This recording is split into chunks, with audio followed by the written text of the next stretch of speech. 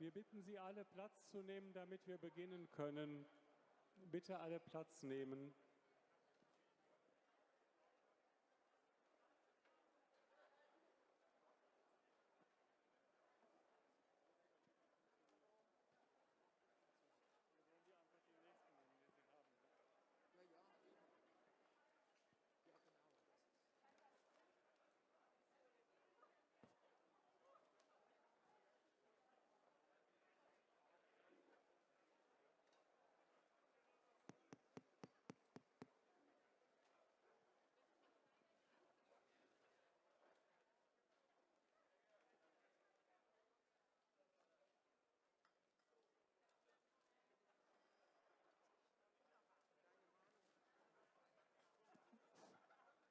Wir bitten alle nochmal Platz zu nehmen, auch diejenigen, die draußen auf dem Flur sind. Wir haben So schon please, Verspätung everybody und die come Bitte ist, in. dass We wir already jetzt have some beginnen delay and we would like to start now. So please take a seat.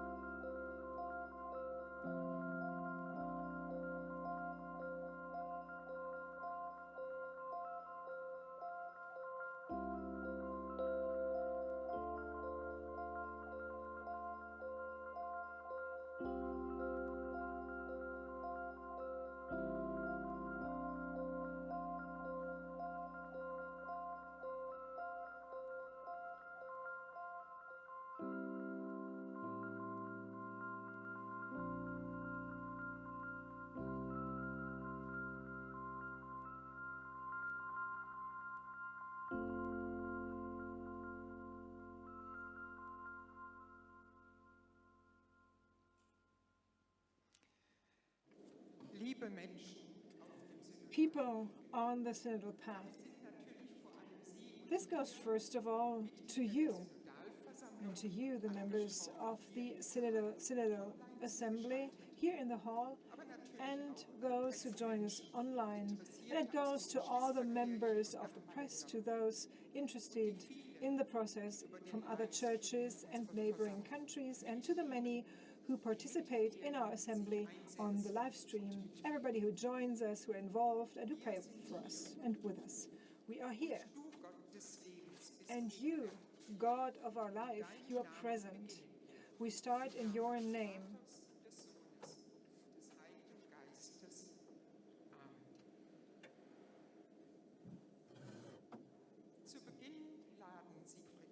At the very beginning, Siegfried Kleiman and myself would like to invite you to have a spiritual moment that we already started by the music from Louis Weiss,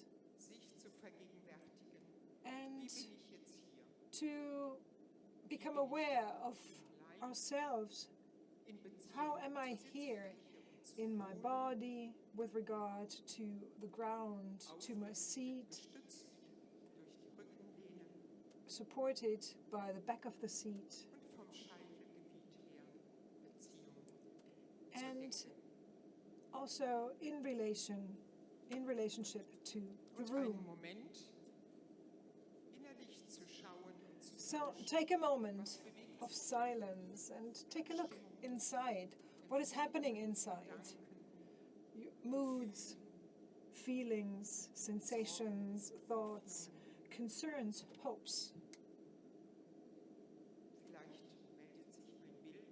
Maybe an image comes up or a verse.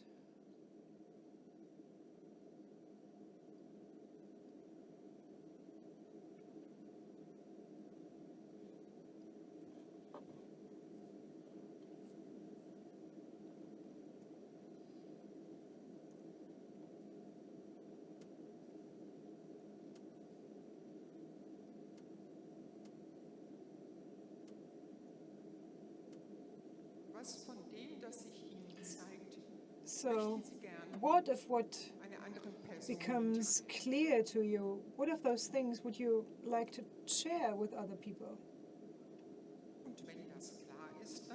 Once you're clear what you would like to share with others, please do share with people next to you, behind you, taking care of social distancing due to Corona. For those who join us online, it will be easier because you will be led into breakout rooms, and we have 7 minutes time for exchange here and online.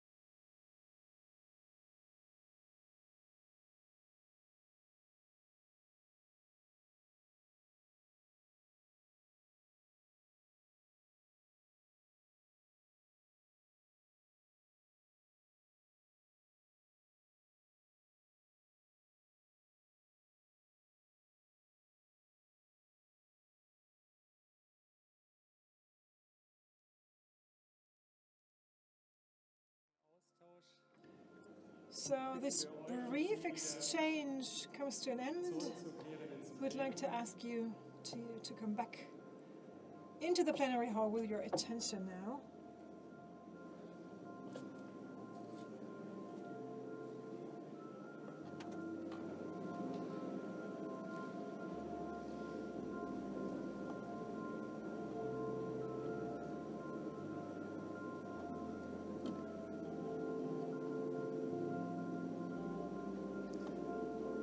Es werden sehr unterschiedliche Gefühle sein, die I jetzt guess im Raum sind. there are different sensations and emotions Viel Neugierde, in our hall here. Unsicherheit, Curiosity, vielleicht eine ordentliche Portion insecurity, Wut, Unruhe, anger, vielleicht auch ein nervousness, Gefühl der Solidarität, maybe also des feelings of Eintretenwollens, der solidarity, Erwartung, of vielleicht bei expectations. manchen angespannt sein. Some might feel Wir tense sind hier also. bewegt von We are dem, was here, in we are den moved vergangenen Wochen by what uns bewegt during the hat, past uns zugespielt weeks wurde.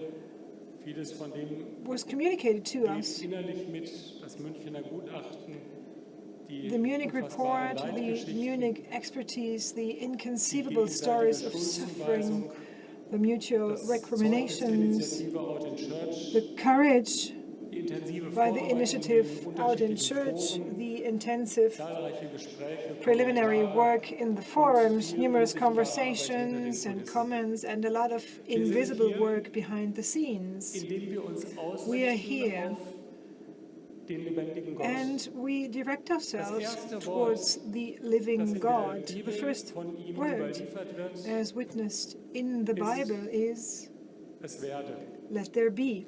Es werde Licht. Let there be Es light. werde Tag und Nacht. Let Es there be werde day and Zeit. night. Es werde Let there be Geschichte. time and history. Es werde Leben.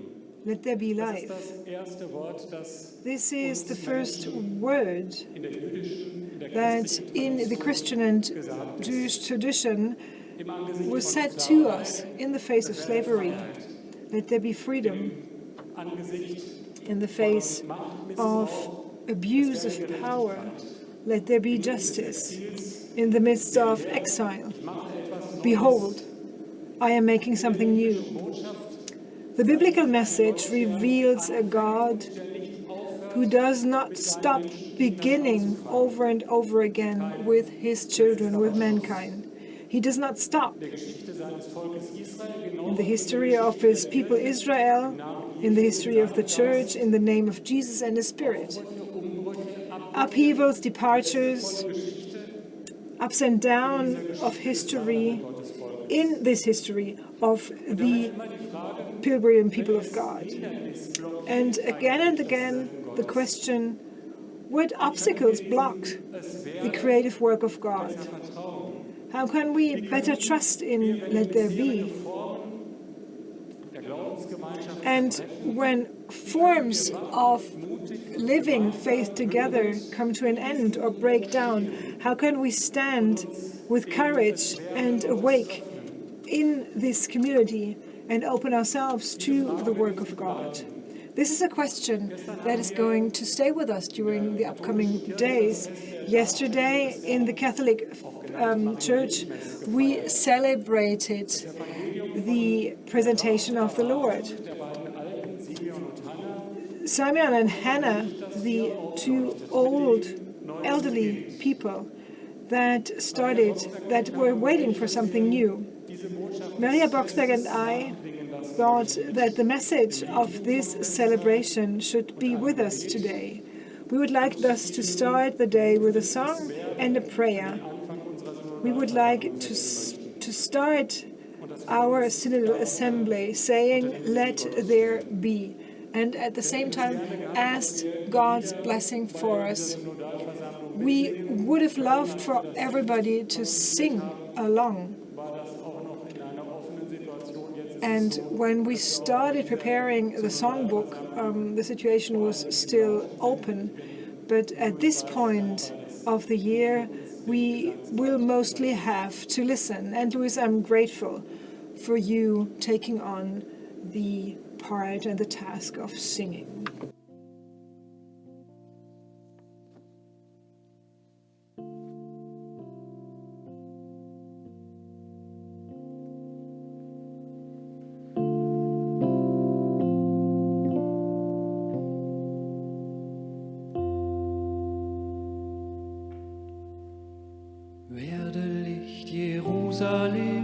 Halleluja.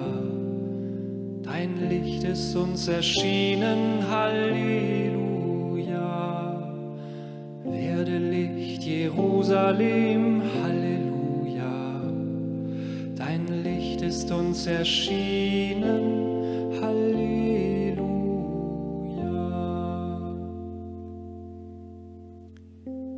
Wir danken dir, Vater im Himmel, für das Licht des Erbarmens, das du im Dunkel der Welt für uns entzündet hast.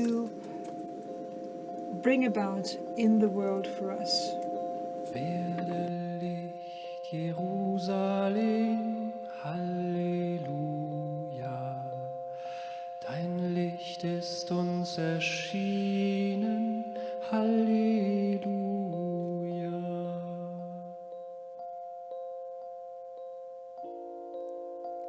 Als sich die Welt zum Abend wandte, sandtest du ihr deinen Sohn, When it turned evening, das you Licht, sent your Son, das die Menschen the erleuchtet, light that den illuminates Abglanz men, deiner Liebe und Treue.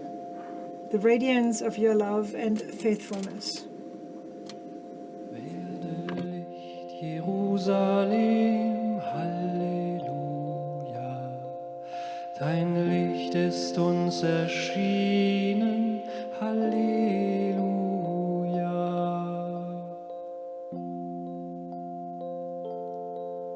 In Jesus schenkst du uns Licht und In Leben. Jesus, you give us light and In life. seinem Kommen erfüllt sich die In his Verheißung coming, der Propheten. the promise of the prophets is fulfilled. Er ist die Erwartung der Herzen, He is the die expectation of Sehnsucht der hearts, Völker, the longing of die Hoffnung peoples, der Erde, the hope of the der earth, Trost der ganzen the Schöpfung. consolation of all creation. Werde Licht, Jerusalem, Halleluja. Dein Licht ist uns erschienen, Halleluja.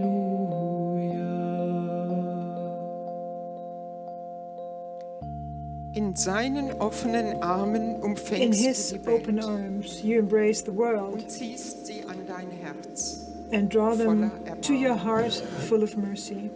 Wir danken dir, gütiger Vater, We thank you, kind für Father, das Licht der Hoffnung, for the light of hope das dein Geist in unseren that Herzen your spirit entzündet. kindles in our hearts. Werde Licht, Jerusalem, Halleluja.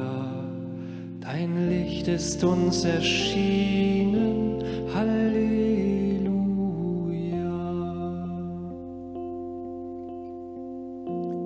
Er schenkt uns die Zuversicht, dass He du gives in us Christus confidence Himmel und that Erde in vollenden Christ wirst. you will consummate heaven and earth. Darum preisen wir dich mit Therefore, allen we Geschöpfen praise you with our und creatures rühmen deine Treue and praise your heute, faithfulness alle Tage today, und in all days, Ewigkeit. and forever.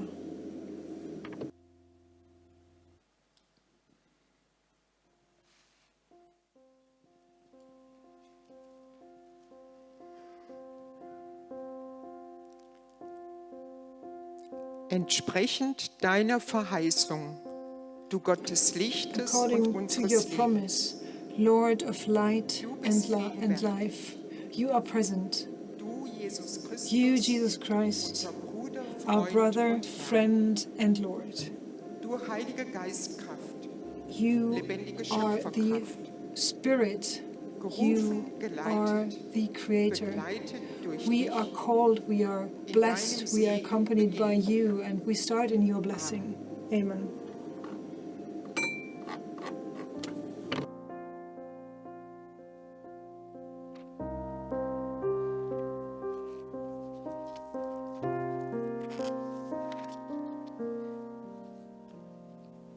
Stimme, die Stein zerbricht, kommt mir im Finstern nah. Jemand, der leise spricht, hab keine Angst, ich bin da.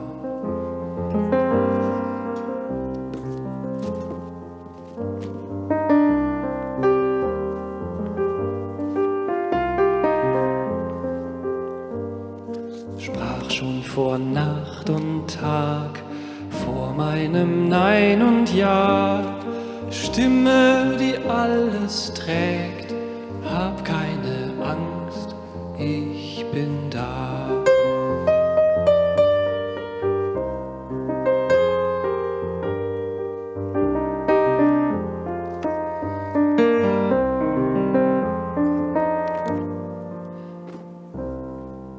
Bringt mir, wo ich auch sei, Botschaft des Neubeginns, nimmt mir die Furcht, macht frei, Stimme, die dein ist, ich bin's.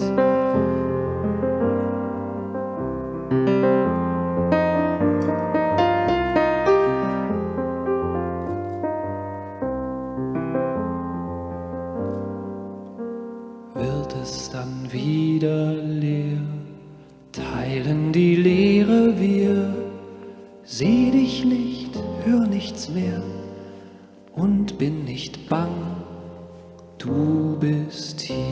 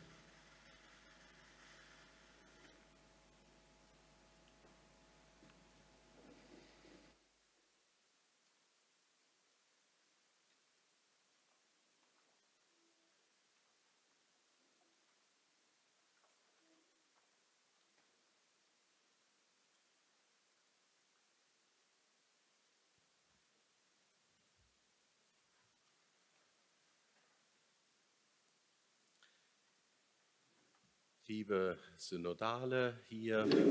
Synod members here in the room and online, dear brothers and sisters in faith, dear guests of our assembly, representatives of the press, and our dear audience on the live stream, welcome back to Frankfurt. It is a great pleasure for me to welcome you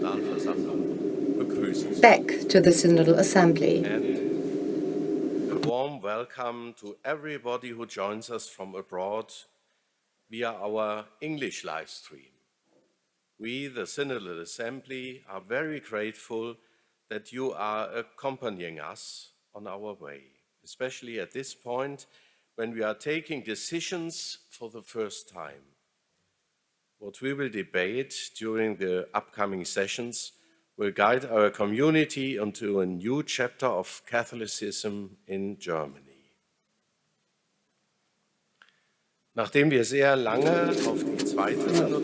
After a very long waiting period for the second Synodal Assembly, this third assembly has come almost suddenly. It is only 4 months since we met in these very premises. If you haven't heard about it through other channels, I would like to start by naming a few persons who have had to leave our circle.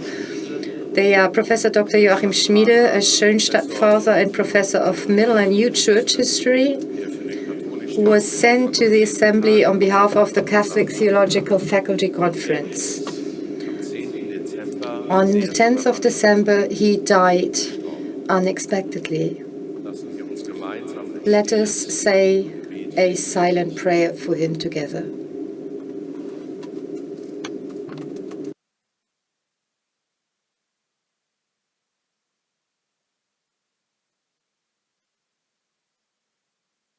Herr, gib ihm und allen Verstorbenen die ewige Ruhe. O Lord, grant him and all the departed eternal rest and peace. Let perpetual light shine upon him. Let them rest in peace. And we will also give space to his memory in tomorrow's service. Another synod member who has left is Florian Schmutz, who represented the spiritual communities. From the ranks of our observers, Dr. Thies Grundlach of the Protestant Church in Germany, who has retired, and Auxiliary Bishop Alain de Remy from Switzerland, who has been assigned other tasks, have left us. In place of the 4 persons, we may now warmly welcome Professor Dr. Margaret Eckholt, already involved as a consultant in Synodal Forum 3 on the Synodal Path, on behalf of the Faculty Conference, Markus Gehlen, representing the spiritual communities, Dr. Johannes Wischmeier, pastor of the Protestant Regional Churches in Württemberg, head of the Department for Studies and Planning Questions in the Church Office of the Protestant Church in Germany, Hanover, and George Schwickerath, Episcopal Vicar in the Diocese of Basel in Switzerland. So welcome to our new Synod members, guests and observers.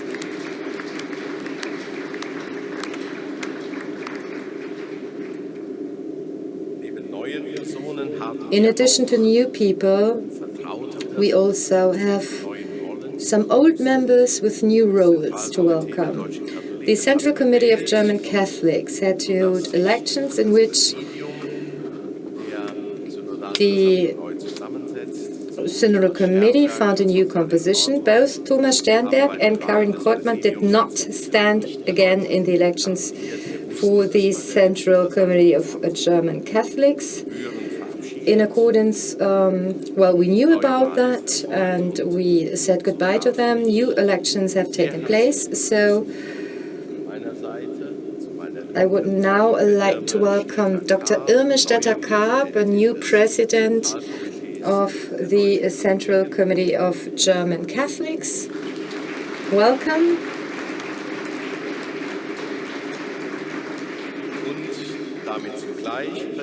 And at the same time, now President of the Synodal Path. As Vice Presidents have been assigned on behalf of the ZDK Wolfgang Klose, he has been re-elected, then Professor Dr. Claudia Nutella, Birgit Mock and Professor Dr. Thomas Söding, who has also taken on the office of Vice President of the Synodal Assembly, or Vice Chair. And as could have been expected, we have started building a good contact in the preparation of this Third Synodal Assembly.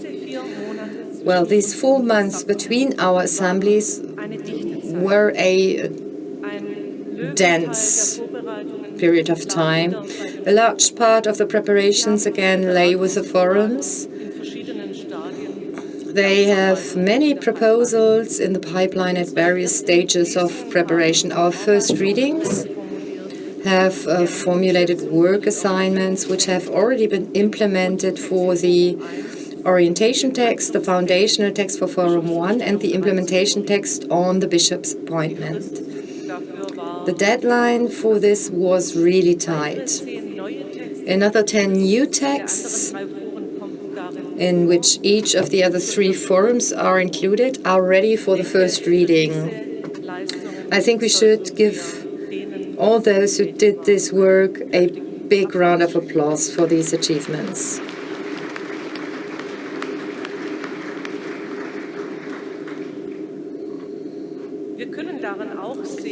We can also see from this how dynamic the Synodal path really is. It is developing as we are walking through many stages. That is the Synodal process. Listening, having an exchange in the forums and here in the assembly, in the hearings on our topics, in discussions of the various groups represented here, but also in the events of the dioceses, the associations, educational institutions, and many more. In doing so, we always gain new perspectives, create new impulses, and feel that we want to grow with our church. In the report On the Second Synodal Assembly, it was said that we had been in the shadow of the pandemic and were now trying to make a new start. Yes, well, of course, the pandemic had and still has an impact on us, but we have never stood still. The Synodal path has never stopped, and you, dear sisters and brothers, have made that unmistakably clear. This dynamism is matched by a scarcity of resources. The Synodal path follows a fixed agreement on its duration, which we had to stretch out because of the coronavirus pandemic, but which we also wanted to stretch out because we want to deal with and decide on as many topics as possible. And this is why, as a result of intensive deliberations in the context of the Second Synodal Assembly, it has been decided that there will be a fifth Synodal Assembly taking place from 9th to 11th of March 2022. Nevertheless, we will not be able to deal with all the topics that have been considered or prepared in the Synodal forums. Therefore, and in order to coordinate this work on the topics, the Extended Synodal Committee has asked the Synodal forums to prioritize their topics. We will see, also after our deliberations at this assembly, how many new proposals can be submitted in September so that we can discuss all projects well until the fifth Synodal Assembly in 2023. Well, of course, all other topics will be dealt with. They will not be left undiscussed. Last time we discussed the idea of establishing a Synodal Council in order to do so. And we still have the opportunity to set the course and make a fundamental contribution to our witness in this 21st century. And we are receiving a lot of support in this. I can still hear the appreciative contributions of the three observers from the last assembly. Also, our sisters and brothers abroad place high hopes and expectations in our process of work. Daniel Kosch is just an example here. I understand such statements as an encouragement to do the right thing in our situation. At our General Assembly, the Archbishop of Uppsala and highest representative of the Lutheran Church in Sweden, Antje Jackelin, was a guest in order to discuss the Synodal path with us. One key sentence of her observation was that a credible hope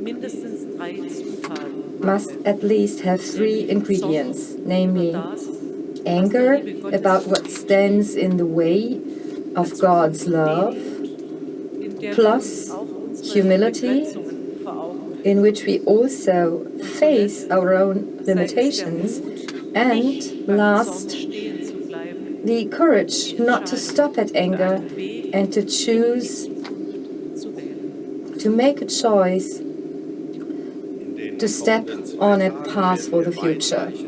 In the 2 days ahead, we will set far-reaching markers for this future of ours, and I sincerely hope that we will have the courage to make bold choices, and that we keep the discipline in our joint work, because there's a huge amount of work ahead of us.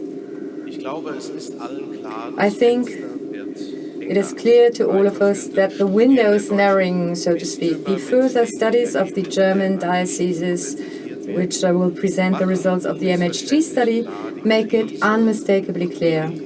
The crisis we are facing on the Synodal path is not a crisis past, it's not a crisis of yesterday. It is a crisis of the present of our church. And we, with all the knowledge we have about it and all the expertise we have at our disposal to deal with it, we also have a duty not to let it become a crisis for the future. At its center, at the center of our church, is God's love for us human beings. This is why we must be concerned first and foremost with people. The report from Munich and Freising was another such tremor. It will not be the last. Other dioceses will follow. And each time we are confronted again and again with deep abysses that fill me with shame. For all those who became perpetrators or were in some way confidants, a clear choice was made. Not to side with weak, but instead to choose power and even usurpation. And this, dear sisters and brothers, could hardly be further from following Jesus. The circles that have just been drawn by this report are even larger, and no matter on which side of the Alps, on which side of the equator, a personal responsibility also requires to personally address those concerned. As the MHC study has already made the systemic causes clear, we set out 2 years ago. Together, in view of the terrible crimes of sexual abuse by clerics in our church, we want to work together on these systemic causes so that the church can once again be a space for the proclamation of the Word of God, for holy acceptance, and for strengthening faith, a space for all people. The report recently published in the Archdiocese of Munich and Freising reminds us of this basic impulse, which we would therefore like to address with you in a kind of topical hour, a debate at the beginning of our meeting, immediately after our report. Against this backdrop, we would also like to take up the motion to set up a working group on the subject of confession of guilt. We've spoken about it, and a first exploratory discussion has already taken place with Bishop Bode as representative of the committee, Esther Gübel and Markus Schuck on behalf of the submitters of motions, and Johannes Norpoth as representatives of the Victims Advisory Council. And the steps considered in this small circle for a process of reflection on the common responsibility for the systemic causes in the Church will be reported on in the course of the Assembly. With this initiative, and I'm convinced of it, an important contribution of the Synodal path to awareness and a change of mentality can be made. 2 levels should be distinguished for our situation. One is how to deal with these catching moments, the question of dealing with them, of reappraisal in their perception and judgment. Lay people as well as clergy may come to different positions, and this could be characterized as an element of tension. But it could also be seen as a multi-eye approach or several-eye approach. I think we are better off with the latter because it strengthens joint action, the second level, namely that of clarification. Differentiated perceptions can lead to differentiated solutions, or to stay with the metaphor, different starting points should not hinder us from walking together on a path to cope with these systemic factors. I perceive the visit of our federal president, Frank-Walter Steinmeier, to Pope Francis as a strong signal. It is important, according to the federal president, for the government and society that churches are strong partners in view of the many processes of change. In times of growing confusion, our help in offering orientation is also needed. But for this, credibility must be restored. In view of our weaknesses, our possibilities are still being seen and asked for. They are asked for. This is a challenge, and even though we have started, much more will be needed in order to restore the Church's credibility. A particular milestone seems to me to be the initiative Out in Church. We almost all have an inkling of how precarious and fearful the situation can be for LGBTIQ persons in the Church. And to face this fear in this way deserves every respect and has my high appreciation.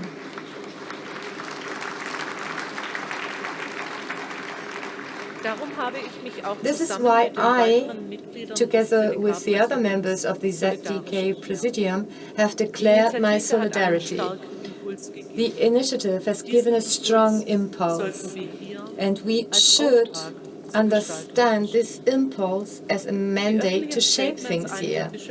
Public statements of some bishops and vicars general that there are no consequences for the signatories tell me we accept this mandate to shape things. We say yes to life and no to fear. And we will, especially on Saturday, have an opportunity to further develop this construction site together, also with a view to the basic order of the Church's ministry.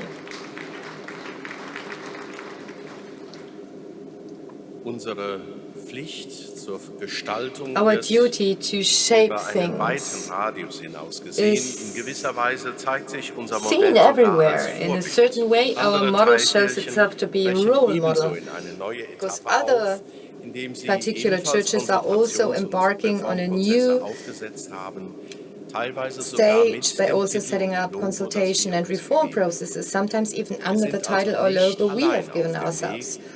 So we are not alone on our way and can be sure of being side by side with our brothers and sisters.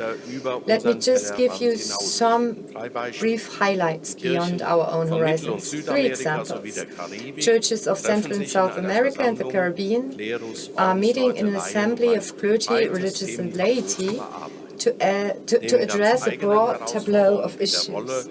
In addition to their own challenges, such as the role and treatment of indigenous peoples, the role of women and gender justice, as well as clericalism and abuse of power, are also on their agenda. Although cultural diversity is much more important there and the prerequisites for synodal cooperation more complex, the closeness to us is obvious. It is all about a new practice of cooperation within the Church. Second example, in Spain, lay people and episcopacy came together under the title People of God on the Way, initiated by the Commission for Lay Apostolate of the Spanish Bishops' Conference. Their perspective is to strengthen the vocation of the laity in their core responsibility for the Church. There's a special focus on the role of women, youth and families. Australia, as we know, has known a similar genesis to ours. At the beginning of their journey is a report from the National Abuse Commission. And so our issues also appear in the Australian key issues, even though the issues of the Australian Synod go beyond them. There's controversy, for example, about the common understanding of synodality and how far reform proposals may go, whether they can only move within the framework of existing law, or whether there may also be initiatives that go beyond it. In addition, the 16th Ordinary General Assembly of the Synod of Bishops in Rome has started the worldwide process. Its theme is for a synodal church, communion, participation and mission. And accordingly, we were eagerly waiting whether and how our synodal path can be compatible there. The initial question is similar. Pope Francis opened his homily on the opening of the process with the motive of the path. And he said, in this way, he shows us that God does not dwell in isolated and quiet places far from reality, but walks with us and reaches us wherever we are, on the sometimes bumpy roads of life. And today, as we open the Synodal path, we begin by asking ourselves, the Pope, the bishops, the priests, the religious, laity, do we, as a Christian community, embody the style of God that passes through history and shares the events of humanity? Are we ready to embark on this adventure of the past? Or do we prefer to flee away and take refuge in excuses like it's not necessary or it's always been done that way out of fear? We are ready. We show no fear of leaving our bubbles because we have Christ at our side. It is all the more important to bring our synodal path in Germany into conversation with the worldwide synodal path. Last summer, I had several opportunities to present and promote our process in Rome, and you know that I have asked Pope Francis to receive the Synodal Committee of the Synodal Path. But I was met with skepticism in Rome, and although the request for an audience with the Pope is still open, the opportunity arose spontaneously at the beginning of this year to talk with the Holy Father and Cardinal Greg from the Synod Secretariat to talk extensively about the Synodal Path. With Cardinal Greg from the Synod Secretariat, I was in Rome on the 10th of January, and we had a longer discussion with the Pope, and we had another meeting before in Luxembourg, and we met at Cardinal Hollerich, the general relator of the Synod, and for a whole day we spoke about the topics of the Synodal Path, and we're looking for the connection between our Synodal Path and the Synodal Path of the Universal Church. And the idea was born to visit the Holy Father together. Unfortunately, Cardinal Hollerich couldn't join us because his vaccination certificate was no longer valid. And finally, when we met with the Pope, he suggested to have a mixed group, members of the Secretariat of the Universal Synod and of our Synodal Path, and to get together to have a debate, not only once, but on an ongoing basis, to have a regular exchange in order to move into the same direction. And the Pope really welcomed this approach and mandated us to do so. And soon after the Synodal Assembly, we will take this further and hopefully be in Rome soon. Bishop Betzing just said that, yes, we are ready. We show no fear of leaving our bubbles because we have Christ at our side. And yet, one point of criticism persists, namely that we are fixated on structures and that the sacramental dimension, the reality of the Church as a sign and instrument of the most intimate union with God, as well as of the unity of all humanity, receives too little attention. I would like to offer a thought to these attempts to play off form and content against each other with such statements. In Jesus, we do not only encounter the message of God's obliging and unconditional love. He is this message himself. The content, God's love, and its form, the way it is communicated in Jesus through the Holy Spirit, cannot be explained. In the sacrament, form and content correspond to each other. If the form distracts from the content or takes people away from it, then we are exactly at this question that is so much missed. How do we witness to that?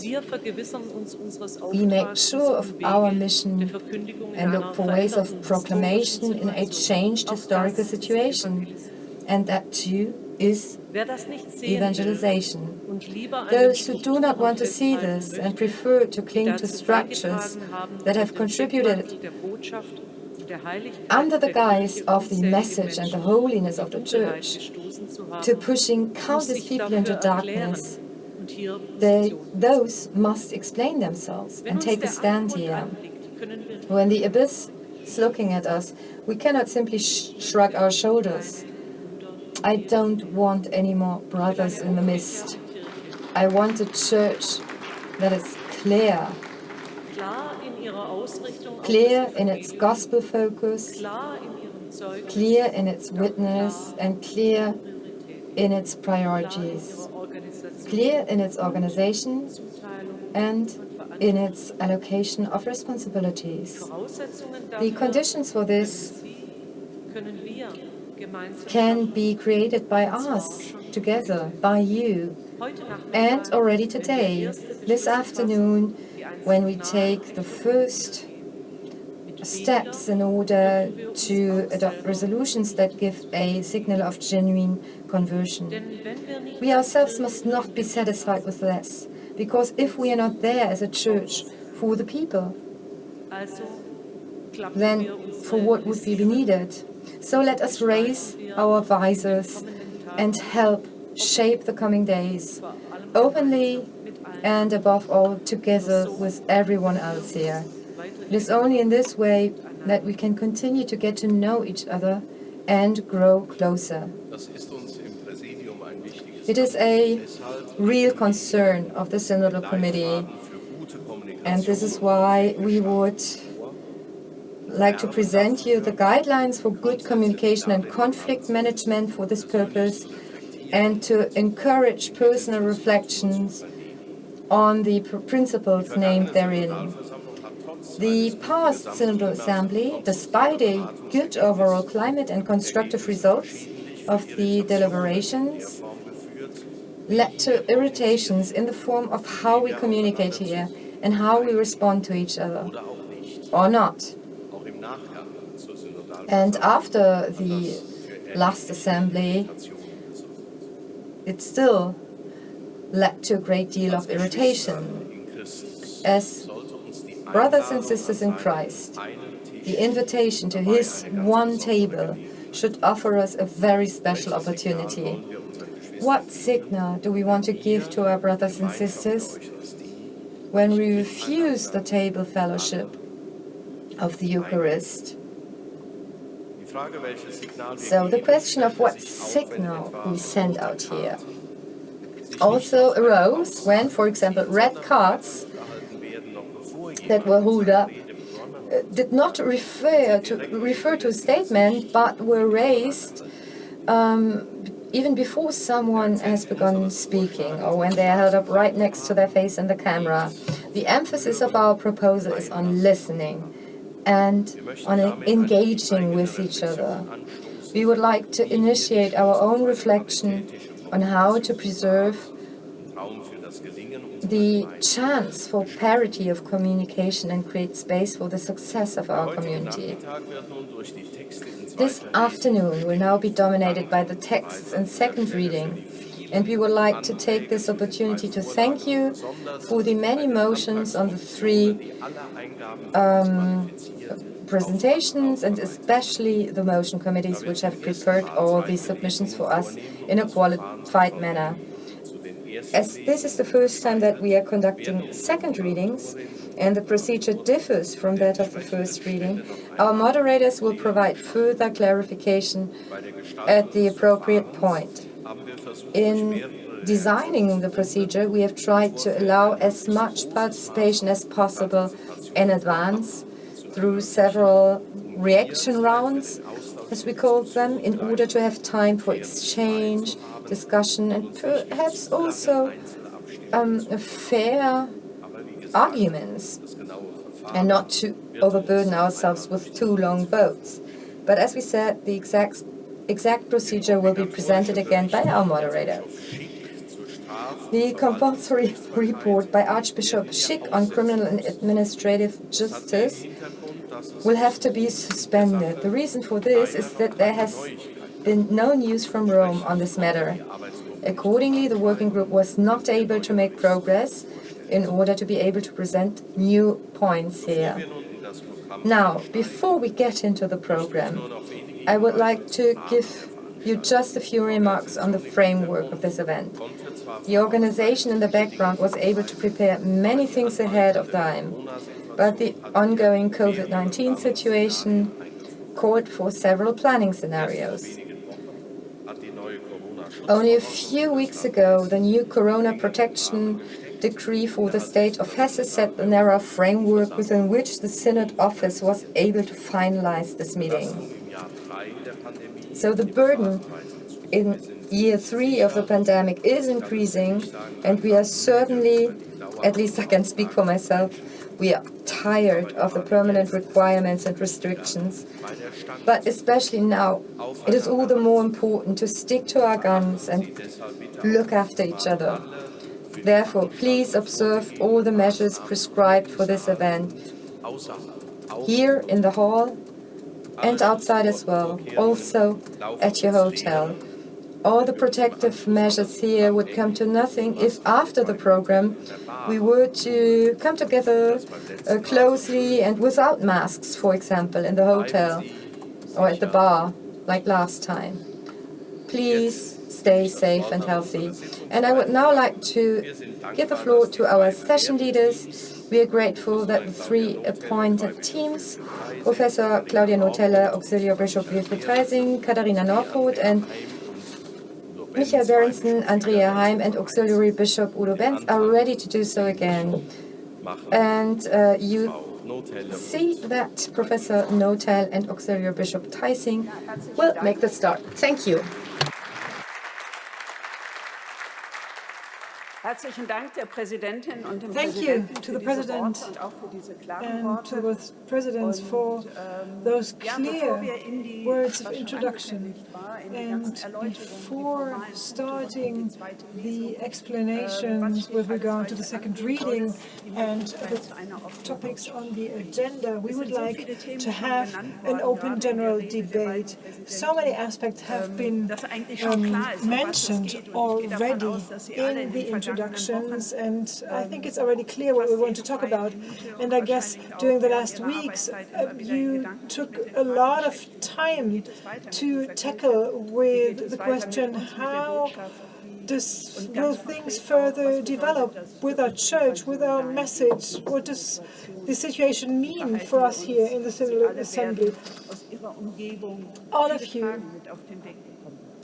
will have seen a lot of questions in your direct and indirect environment. I would like to mention a couple of aspects. Immerstädter Cup quoted the Swedish lady, the Swedish bishop, the Archbishop Jogelen, with the 3 words of anger, humility, and courage. And this is our moment for anger, courage, and humility. You can put yourselves on the speakers list just by using the little remote control.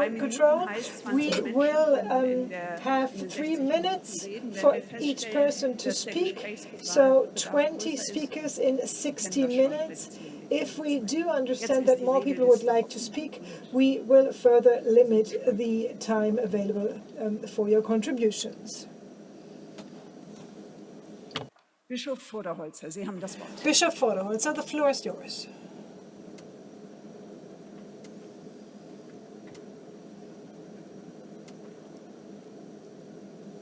Ja, ich möchte etwas sagen zum I would like to say something Gutachten, das in München about the Munich veröffentlicht wurde expertise that has been und das doch auch published, bei uns ziemlich and für Verunsicherung that gesorgt. created a lot of insecurity and nervousness. 3 Es points. ist grotesk, First, dass ich über eine Quaestio Facti, it's bizarre to speak about a quaestio facti and to put it into doubt, sprich das Protokoll, and mit that the protocol Leichtigkeit schnell und can eindeutig be geklärt werden easily kann, clarified. wie die auf Quellenrecherchen beruhende Biografie Like von Peter the Seewald belegt, längst biography geklärt ist. of Peter Seewald Eine says that it has been anhaltende clarified Diskussion entspinnt und and dass sich in der Wahrnehmung affirmed vieler already. ein fast It is to 2000-seitiger show Text that auf a diese text Frage of reduziert. 2,000 pages wie is verzerrt reduced und to that ideologisiert question. You see how Der distorted Rezeptionskontext ist the und dass es reception um context alles has mögliche become, andere geht, and als it's um about Wahrheit, so many Gerechtigkeit. other issues. It's not about Heilung von healing wounds. It's not about Zweitens, the truth. der Professor für Second, Strafrecht und Spiegelkolumnist Professor Thomas im Fischer, Zusammenhang mit dem in the context BSW-Gutachten of eine the problematische expertise, spoke von der about Rechtskultur beobachtet a problematic kritisiert. turning away from the culture of justice. Sein Hauptpunkt And he criticized that. dieses neue His Gutachten main gewesen, also issue die is that Beauftragung the von expertise, the new Rechtsanwaltskanzleien expertise zur Wahrheits- und Gerechtigkeitsfindung mandating verletzt a in law erheblichem firm Maße does rechtsstaatliche violate Prinzipien. the Ermittler, rules of law Ankläger of und our Richter state. The principle und ein of Mitbruder just der of Deutschen Bischofskonferenz law. hat noch hinzugefügt. Henker, alles in einer. The principles of rule of law are done away with Und dazu by auch noch gleich people who are das paid for, psychologisch-ekklesiologische Gutachten. and then they also hand over an ecclesiastical expertise. What about their competence? I think the Munich expertise deserves, like the MHG study, to be analyzed on a scientific level and to be debated Ich habe about. selber noch nicht die Möglichkeit I gehabt, didn't have the opportunity das yet ganze Gutachten zu to studieren und read zu the lesen. whole Habe expertise allerdings and to einige study it, Tiefenbohrungen gemacht. but I Und das bezieht sich einmal auf den dwelled on Zeitindex. certain Ich habe details. This refers to the interessanterweise time festgestellt, dass index. I saw that WHW belegen, dass man in den wants to 1970er und confirm 80er that Jahren in the sehr wohl 70s and Verkehrsdelikte 80s, vernehmen konnte, dass das people auch einige took a look at Urteile the people Was dabei affected, zu kurz and kommt, ist, dass 1973 what die falls short Strafrechtsreform is in das that the Missbrauch reform nicht mehr als of the Verbrechen eingesetzt criminal hat, und zwar auf der law Basis von sexualwissenschaftlichen Urteilen. was changed on the basis. I would like to underline that your time is almost up. Für die betroffenen Kinder So und for Jugendlichen the affected children and young people, Vernehmungen wesentlich the schlimmer hearings sind als die are im Grunde worse harmlosen than Missbrauchsfälle. the Dieser cases of Zeitindex muss abuse. beachtet werden, und ich habe den Eindruck, You die have Verantwortlichen in to der Kirche haben damals eher dem take care of Zeitgeist that nachgegeben, als dass time es sich um Recht und index and that Gerechtigkeit bemüht time hätten. context. Ich bin nicht bereit, I'm heute not dieses eigene willing Fehler to wieder make the same mistakes again, Dann like we ist did jetzt in the Wolfgang past. Klose. Wolfgang Klose, it's your turn. Liebe Geschwister, selbst diese Brothers and Anrede fällt mir sisters, manchmal richtig it is schwer. difficult to address you Es with reicht nun brothers and wirklich, sisters. Verantwortung übernehmen, ehrlich sein. Being honest, taking on responsibilities. This was my first reaction to the Munich press conference. A friend of mine answered, really? Wie oft soll es noch endlich reichen? How many times should it be enough? And Das he Gutachten von is WSW ist leider eins accurate. von vielen, The aber es study hat eine of deutlich bessere und andere Qualität. WSW is one of the many, but with a different quality. Systemic covering up, wurde nicht wahrgenommen. responsible people not taking on their responsibilities, not telling the truth, and so on. It's not enough that representatives of the institutions ask, apologize, and Wir brauchen jetzt eine it's not enough to do so. We need a radical change in order to renew our church. Now is the time in order to stand up and make use of the opportunities of the synodal path. Together we can shape the church and give it a new direction in the sense of Jesus Christ. The institution has to be renewed. In the upcoming days, we are going to see and discuss the good texts and come to votes. And before that, we had a lot of consultations, deliberations. We had the opportunity to tackle all these topics. Here in Frankfurt, it is all about making a clear statement that we all understood and that we need to change, but especially the bishops, because this is who can change things. And I expect you that you want to change things. We need to undertake the necessary steps now. Reappraisal cannot be carried out by the institution alone. We need the contribution of the state. We need to take care of joint synodal decisions. The challenges of the life as a priest have to be transferred to today's life. And who I love and how I love cannot be part of the legislation and regulations of labor law. So the Secretariat Generals who gave a comment are important to hear, and it's important to make sure that the people responsible in the different dioceses don't have a say in the different legal situations when it comes to working places. And it also has to become obvious that women are included in the ministries. I'm looking forward to the next step.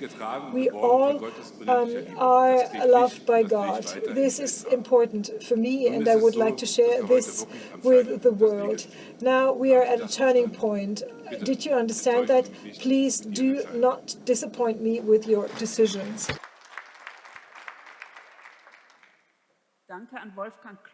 Thank you, Wolfgang Klose. Bernhard Ledermann.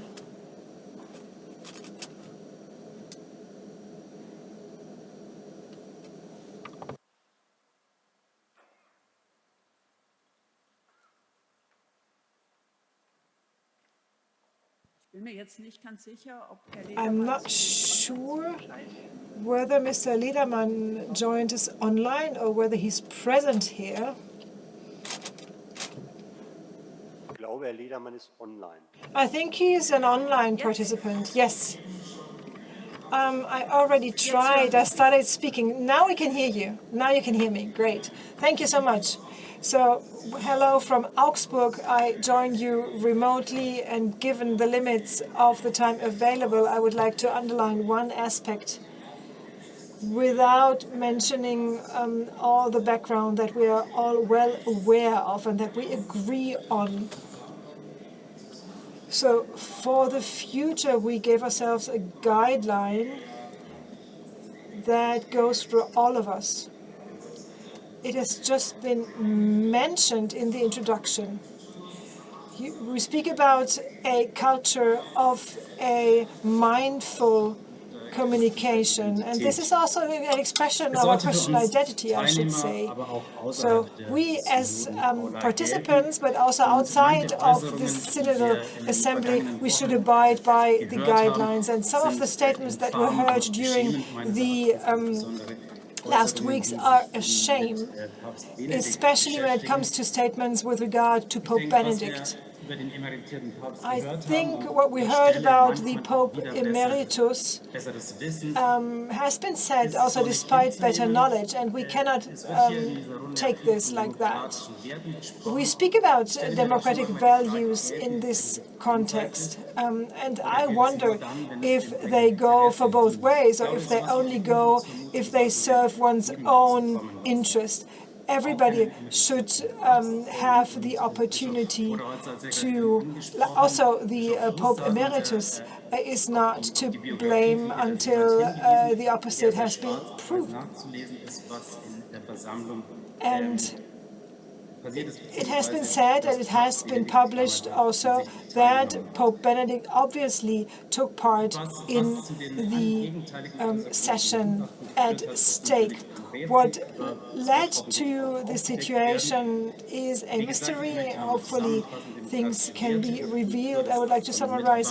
So a culture of mindful communication and democratic values shall go for everybody and should be practiced here, also outside of the Synodal Assembly. Thank you, Mr. Ledermann. Thank you also for sticking within the time frame. I recommend that because otherwise we need to limit the time frame. But let's stay at 3 minutes.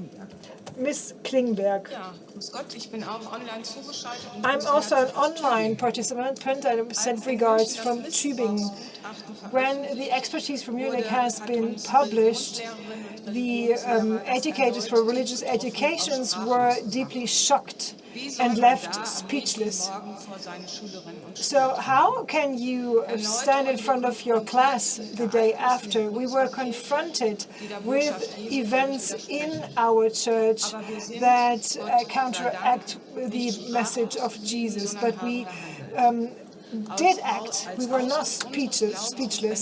As an expression of our witness to faith, we supported publicly the courageous people of Out in Church and underlined 2 initiatives of 2 associations together with Dr. Hoff, a survey among religious educators in order to share our perspectives and to give a constructive contribution to the Synodal path.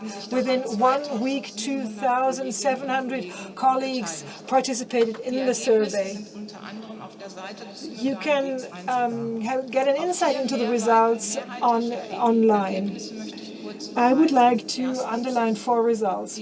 First, the way how the Church takes care of the appraisal of the abuse scandal leads to a situation where we lose credibility and it doesn't go fast enough. And our students are critical vis-à-vis certain aspects that we speak about. Third, the reform signals from Synodal Path would be important for my role as a religious educator. 91% of the people who participated in the survey underlined that, and the majority of religious educators don't think of giving back their missio canonica, nor do they think about leaving the church. So this is a clear commitment to the church and also the willingness to contribute to a viable future for the church. In religious education, we see many students who raise their questions about the sense of life, their questions with regard to God and the world. They provide with these questions a great opportunity for relevant answers on part of the church and on part of the future of the church. We should not miss that opportunity. Thank you, Ms. Klingberg. Sister Philippa Rath. Dear brothers and sisters in faith, I would like to make you participant of 4 experiences that I made during the last 3 days. In Freiburg, an old elderly couple approached me, and all their friends had left the church meanwhile, and their small parish is bleeding. They were at tears. I hear from people, also from brothers and sisters in our own religious community, that the words, I believe in the one apostolic church, in the creed, is something that they cannot express anymore. A priest told me that in the liturgic prayer he doesn't manage to pray for the priests and the Pope anymore, and he just skips those phrases. Religious people call me and ask me whether they can leave the church and stay part of the community. All of them say we cannot bear it anymore. The double standards, people not saying the truth, holding up certain perspectives, betrayal of the message of the gospel. We cannot bear this anymore. Almost 2 years ago, in the Cathedral of Frankfurt, I was able to give a statement. At the time I said, I suffer for my church, but I love it. I love her. And I have to tell you that I don't know at this point in time if I love my church. I try with all my strength, together with so many people around me who have significant doubts. Everybody together waits for rhetoric to pass and for compensation and repentance taking place. Compensation, I'm firmly convinced, means, first of all, giving back dignity to the affected, and not Bishop Voderholzer to speak about offenses that were harmless. It is also about appropriate compensation for the victims and the people affected.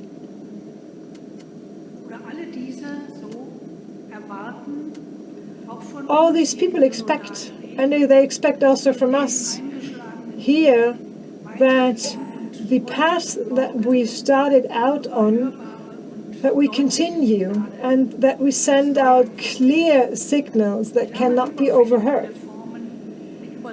The reforms need to be decided with majorities, and they need to be implemented. We need to implement things.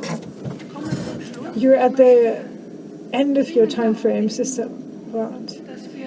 I would like to ask you urgently that we focus on the core concern of our synodal path, that we do not dilute things, that we regain the spirit that can be creative. Let's take courageous steps, and let's not disappoint people around us yet another time. Thank you, Sister Philippa. Bishop Overbeck. Dear brothers and sisters in faith, dear Synod members, I can't recall during the last decades to have lived a situation in the Church like the current one, a situation that is to show we live in an existential time of crisis, decisive crisis. So what we're going to do here is characterized by even more responsibility and significance for the Church in Germany, even more than before the publication of the Munich expertise and the initiative out in Church. It is a turning point in our Church. I'm happy that we have the time here today, tomorrow, and the day after, and to debate in a way that makes clear that we want to set out again with the courage with regard to theology and to understand the signs of the time, and also to arrive in the times of postmodern times. This is a type of clarification and information that I think is necessary. And the darkness has to become light. And that means never to speak about harmless offenses and people affected.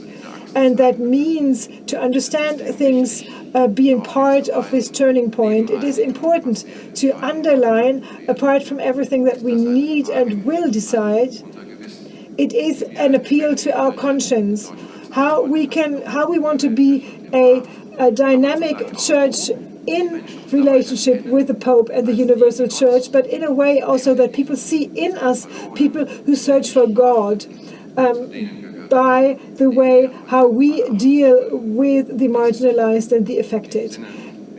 And these are many. So, dear brothers and sisters in faith, dear Synod members, I'm happy that we are here today.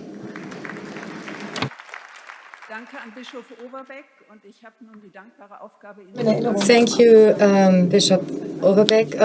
Due to time limitations, we must shorten our speaking time to 2 minutes because we still have 20 names on the list. I don't want to close the speakers list right now, but I decide to shorten down the time. Dear Synod members, says Michaela Laboda, we are not here alone. All of us, or each of us, stands for a certain group of persons. As a pastoral worker, I feel obliged towards the people in my community, especially I feel responsible for young people who want to be a pastoral worker. What I'm seeing these days is a mixture of desperation, despair, fatalism, and all as well. It is really boiling, and people are under so much pressure. I'm hearing things like, my 2 children want to leave church, and I cannot hold any arguments against it anymore. Young people are saying, well, my friends do not even shrug their shoulders when I'm telling them that I'm a member of the church. They just say, oh, you're stupid. And in my community, a parish, a statement was published that we don't want people to leave church simply because they do not see any other option. And now we are sitting here and we will have to decide upon things which are hot topics. But I think these hot topics are not so hot anymore because people have lost interest. And if we do not tackle this wholeheartedly, then there will be a big exclamation mark between the statement that the synodal path is the last chance for this church. Thank you, Michaela Laboda. Professor Ulrich Himmel is next. Why are we here? We are searching for a way for our church out of this crisis. And Wut zum Mut, which rhymes in German, to have the courage to be angry. Well, what does this mean? It does not mean to create divisions. We are here because we want to engage with people, not only to complain, but to act. I think, well, it is important to decide upon texts, but words must be followed by deeds. What kind of deeds? What kind of actions? One proposal, confiteor, those are words we know, the confession of guilt. And as a Catholic church in Germany, we should have the courage and be bold to actually go beyond the arguments and beyond this confiteor. And there's a foundation, to create a foundation, set up a foundation dealing with dialogue, research on victims of sexual violence. Such a foundation could speak with the victims and their families, and could also administer funds. But it must be equipped in a way that it has resources and that the representatives of the victims have at least a right to veto or blocking minority. So an idea could be like 25% here, 25% determined by them, and 25% by ZDK or Synodal Path. But this could help us to restore credibility of the Catholic Church in Germany.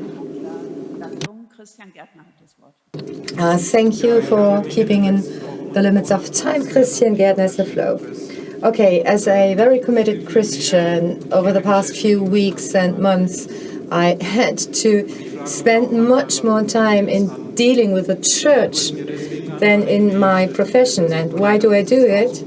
Well, as Sister Philippa just said it, I want to stop this bleeding of the church, this bleeding wound. And if you want to stop this wound bleeding, then you don't have much time left. And you cannot lose yourself in individual reports or studies.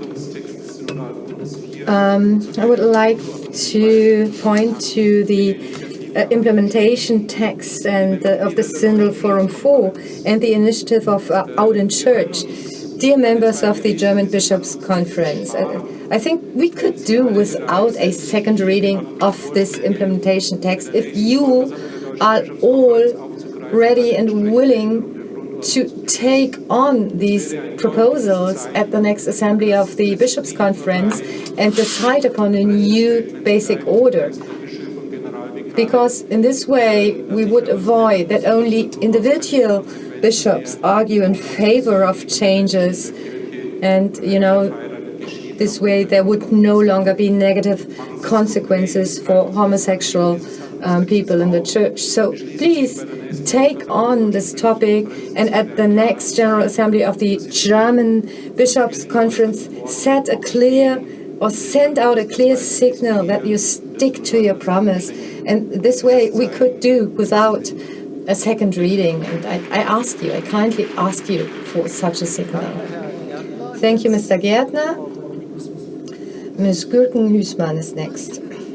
Yeah, I'm a spiritual leader of KF, the Catholic Women's Community in Germany. And as others who have spoken before, I would like to put the women's voice at the focus, because women in the parishes, not only in the context of the current situation, are urgently awaiting reforms because our church needs a future.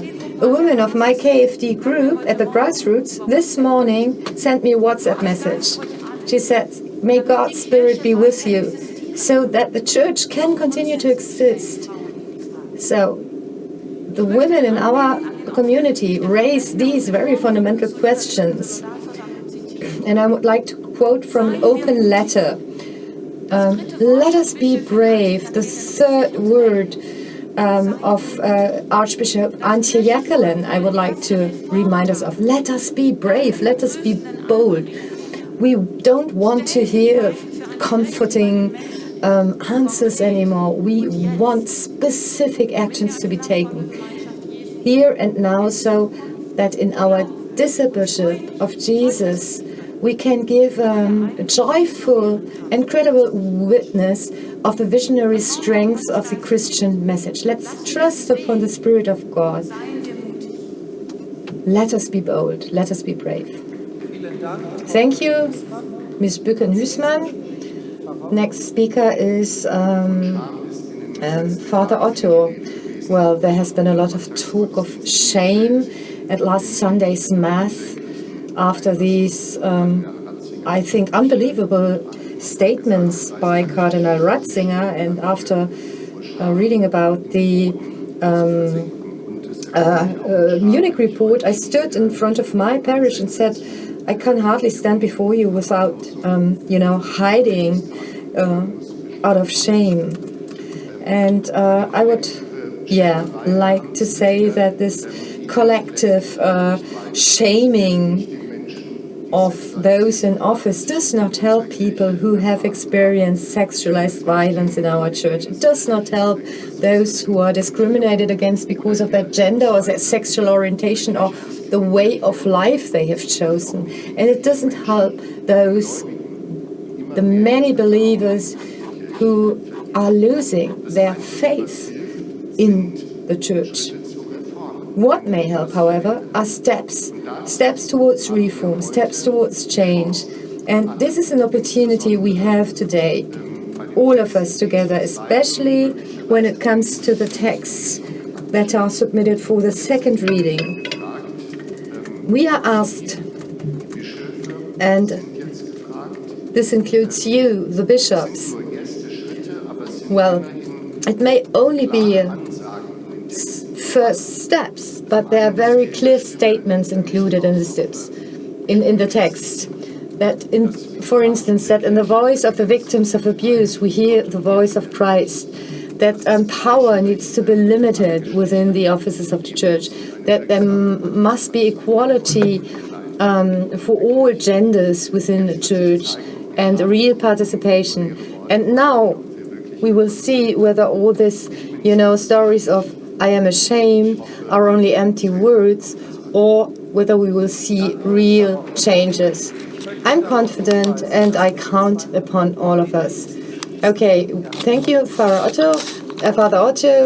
We will close the speakers list. There's 20 names left on the list. You have 2 minutes left to put your name on the speakers list. Next is Mr. Norpoot.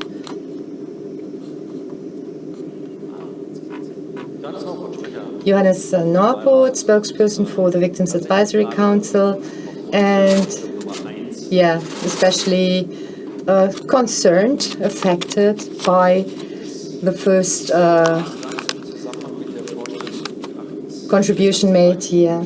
Is there any link with this study of the Munich Freising report and law firm? Well, until 2010, the victims' concerns were not taken into account. So how many more studies and reports does this country need to face the facts? And it's not about methods. As a victim of sexualized violence and a committed Catholic, what I am concerned with, is abuse. And I've been dealing with that for more than 40 years. And with regard to systemic causes and the covering up mechanisms, the Munich study didn't bring up or come up with any new results. We, the affected persons, the victims, have known all these things for ages. However, what is described in details is the horror, and it shows the lack of responsibility throughout the different levels of hierarchy, the lack of empathy, the incredible lack of empathy that I have found in your words, Bishop Vorderholzer. We are in the year of 2022, and sexual crimes vis-à-vis minors, vis-à-vis children, are belittled. And this is not possible, ladies and gentlemen. And we will have to take a closer look at the protocol text so that we can find an adequate reply to your statement, Bishop Vorderholzer. Please keep within the time limit. Yes. Well, you do not only have a responsibility here, but you have a real opportunity not to only, put out words again, but to take real action. And this is necessary, and I hope for your support, and I count on your support. Many thanks. Thank you, Johannes Norpoot. Then Professor Gail Falkowitz is next. My contribution is a personal witness or testimony regarding Josef Ratzinger. I've known him since 1976. He's a man who has a heart, a pure heart. He has been suffering from these days, and he's at the, you could say it's the Good Friday in this period of life. He deserves respect. He's the first one who put his hands down to dig into the soul, and he did something which nobody in this room has ever done. He demonstrated that reverence, great respect, and gratitude should be the answer. And he's a sensitive man. So at the Day of Repentance, he could suggest to Pope Francis that such a day of repentance should be maybe introduced officially and included as a day in the liturgical year. People such as Pope Benedict are the lighthouses that help us, because they are, well, the young generation understands them. Do not attack those who are not guilty. This is something that we have learned from the Gospel. Thank you very much. Thomas Söding is next. I would like to speak about our expectations. First of all, I would like to mention who deserves empathy. First and foremost, the victims, those affected. What do we expect? We expect those who were in power or are in power in the church. First of all, that they, that they respond to such studies or reports published by law or managed by law firms, whether they want it or not, whether they have mandated these reports or not. And those who are responsible should not fall into self-righteousness and base themselves upon the existing law. That is a disaster from the very beginning. Secondly, we expect that there's a historical reappraisal going beyond individual offenses, but make systemic causes clear. And we do expect that the historical context does not contribute to people justifying themselves or being self-righteous by taking the zeitgeist as an excuse. Because if you have your heart at the right place, you will never have shown understanding for such abuse. And thirdly, we need consequences because abuse has a systemic causes. Systemic causes require systemic responses, and those who have a responsibility in our church must take on this responsibility and share it. We still have 21 names on the list, so the list will now be closed. You cannot put your name on the speaker list. Gregor Potschun is that. Yes, Gregor Potschun, BDJK president. I'm feeling sick and I'm fighting with my tears. In the first statement, we heard something which denies the search for the truth in the context of this huge abuse by the church. How could something like that be said in front of victims, in front of believers in God? But, well, thank you for making this visible. Due to the covering up of all of this, well, that this goes through unto Rome is not a surprise, because it is like a monarchy protecting the systems. I'm very often asking myself why we are discussing here if no consequences have been taken so far. All the facts are on the table, and it's well known what we need to change and how. So we wouldn't need a synodal path. It's just common sense. On the Forum 4, we have been talking about people, human beings from flesh and blood with a soul must justify their existence based on theological, academic questions. All of this is not important. It's about us stopping to do harm to people, stopping people, stopping the discrimination of people who have a different sexual identity. So the church is discriminating against people. It is making them suffer. It's telling them that they are wrong, that there's something wrong with their feelings, with their sexuality, or that they simply do not care. And the church takes consequences. And this has an impact on the victims, not on the perpetrators. That must stop. The guideline, our only guideline, should be Jesus Christ and the gospel. And Jesus Christ taught us to stop harming people. That is what is important.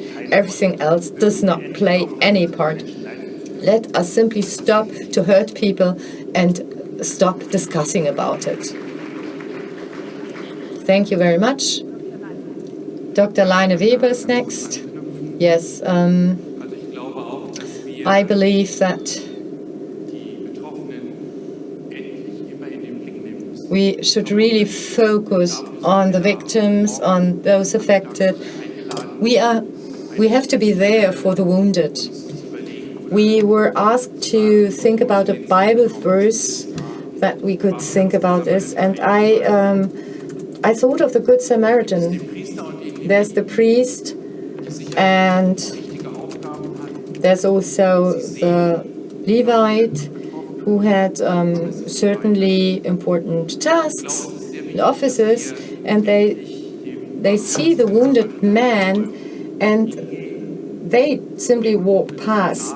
The Good Samaritan, however, was there for the wounded person, and we need to be there where the people need us. And I also like the image put forward by Pope Francis, the church as a field hospital, a place where people can find refuge, where they are not humiliated, where they find their dignity, where they can stand up and find hope. This is my vision, and I do hope that with the Synodal Path we can take a step into this direction. Okay, Dr. Lücking-Michel is next. Dear Synod members, regarding our keywords like anger that we have heard this afternoon, and we have already heard many testimonies, anger, scorn, disappointment, all of this for me is just the other side of the coin of your solidarity. And you know what is important to me, what I'm hoping for, when these hopes are not taken seriously, I'm disappointed. Let's take humility seriously. Our role as members of the Synodal Path is certainly limited, but we do have a role, a part to play, a responsibility to assume. And the most important keyword, I think, is courage. It's a sign of courage, of being brave, is to say in this situation, okay, I'm investing my time to work on this process, on this reform process, and I ask all of you to take this courage towards change seriously and implement it when we take our decisions. We have a joint responsibility, and I've spoken to many, and I know that, you know, for some of you, the texts presented are too far-reaching, are too radical, but I am speaking on behalf of those who say this is not enough. Be more bold, set clear signals, and this is why I ask all of you, especially the bishops, when it comes to compromise, take a step towards us and take decisions and allow specific, concrete changes to happen. And I think we should finally start this afternoon to take decisions, to make things happen. Thank you very much. Let me just remind you that 2 minutes is the maximum time for each speaker. So if you limit yourself by some seconds, that would be great, because, yeah, we are against lagging behind. Okay, Ms. Schlosser is next, please. Professor Schlosser.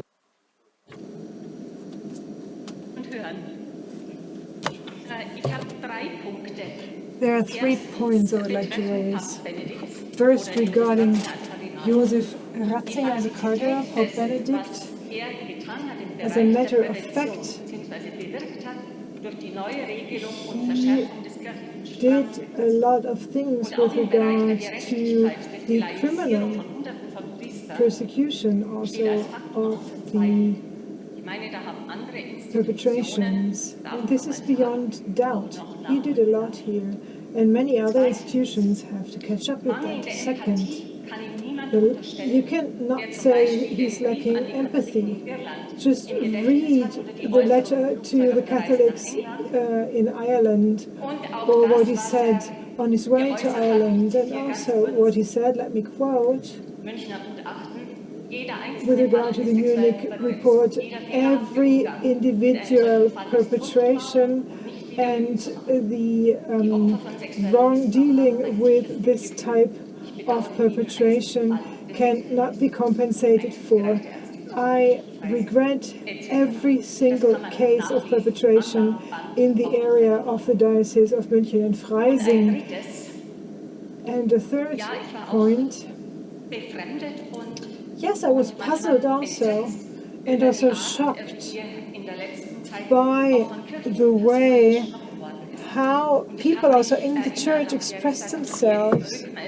And I was reminded when I heard the contributions to the first contribution, I was reminded of Ignatius from Loyola. He says, every good Christian has to be willing to safeguard the contribution of another Christian. And if he cannot understand it, he has to ask him or her what he intended and to address the other one with love.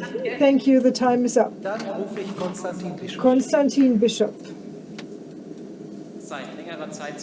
For quite some time we have been on our way in the synodal path, and over again it is said that we should listen and look. I have been listening and looking for quite some while now, and when I take a look at my church, a church that I stand up for every day as a pastoral worker, we are with our back to the wall. We cannot speak about what is really dear to our heart. Our staging, in order to use this expression, is really bad these days, these years, these weeks. But basically, we are masters in setting the scenes, and to share about things. And on the synodal path, we could again become masters in setting the scene. Many people expect from us not being of one opinion. They don't expect anonymous solutions or resolutions, but they expect that something truly happens here. And this is what I hope for the upcoming hours and days here, that we manage that we spoke enough, but we need decisions to take home, that we can show people who are connected with us, here are people who want to speak about the content. 2 years ago, during our first assembly, we managed with a small initiative to set a sign. We submitted a point of order with regard to 2/3 of women. And this was decided on. We need this type of signs again, of signals. It can only be a start. Let's not marginalize or belittle things. Let's not start with defending things that we don't need to defend in the first place. But let us set signs that enable us again to speak about the message and the content again. Thank you. You took a look at the time and you stick to the time. Thank you for that. Professor Hoff. Oh no, Dorothea Schmidt, first of all.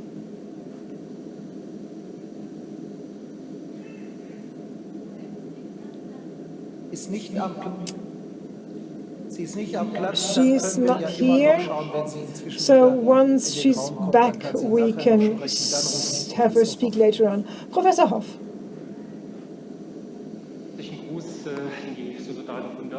Greetings to the synodal path from the internet.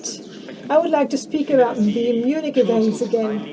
I think they reveal why the Catholic Church find themselves in a crisis of credibility regarding all the basics. The facts that have been mentioned in the Munich report, but it also has to do with the reactions to those facts. And this is also about the defense. I think that the revealing things only goes up to the next report when things get even worse. In the FAZ, we read an article in the FAZ on Marx. I quote, Marx was included in the strategies of lies of Pope Benedict. Cardinal Marx will have the floor later on. But how many messages and how many news like that are we going to hear? Thomas Söding spoke about the system very clearly. And we heard also about the human dimension. I think we need to take this statement serious. Benedict XVI did not only not say the truth, but his lawyers were clear beforehand that he can never be wrong, that he can never not say the truth. But the facts say something different, and this is the problem of truth. It is protecting the system and the people in the system, and we need to do away with that. Professor Hoff, Katharina Nordport. I think it is important to state that the science can put into question, but if science in so many aspects shows us, and so many different people, different scientists show us that we need to change things, that things happened that we don't like, that are uncomfortable, but we need to face them. We need to act.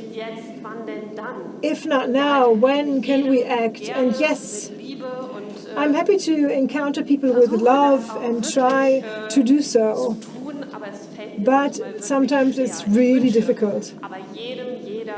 But I wish everybody to have love to face the truth and to make sure that we can all face our responsibility.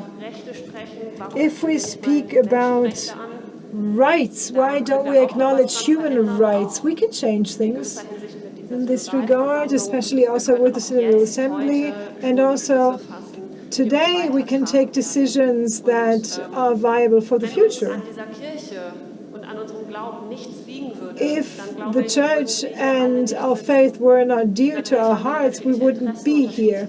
Of course, we have different perspectives, different interests, but this brings life to the process, and this is also the basis for us to further develop. Thank you, Katharina Nordport. Ursula Becker, the floor is yours. We need to take decisions today, and this is clear. No doubt about that. I will not comment on that. I would like to share with you on the last month and how I felt. For months, I have the image of Sieger Köder, to be with the sinners. At the very beginning, I went as a distance, and later on, I had the courage to put myself next to those sinners, and I felt that this really freed me. A moment when you don't have to defend yourself. And after a while, I tried to expand the table. And it was a broad table at a certain point for mankind to sit at this table. Well, I'm not a dreamer, but I have a desire, a wish for us today, that tomorrow at 12 o'clock, that we gather at the table of the Lord at 12 o'clock, and that each and everybody of us, be it out loud or be it in silence in our hearts, Lord, you cannot come to me. I'm not dignified that you come to my table, but you can say the word that heals me.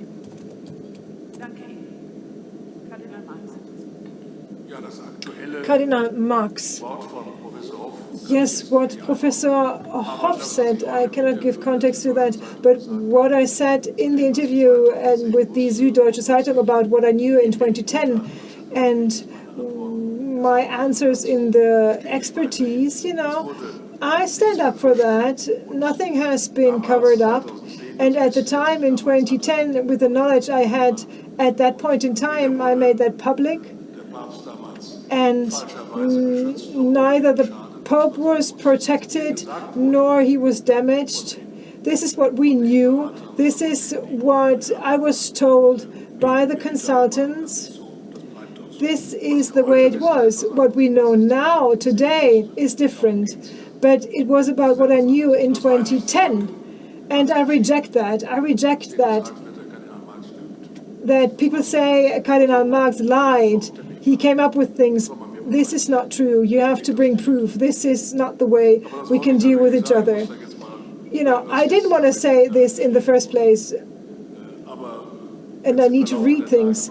But if during the course of the days you need more explanations, I'm happy to give them. And I will inform you if things come up. I would like to say a couple of things. The expertise is a mandate that we gave ourselves. After the MHG study in 2018, we fulfilled that task. We see that studies with different approaches lead to similar results. We have heard that, the systemic aspects. And last but not least, I would like to say a study and expertise is part of the reappraisal. Part of the reappraisal is this here, the Synodal path. This is why we launch things. This is why we need to succeed here. And we see on a global level that there are similar insights with regard to abuse and the question how the church can further develop. So we are all on our way together. Professor Sellmann. Thank you.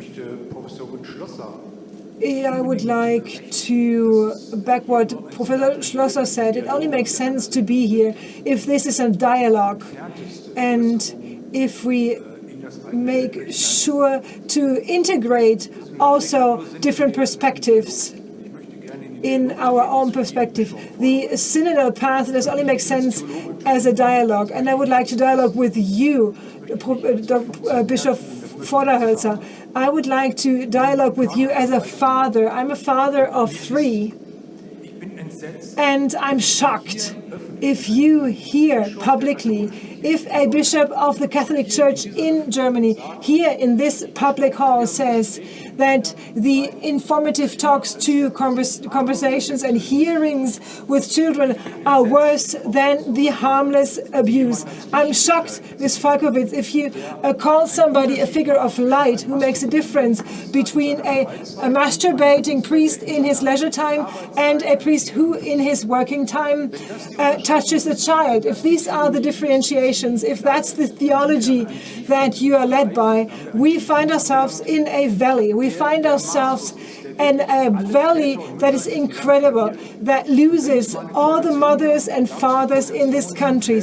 And there was a coalition once between the Catholic Church and the fathers and the mother. And I ask the bishops, please lead us out of this valley. Please distance yourself from these incredible statements and decide with us that the synodal path in the upcoming 3 days sends a signal that this is not the last word to become public, what we just heard.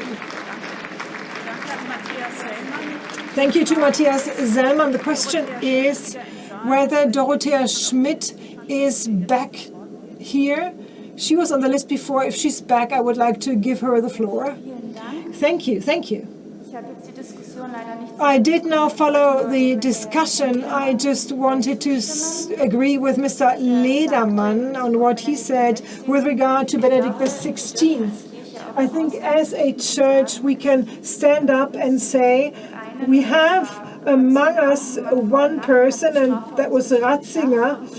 He took care of harsh regulations with a transparency and clearness. Nobody else did so before and after. And he created the basis for the reappraisal of the abuse that we base ourselves on today. And he was very much committed to the persecution. And priests were suspended, and he suspended more than 500 priests. And he talked to persons affected, and speculations of what happened when will not have a result. Let's wait until Pope Benedict expressed his own statement before we assess and judge the situation. Thank you. Jan Hiltenbach.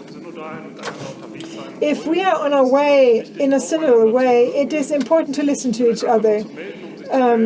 Not only to raise your hand if you just want to say something. So, Ms. Schmidt, I would like to ask you to follow the discussion and then share your contribution. Last Monday, I thanked a couple of people in my environment. I thanked them for their courage, because it still takes courage to stand up for yourself in our church in the year 2022. You still need courage to do so. And some of those people had courage to do so. And they were some of the 125 people to initiate out in church. And I was also reminded of how much courage the affected people by sexualized violence must have if they report on the deeds, if they commit to the councils, if they are here present with us. These people are so courageous. And then we say that we need to be courageous to change the church. Well, this courage, we'll never have this type of courage. We just need a little bit of their courage, of the courage of the affected people by sexualized violence courage shown by people out in church. We need just a little share of their courage in order to be on our way here and to take decisions here and now, and then to implement them practically, because time is scarce. We don't need a lot of courage. I'm absolutely convinced that it's just a little courage compared to the courage that other people in our church show. And then let's get started to be an authentic church and authentic disciples of Christ. Dr. Imeke Ani is next. I would like to expressly welcome this initiative towards this confession of guilt, because we need a process of healing. At the end of the whole process, what we need is a process of reconciliation, a process that must include the victims, but it must also be a process of reconciliation within the church. We need not only structural reforms, but also spiritual renewal within the church in Germany. There are a lot of quiet voices in the ranks of the church, and a lot of priests and religious people who do their work wholeheartedly. And in times of crisis, the church in the past always dared spiritual renewal. And this is what we need again, a spiritual renewal. How this is supposed to be done is something I do not know yet, but I know that this is something that we need. In Europe, in Central Europe especially, we are facing a challenge. And finally, we also need to tackle secularism. We cannot hide away from that anymore. A sign of freedom for the church is also spiritual freedom, and this is something we need to deal with. Thank you. Thank you, Dr. Ani. Next person on the speaker's list is Ms. Kohlberger. Last time I said that I do not know whether I would come back. Now I'm back, but I'm still asking myself the same question, whether it's worth coming here. And I've spoken to so many people over the past few months, over the past 2 years. We have had a lot of time. Our topics are clear. And I'm no longer, I've run out of patience when it comes to assessing whether the abuse was really so serious, whether we need another report, another study. No, let's stop talking about it. Let's start. I don't want to discuss anymore whether we need gender equality or a little bit of it. No, we need it. Period. And we as the Assembly are to discuss how to ensure it, how to really make a change when it comes to the structural causes of the problem. And I don't want to talk about whether we should do it. We must do it, and we must start now. We have a very good text, very good things we can already use. We can vote on them, we can maybe adopt them or continue to work on them. And we have, and I especially address those who hold offices here within the church. You have the potential to put in place certain measures in your parishes, in your dioceses. And me as a synod member, of course, I'm willing to support you, but please, those who are in charge, start implementing things. Okay, thank you. Next one is Ulrich Hoffmann. I'm the chairman of the Family Association, and I'm a father myself, a grandfather, and I'm shocked, I'm simply shocked when sexual violence against children is being belittled or downplayed or relativized. I've been thinking about Tilman Moser's book, Die Gottesvergiftung, a lot. A translation of the title would be The Poisoning of God. And I think this is what we are to blame for. God has been poisoned through our abuse of power, through our sort of black pedagogic. And I do not understand how you could still, accept certain groups. Add to this a sexual criticism, a criticism of sexuality, and I think we need to be up to date with the real life experience of the believers. I'm a family consultant by profession, and I have had discussions with my colleagues, and a lot of consultants in this area say that this situation is really schizophrenic to consult people with regard to an institution that creates the problems that those people have. And a lot of my colleagues ask themselves the questions how long they will be able to work for such an institution. And I want a church that does not poison God, but makes God possible. Okay, thank you, Mr. Hoffmann. Ms. Weber is next. Jan Hilkenbach mentioned courage that people need in order to stand up for themselves or stand up for them being victims. And they have courage, yes, but I think it's terrible that they need this courage in order to stand up for them. Dear bishops, please take the courage to help change the structures so that, if you are in a partnership with a same-sex person, it doesn't need courage anymore, or it doesn't need courage anymore to speak up and say that you have been abused. It's a waste of courage. We need courage for a lot of things, and it's really terrifying that we need courage to simply stand up for our own experiences, our own lives. I would like the forces or the strength of this courage to be freed in order to be used elsewhere. Thank you for this short and intensive statement, Ms. Weber. Dr. Vespers next. I would like to briefly mention criminal and administrative justice and thank Bishop Schick and his working group for their work. We have suspended this point because no new development has been made. The German Bishops' Conference has actually brought a long reform project to an end. It delivered a good result, you could say. So it's a project about law, about participation, and a project that has been able to reach a consensus.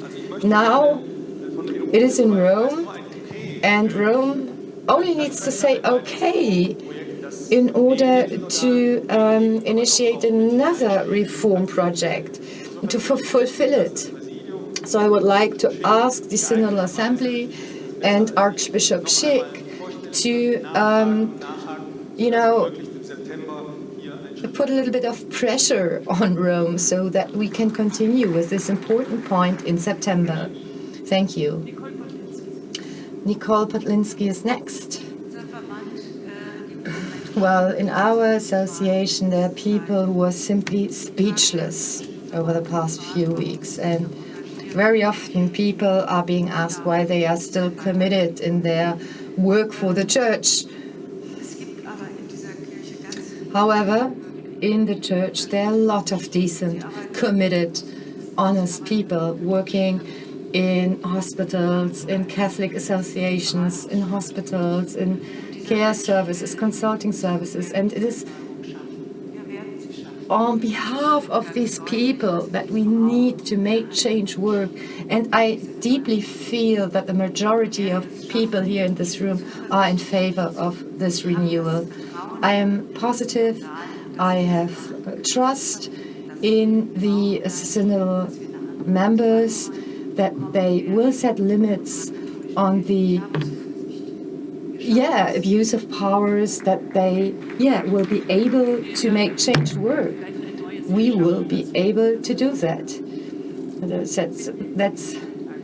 That's a new way of saying yes, we can. Okay.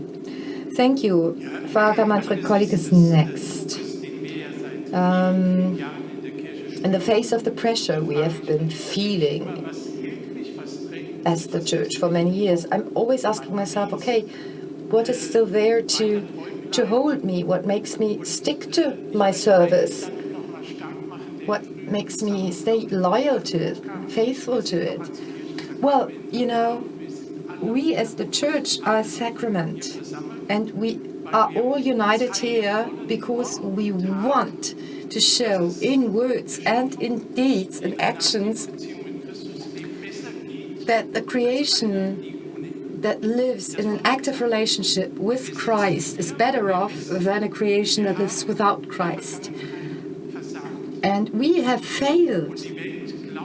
In the past we failed, and the world very often believes that things will work out better without Christ. And we are partly to blame for this opinion. How can we do that? How can we do better? Well, we can look at the Holy Scripture, about the tradition, about the signs of the time, and listen to what they are going to tell us with regard to the future of our church and the upcoming reforms. And I'm confident that we can find out together, irrespective of our offices, simply as a community of the baptized and the confirmed, how can we reform the church in such a way that people believe that you are better off, or creation is better off in this world with Christ than without Christ? So we are not following the zeitgeist here. And we are not trying to belittle deep failure, deep mistakes of the church. Secondly, pressure is often an important catalyst for reforms, but it must not be the initiating element. And with regard to the gospel on Sunday, yes, sometimes we are frustrated because we have not caught any fish, but we have a boat to go out on the sea. And let's focus on our boat, on the boat we have, on our strength. What is our strength? Okay. Bishop Voderholzer, once again, thank you for allowing me to speak again.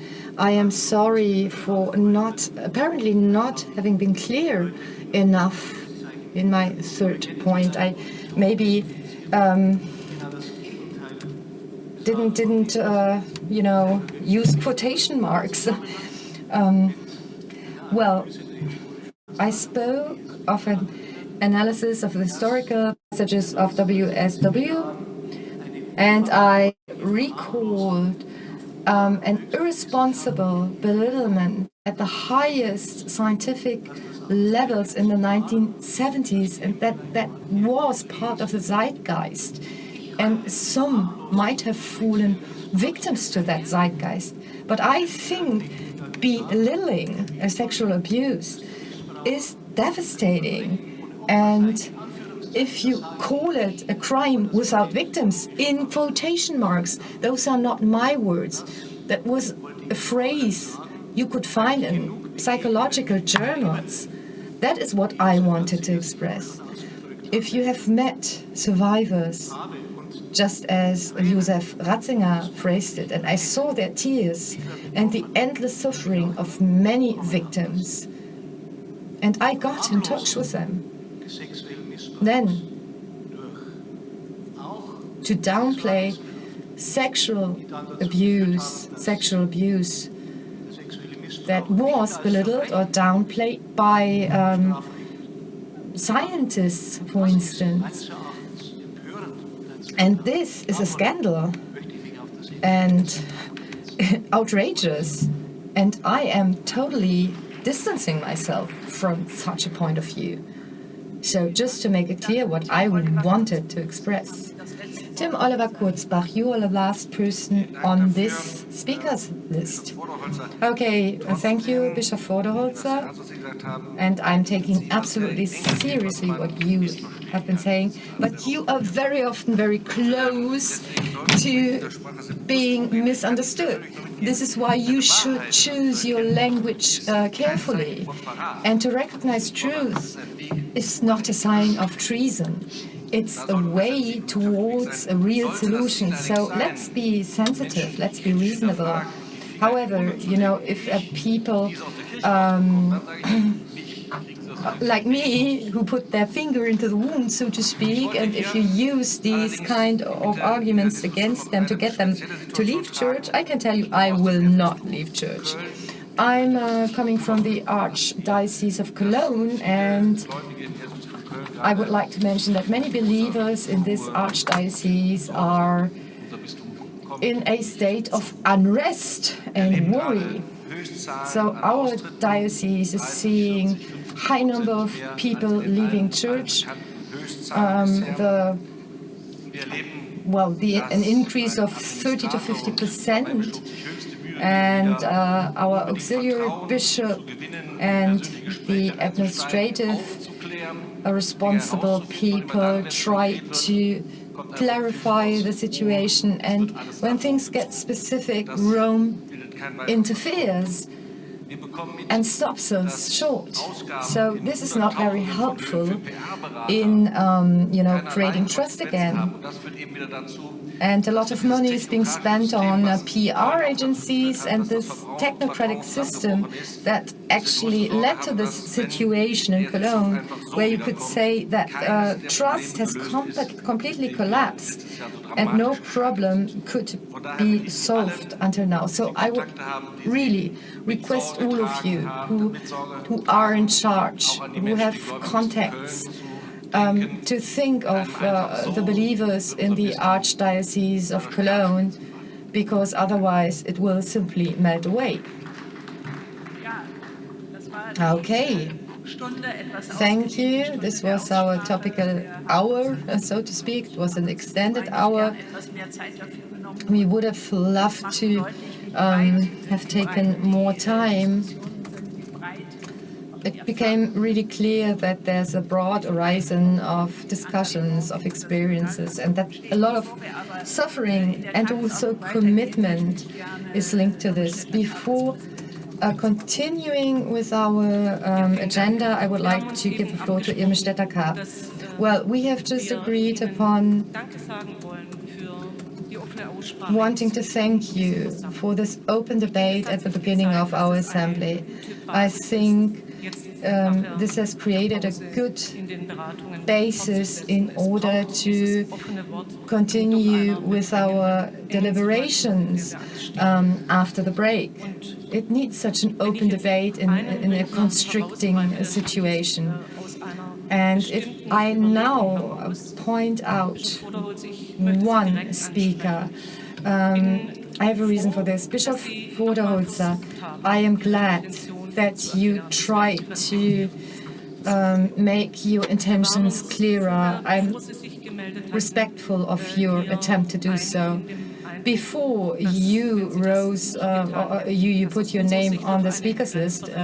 Well, you know, if you hadn't done this to clarify again, we would have thought that you had really overstepped the limits of what is possible here. So thank you for taking this step, for making this attempt to clarify what we misunderstood before. So have a good coffee break.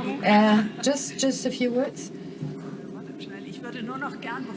So before taking a break, let me just tell you something about the changes in our agenda, in our program, so that you know how we continue. We will have a break of 25 minutes, so we meet again at 5 p.m. It's time to get a coffee, to take a break, and to do whatever is important for you now.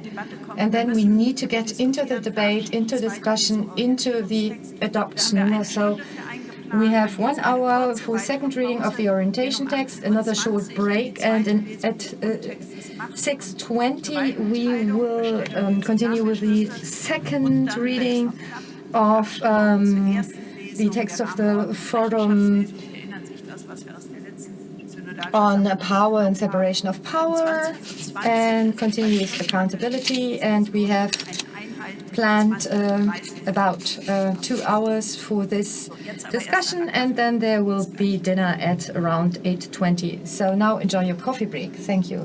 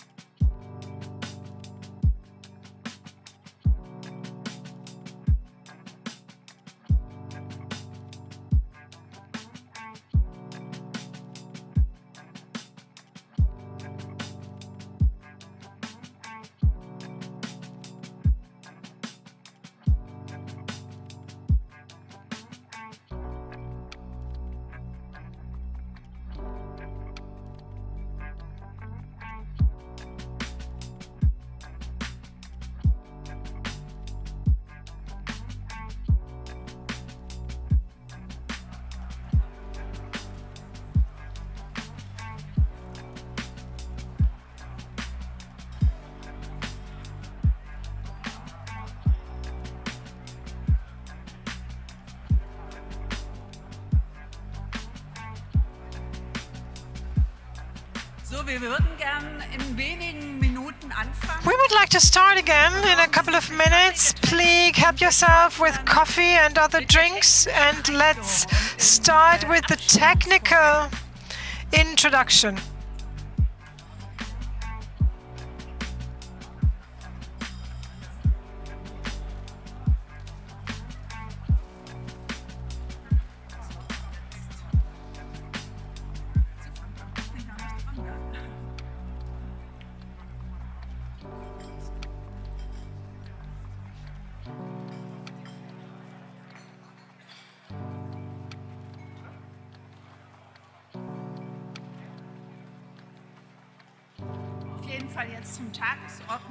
So we move on to the item 2.1 on our agenda.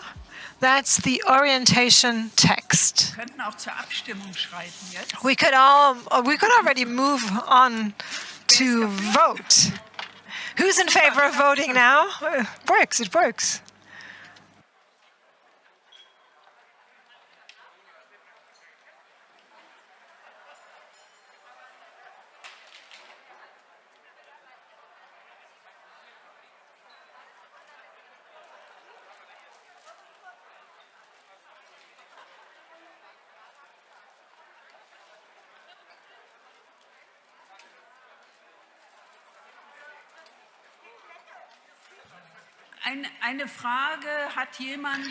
One further question. Can we have some more light? Not for us. It's enough here, enough light here on stage, but the plenary hall is rather dark, I just heard.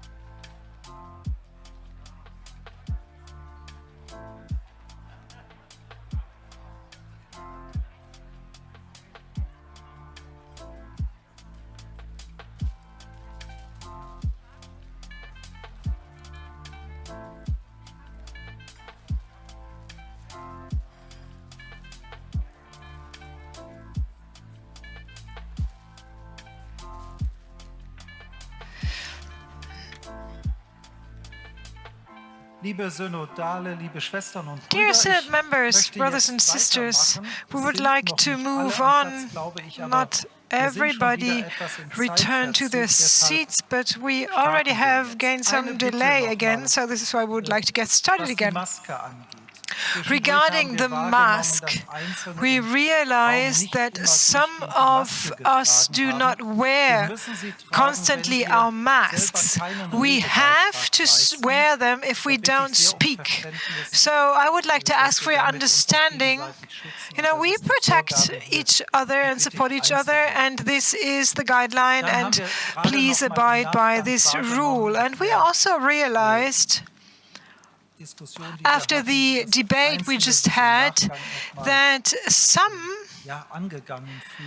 felt attacked.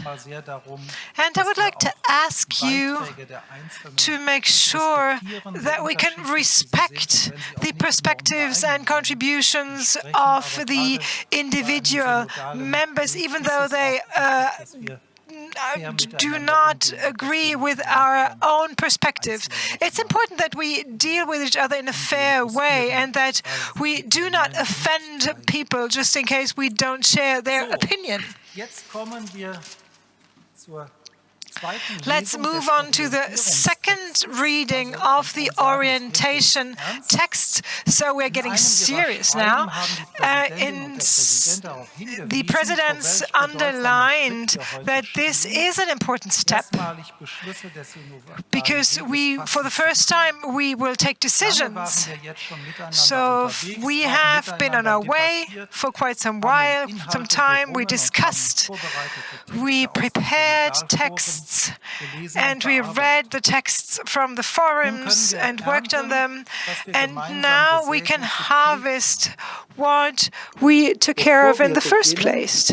Before we start, and you know that from all other conferences, we need to deal with a couple of technicalities with regard to the procedure for the second reading, because the procedure of the first reading should be clear. And we will hand out more information on the first reading later on. So you got the documentation in due time with the program, with the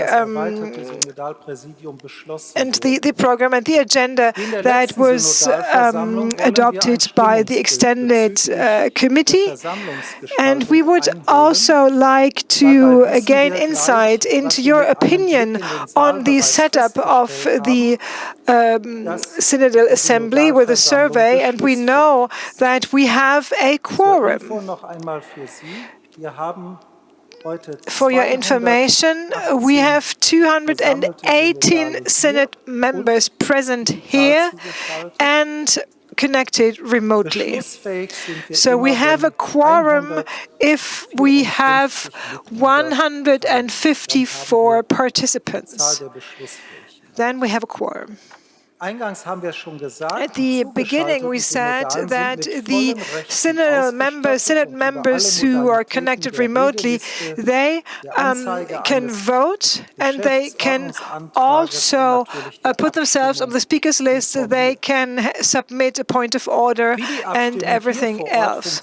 With regard to the voting process here, this is something that is going to be explained to us later on.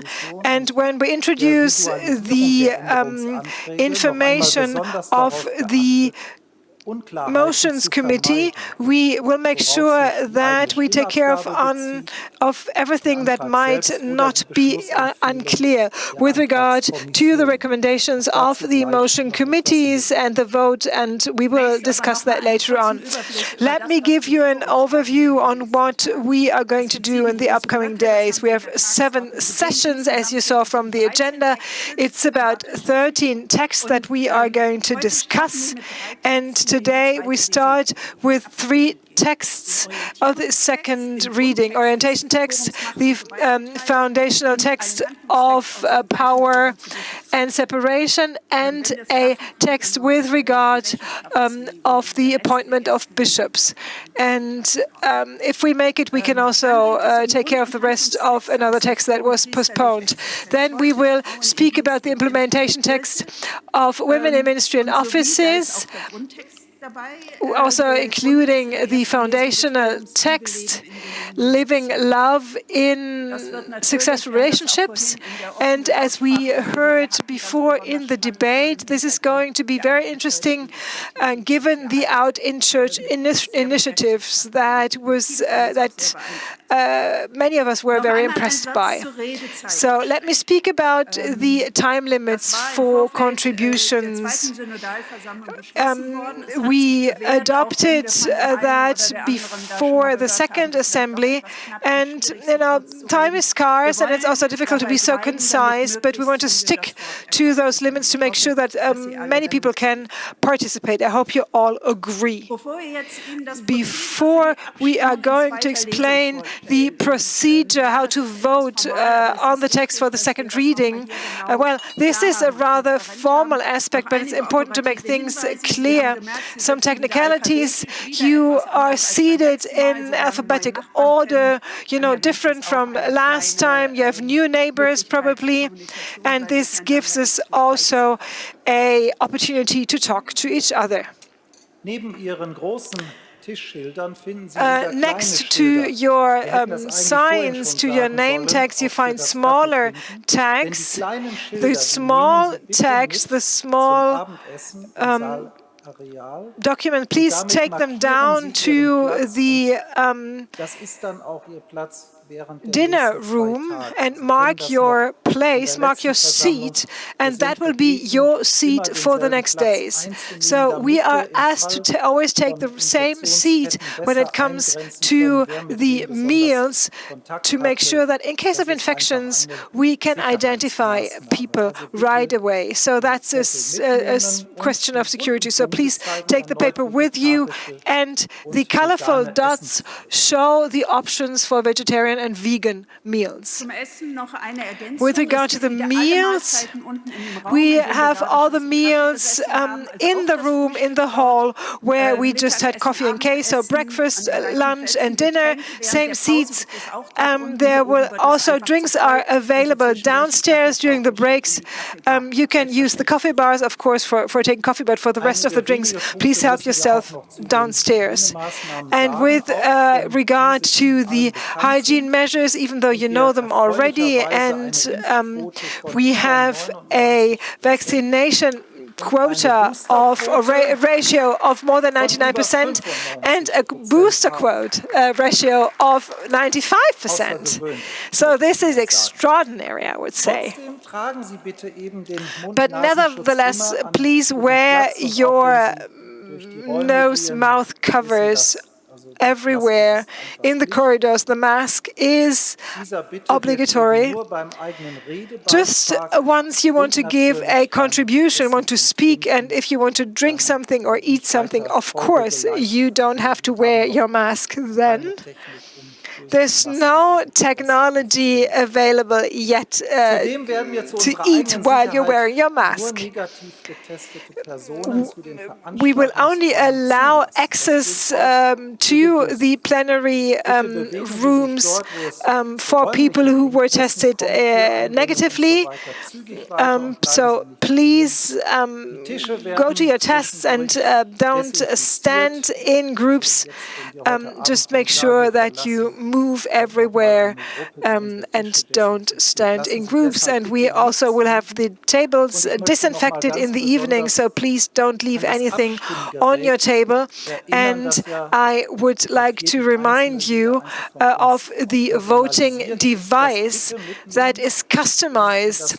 Please take that device with you in your hotel room and don't forget to bring it back tomorrow morning. But it has to stay with you personally overnight. The batteries are loaded until Saturday. If you forget it, you can get a new one. But please just make sure that you bring it back tomorrow morning. You have the microphones, the delegate units. Please turn them on and turn them also off once you're done speaking. That is helpful for our communication. And once you're done speaking, please put back your mask. We are streaming our event. It's a live stream. Probably you already got feedback from your friends, family, from home. People saw you. We stream on YouTube the German Bishops' Conference and Synodal Path. You can find the link. There are some people who did not allow for being present on the streams, and of course we will take care of that. The Synodal members who join us remotely, 30 of them, will be connected when they want to contribute, and every now and again we are going to see also the people connected remotely on the screens. Our thanks goes to the technicians behind the black wall. Without them, it wouldn't be possible to hold this conference this way. Just one additional comment. I know it's rather cool here. And we asked the technicians to turn the temperature up. Hopefully this is going to work.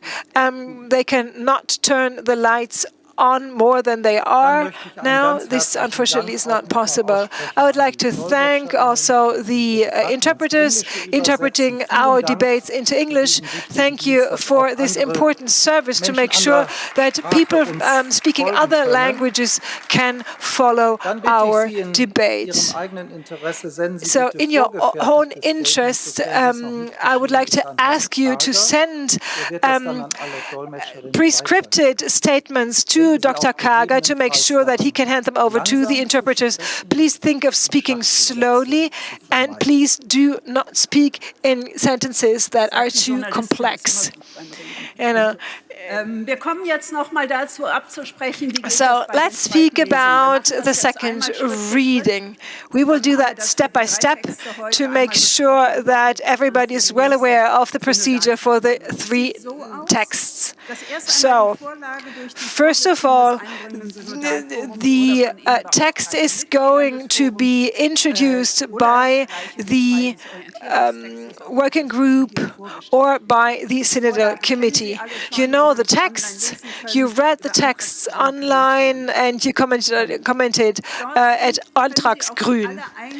And at Antragsgrün, so on the portal, you can read all the comments and the motions, the comments, the recommendations for resolution of the motions committee, the comments on the recommendations, and the second revision of the motion committee. And then the work is going to be introduced from the motion committees that has been appointed by the Synodal Committee. For the text of the second reading, two more members of the Synodal Assembly that are not part of a forum can join in order to have a broader group. The requests for motions were to be assessed and then assessed by either A, approve or reject, third, adopt in an amended way, because, and fourth, to speak about things on the third Synodal Assembly and with the same recommendations, adopt, reject, adopt in modified way. People were informed that the motions of the categories 1, 2, and 3 will see a joint vote. With the fourth category, separate vote, this covered those motions that are assessed critical or of especially importance by the motions committee. This procedure provides us with the advantage to make sure that we don't have to vote on so many details, and at the same time we can differentiate or get a differentiated picture of the different opinions. The recommendations of the motion committees have been published at an early point in time, and each and every synodal members, especially those comments that were rejected or that should be adopted but in an amended form. So everybody had enough time to comment on that. And then again, the motion committees revised everything and came to a final recommendation. Once the motion committee introduced their proposals, we will discuss and start the general debate. You can ask questions, you can debate on the different aspects that are put forward in the motions, because then we need to proceed to the vote. We will use the speakers list as you know it, and we will also limit the time for the speakers to make sure that we get done at in time. Then we will move on to the vote. First of all, we will vote on the categories 1, adopt, 2, reject, and category 3, adopt in an amended form. In Antragsgrün, you had the option to take a look at all the recommendations on the different motions. Then we'll move on to the vote separately for the category 4. And those will then have a recommendation. The process that we just drafted here only require a simple majority of the present members. If you want to read the details, you find it in section 6 of the rules of procedures. So after the votes, we will vote, after the individual votes, we will vote on the overall text and on the results of the debate. For the overall vote, we need a 2/3 majority of the synod members, as well as a 2/3 majority of the bishops. Probably also with the addition of a 2/3 majority of the non-male members. We know that there are different approaches also. There were questions whether this process is accurate, this procedure is accurate, and if all motions will be acknowledged. For the foundational text of power and separations, there were more than 180 motions. If we discuss each of them in detail, we would be done by Saturday. So we need to find a balance between time-saving approach and how to adopt things and to be able to dwell on the controversial aspects with time. This is why we would like to invite you to follow the recommendation of the Synodal Committee and to agree that we proceed this way in the second reading with the process that we just introduced to you. And we would like to ask you to use your voting device for the first time and to agree to the procedure. So this is about a vote. If you agree to the procedure on the second reading that we just introduced. If you reject, press the red button number 2, abstention, you don't vote at all, or a green button if you agree. I hope that this works now.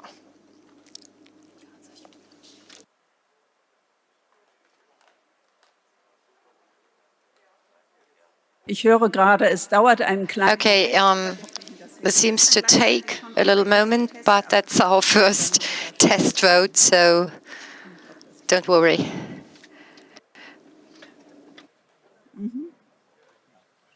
So, Sie können jetzt zu Ihrem Gerät greifen. Okay, so now you can pick up your device and vote, please.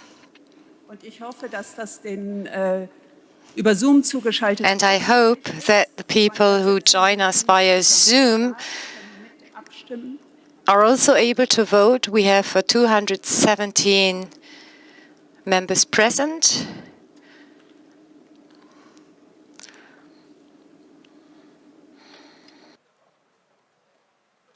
So. Stimmen Sie möglichst jetzt ab. Wir schließen in wenigen Sekunden. Please vote now. We have a few seconds left. It would be great if we managed 200 votes cast. 20 are still missing. Eine noch. One more, please. Sonst sollten wir die Abstimmung. Okay, let's close this vote.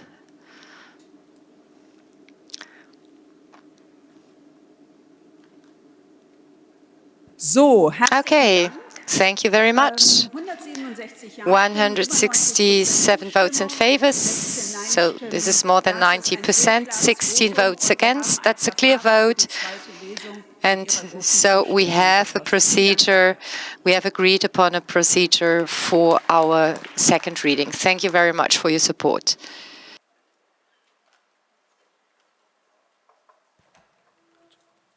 Ja, dann kommen wir. Okay, let's get to the second reading of the orientation text. I would ask Ms. Stedterkarp and Bishop Batzing to take the floor first of all.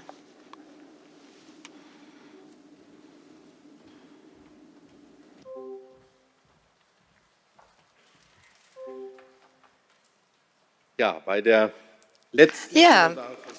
at the last Synodal Assembly here in Frankfurt, we as the Synodal Committee presented a text on the basic theological orientation on the Synodal path, first reading.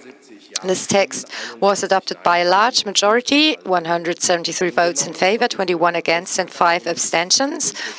And this was combined with a mandate to the Synodal Committee to revise the text and prepare it for a second reading. The committee's drafting group took on this task, and so the committee was able to present the revised text in time for a second reading at this Synodal Assembly. In revising the text, the amendments to the first reading were taken into account. So the title of the text is now On the Way of Conversion and Renewal, Theological Foundations of the Synodal Path. The text was revised to make it easier to understand and and suggested improved formulations or wordings were adopted. The objective of the text was more clearly elaborated, and the text was thus more clearly delimited from the preamble text, so that it can be something like the unifying bond of all resolutions. It will only be presented for a second reading at the fifth Synodal Assembly. It was made more clear that decisions and ultimately actions must emerge from a dialogue. The description of the tasks of the episcopal office were made more concise, and with regard to a good communication strategy for the text and its contents, there have been various conversations, discussions, publications, and comments in the meantime. This task will certainly continue after the much hoped for adoption of the text in the second reading of the Synodal Assembly, since it is a matter of ensuring that the concerns of the Synodal path are heard, accepted, and shared internally. As an introduction to our debate, it is advisable to take a brief look at the fundamental significance of this text for the Synodal path. The text, which is intended to present essential theological foundations for the reform work of the Synodal path, deals in depth with the central places of theological knowledge. It is thus a question of the sources from which theological reflection can and must draw. Thus, it becomes clear that here the core concerns of the Church are carried from their origins into a new time with new conditions and demands. A salient feature of this new new time is that the statements of the Christian faith can no longer claim the same self-evidence and plausibility as perhaps in earlier times. That is why it's so important that these sources of faith reflection, that is, the sacred scripture and church tradition, the church's magisterium and theology, the sense of faith of the faithful, and the signs of the times are more strongly related to each other and connected in order to strengthen together the persuasive power of the statements of faith, meaning synodality and content. So this is very important. The question of a hierarchical structure or order of these loci theologici, the places of theology. So, kind of a hierarchical order must take a backseat, so to speak, in order to give room to the common basic concern. Yes, and precisely because we are dealing with a central foundation for a synodal church here, it is so important and decisive for the whole of the synodal path that this orientation text is accepted in the Synodal Assembly and shared as a theological basis. The work of the 4 forums of the synodal path, the foundational and implementation text developed there, rest on the foundation described by the orientation text. It is a matter of hearing and communicating the call of the gospel by relating sacred scripture, the tradition of the church, its doctrinal teaching, and the critical reflection of theology, the sense of faith, of the faithful, and the signs of the times to one another, so relating them to one another and to the life of the church and the faithful. Therefore, the committee recommends with all conviction and urgency that the text of orientation be adopted in the spirit of the entire synodal path and its central concerns in this critical time for our church. Thank you very much. Herzlichen Dank. Thank you very much. Dann schauen wir auf die Antragskommission. So let's have a look at the motions committee. Professor Kaup, Ms. Kohlberger, Auxiliary Bishop Peters, Professor Söding, and Ms. Vielhaus. So I would like to ask Auxiliary Bishop Peters and Ms. Vielhaus to actually present their recommendations.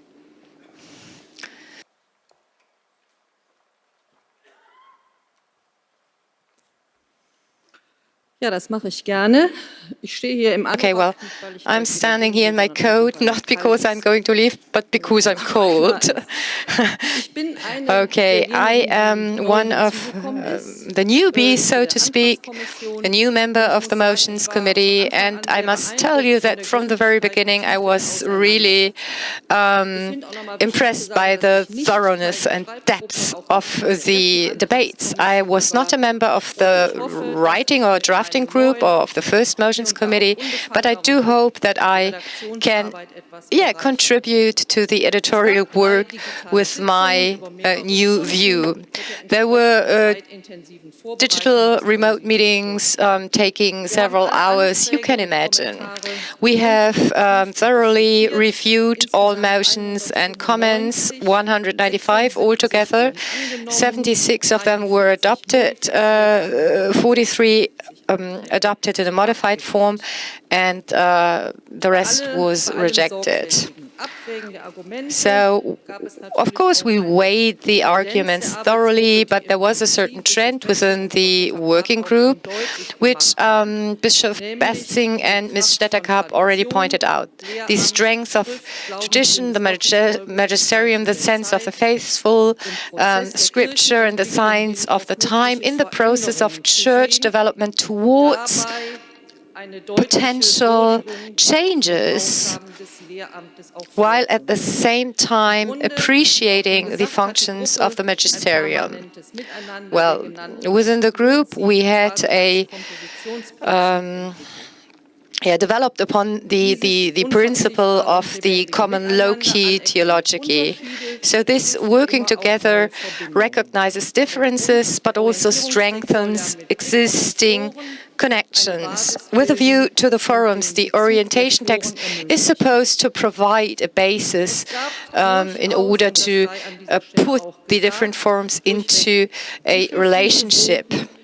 So it is also important to have the bishops vote in order to strengthen the magisterium. So we discussed this in our group, and the Second Vatican Council also said something on the importance of the magisterium. And of course, we didn't place the magisterium on a pedestal, so to speak, but to look at its relationship with the other aspects. A lot of criticism was raised with regard to the signs of the times and their meaning within the theological discussion, especially when it comes to the different forces interacting here. This is why,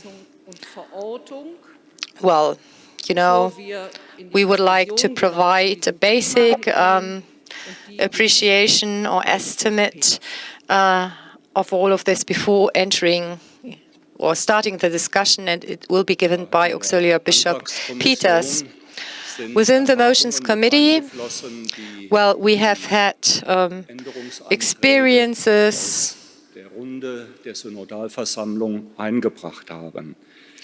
that were put forward within the motions. So are the signs of the times places of theology? It's a question that has not been clarified from a theological point of view, but we as a Synodal Assembly maybe could agree upon an approach. Such places of theology or loci theology could be called sources of knowledge that may help to get an insight into what God means for me as a human being, what He wants from me, and how I could direct or align my life with Him. These loci theology are not coming out of the blue, but they have become obvious in a long course of reflection, long process of reflection. There are several sources, each of which has a different significance. And it's the interrelation of the sources of knowledge which is helpful. The orientation text invites us to think even further, to go beyond these sources of knowledge and to include also the signs of the times. There were critical voices in our round, critical comments arguing that this cannot be said like this. But let's ask the question, what is meant by this? People always live and reflect on their faith as children of their time. They have a background of understanding that is shaped by the circumstances of the times in which they live and in which they also draw from theological sources. But according to the objections, this does not make the respective time a loci theology, a theological place of its own. However, the orientation text, together with a number of magisterial texts, such as Gaudium et Spes and Pacem et Terris by John 23rd, assumes that God, the creator of the world, also reveals himself again and again in this world and in the history of human beings, that his work and his nature become recognizable in a condensed form in events of history. And I would like to give a personal testimony. In our Diocese of Trier, we had a diocesan synod 7 years ago. Bishop Stefan had invited us to hold the synod not in a top-down approach, so that it was not him who decided on the topics, but that they should be put forward by the members of the diocese, so that the believers should vote on them. And what was interesting in this respect, to see that this, when it comes to these synods, it's always about focusing on the individual moment, because questions or topics of our faith cannot be analyzed or discussed in an abstract manner only. It always needs to put into relation with time. Karl Rahner speaks of the necessity of knowledge in the context of tradition. This is where we need discernment in order to judge, to make a judgment in the light of God. And Gaudium of Spes at Spes mentioned this in several places, that it's not about the understanding of a few, but the whole people of God is invited to make a contribution. So not all historical developments are interpreted as fingerprints of God, so to speak. And this is why the Second Vatican Council emphasizes that such signs of the times are to be interpreted in the light of the Gospel. So the signs of the times are to be considered in the context of other theological places. In this respect, however, the authors of the text believe that they are not only a background for understanding, but genuine sources for the reflection of our faith. It is not only from scripture and tradition, theology, the magisterium, and the sense of faith of the faithful that something can be learned about God's will for humanity and for His church, but also from contemporary events and developments in history, through which the people of God are on a pilgrimage. There are many examples that could be mentioned. For instance, that Pope John XXIII called it the social equality of women, a sign of the times. So, from the history of theology, one could point to many things. For instance, to the importance of the insights of pagan philosophers, such as Plato and Aristotle, for a deeper understanding of theology. This is why we would like to ask the Synodal Assembly, as the Motions Committee, to stick with the general wording of the orientation text and to keep the textual style. Okay, I thank you. Thank you very much to the Motions Committee. We now would like to open the debate regarding the aspects discussed in the motions. We open the speakers list, and again, the speaking time is limited to 2 minutes per speaker. I hope that this is enough time, and if you want to talk less than 2 minutes, of course you may. So please use your voting device to put your name on the list. Thank you. Der erste ist Markus Schuck. Markus Schuck is first. Ja, ich möchte At the very beginning, before discussing the content, I would like to speak about the procedure. Questions of procedure are not too sexy, but I think the procedure is important for us here because the procedure shows also aspects of the context, because the way we arrive at decisions is important when it comes to questions of participation also. And I would like to share a couple of thoughts on this. The first thought is we are just learning what a synodal church means. And it's normal that this goes step by step. And it is, there's a lot of room for improvement still, of course. But the way unfolds while we are walking, I don't know, many of us maybe voted in the first vote and didn't know what was really happening. It took a while also last time to understand the procedure, also for me. And it is a difficulty if the procedure is not clear. So this is my appeal to you. I appeal to us, the synodal members. So we need to proactively familiarize ourselves with the process and ask people from the office if we don't understand what we need to do. And the second aspect is that we need to understand and explain everything well, to make sure that we include everybody and everybody feels involved.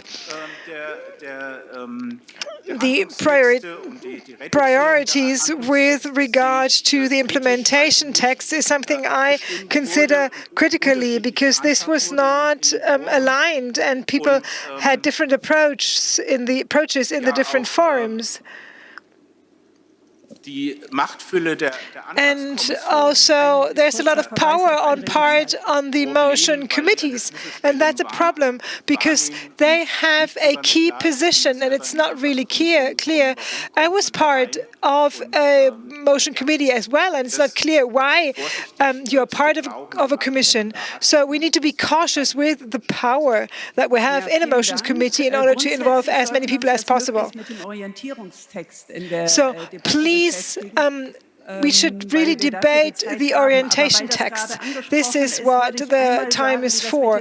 But given that you mentioned the motion committees, the chairs of the forum came up with ideas who may be part of the motion committee. In the first part, 3 people were part of the motion committees who were part of the drafting commission. And for the second reading, in alignment with the extended synodal committee, 2 more persons were chosen who joined the motions committee. This is how it worked. And there were debates also with the synodal office on the process. And I guess that everybody informed themselves on how the procedure was carried out. Professor Eckhold is the next speaker. Thank you. I would like to thank the working group and also the motion committee for this impressive work to come up with a theologically speaking important text. And I would like to speak about the signs of the time that Bishop Peters mentioned, and Pater Joachim Schmiedel always reminded us of the importance of the Second Vatican Council. And I do think that in this tradition, I would like to acknowledge all these things. Second Vatican Council is something I would like to mention deliberately, because this is the foundation that builds the launching point also for our process here in Germany and for the worldwide process. And the Council meant that the Church identifies its being as a church in the world, in the context of the histories, of the biographies, of economy and policy. and politics. And this is the category of the signs of the time. The debate is not about a loci theologici, but the question is, the basic orientation that as a church we live locally. We are a church in the world, and in this context we are a universal church in the context with the other local churches. And here, in this impact that we have in the world, this is how God has an impact in history. And this is the Jesuit aspect that we were reminded about, to be at the side of the victims, next to those who are killed, those who are grappling for their dignity. And this is the main question. Where do we meet Jesus from Nazareth? Christ, where do we meet Christ? And this is where my plea goes, to understand the signs of the time and to see them as an important aspect of a document in order to proclaim the gospel in a credible way in the world that we live in today. Yes, I would like to back what Margaret Eckholt just said. And I would also like to mention what Auxiliary Bishop Peters mentioned. He underlined a special problem also with regard to the foundational text. What about the signs of the time? Are they loci theologici or not? And it's an important question. The signs of the times are really places of knowledge and have to be taken serious. And given that the Synodal path focuses on the scandal of abuse and needs to resolve it, so the signs of the time characterize our times, and the gospel needs to faces new challenges in the context of the time. The signs of the time were not classical loci theologici in the classical sense, but they are a new category, like at Kano, and with regard to the significance of culture, science, and languages. And if we take a look at the Second Vatican Council, what Margaret Eckholt did before, the signs of the times are identified and used as these places. They are performative. So we should use and define and acknowledge the signs of a time as a place like this. Without them, they will not. We cannot make the other loci shine like the gospel, and we cannot create an understanding for the gospel. So we should move ahead on a theological level also. Thank you, Professor Hoff. Bishop Voderholzer. First of all, I would like to add to the concerns of Mr. Schuck, and I agree with that. I have questions with regard to the members of the motion committees. I think we cannot speak about a separation of powers here that is dear to our hearts in other moments. In the orientation text, I see a shift of a competence from the competences of the bishops to the competence of the theology. I don't agree. It contradicts the tradition of the Church depicted also in the Second Vatican Council. In the lines 293 and following, it says the magisterium is not the last resort in the question of the exegesis and the implementation, but it's about testifying the fact that the table is richly set for the faithful. And when it comes to the services of the magisterium, it says also, I quote, the task to declare the written or the oral tradition as binding. This lies in the authority of the Church in the name of Christ. And the orientation text neglects that statement and that lowers the power and the potential of the magisterium of the Church. Also, the motion of Bishop Zekon does not really change the text. So there's a shift of the magisterium of the bishops to theology. I love theology. I worked as a theologian at university myself, but the bishop's office is a constitutional aspect in the Church and cannot be taken on by theologians. Before we move on in our speakers list, I would like to tell you that we are going to close the list within 2 minutes. So if you want to put yourself on the speakers list, please use your device. And I would like now to ask Professor Knob to comment.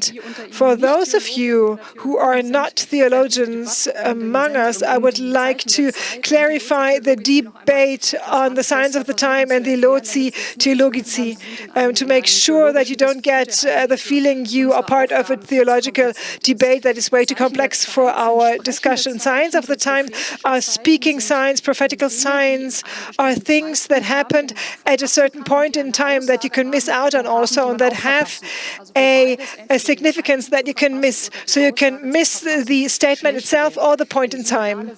The synodal path uses already the sign of the time. The synodal path was triggered by the fact that affected by sexual abuse started the process and contacted people. And this is the sign of the time. It's an occasion. It's a content that you might miss out on, and it is a content that tends to correct the Church opting for the option for the discriminated and marginalized. So the signs of the time are not a noise in the background or a mood or a tendency or a zeitgeist, but it is an impulse for action from outside to make sure that the Church can correct itself and find back to the gospel. Thank you very much to Julia Knob. Bishop Gerber, the floor is yours. And starting with Bishop Zekon, we are going to limit the speaking time because otherwise we have too much delay. I would like to underline the signs of the time in the gospel in the Old and New Testament. God is the God of our history, and that differentiates the Old and New Testament also from other contemporary religions who underlined myth or other things. I would like to remind you of an important process, the dealing with the Shoah and also with the Christian roots of anti-Semitism. And this dealing with this terrible sign of the time was without doubt a contribution to theology and teaching of the Church, focusing also in the Second Vatican Council on the role of Judaism, our older brothers and sisters in faith. So it is something that characterized the teaching of the Church and has a root in the signs of the time. It does not go only for the times of Bible, but it goes also for our time and age. Thank you very much. So we close the speakers list now. Auxiliary Bishop Zekon, I don't know how to do it in 1 minute. Let me try. The orientation text provides several important and good approaches. I don't share a couple of expressions, but there's one basic problem. It doesn't find a positive approach with regard to the magisterium of the Church. And I said that as a bishop. I wanted to explain why this was important in the first place for my faith, but I can't do that in 1 minute. Some other people and myself, we tried to contribute with motions. Some motions are recommended to be approved or adopted, and when it comes to the motions with regard to the contents of the magisteriums, they are recommended for a rejection. with several aspects. It should be done without the aspect that the magisterium can come to decisions that have a binding quality. It is not easy, but I cannot agree to a text that, with regard to the magisterium, falls back behind the Second Vatican Council and a thousands of year-long tradition. Thank you. We will try with 1 minute. Juliane Eckstein, you have the floor. Well, historical critical exegesis in 1 minute. I have to admit that the Holy Scripture is not a witness to the taking seriously the signs of the time. What you can see in the Holy Scriptures is, however, a development towards monotheism, meaning that we only give reverence to one God, but recognize the existence of several deities. And there's a different approach where you say that, okay, there's only one God and no others. And this may have taken place at a time when people saw that in the fight of the different deities, well, other deities lost, and it was agreed that you have to think beyond these limits and taking the times and the history seriously, and monotheism emerged, and this is why we can proclaim our faith to one God today. Thank you. Bishop Overbeck. The text is important because it stands, well, it has a supporting function for all other texts in a dynamic way. And I'm speaking of a positive reception of the signs of the times here. So, why not also remind us of a theology of the Holy Spirit at the end? I think this would be important, and let us not have a debate on the, aspects of the magisterium, but show that it's more about the sensus fidelium, the sense of the faithful, and this is made by the power of the Holy Spirit. And thank you for emphasizing this. Thank you, Bishop Overbeck. Professor Söding is next.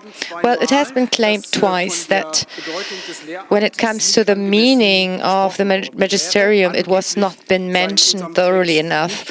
Purportedly in our text, we have not spoken of a function of the magisterium to bindingly interpret the Holy Scriptures.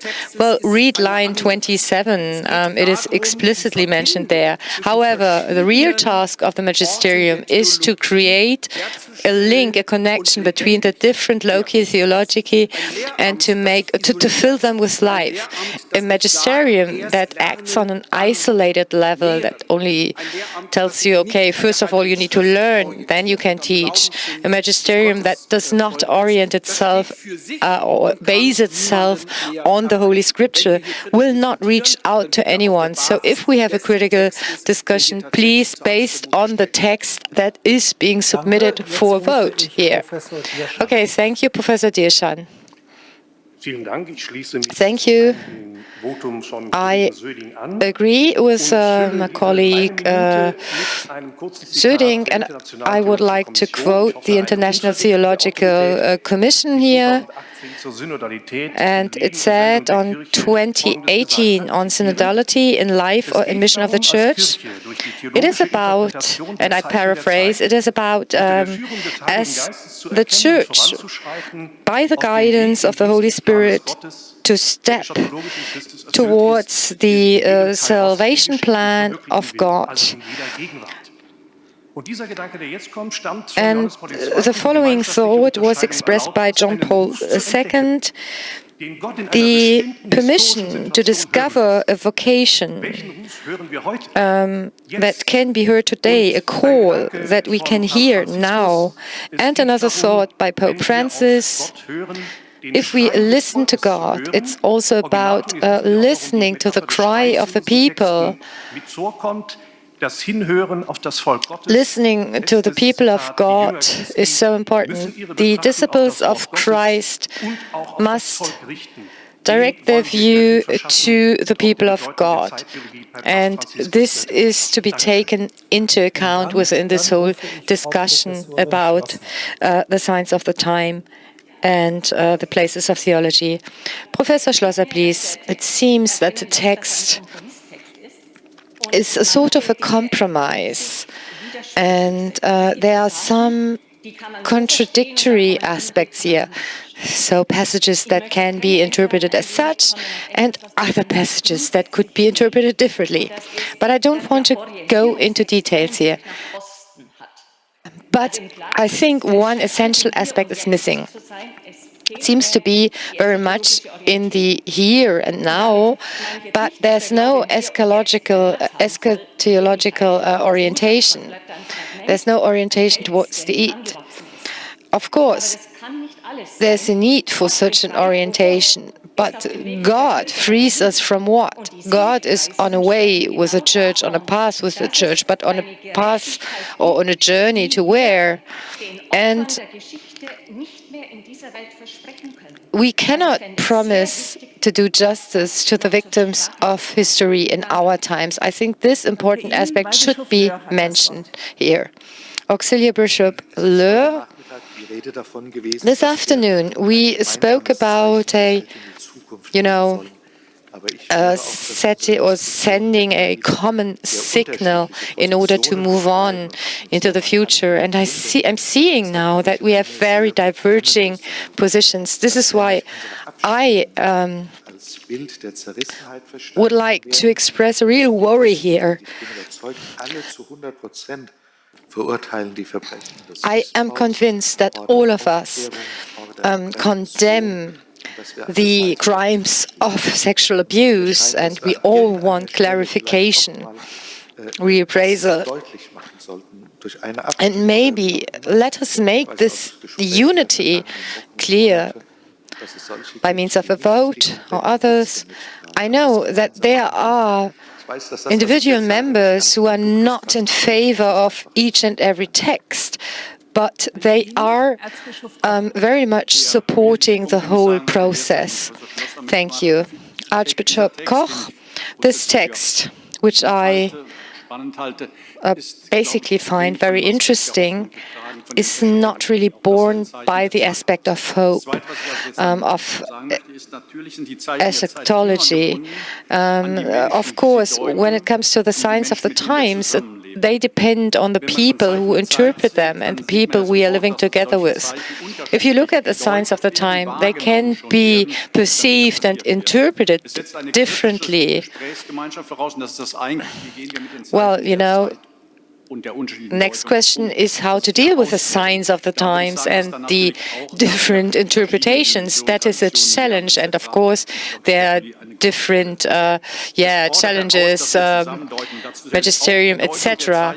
However, when it comes to the interpretation of positive or negative signs of the times, we need to include people who do not belong to the church. Especially in the East, we can learn a lot from people who perceive the signs of the time differently, but I am glad that the signs of the times play such an important role in the text.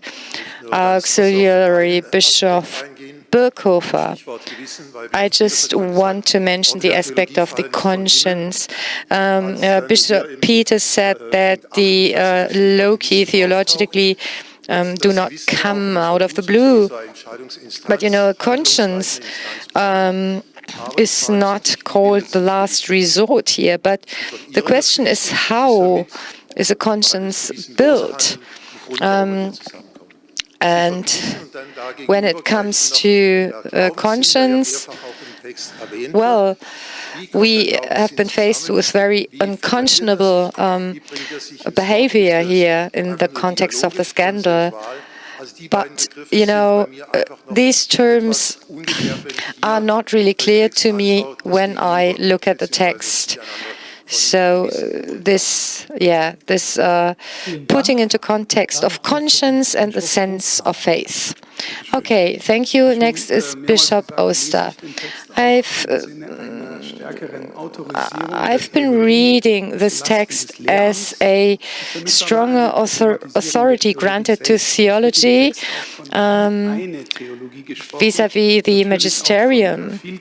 Of course,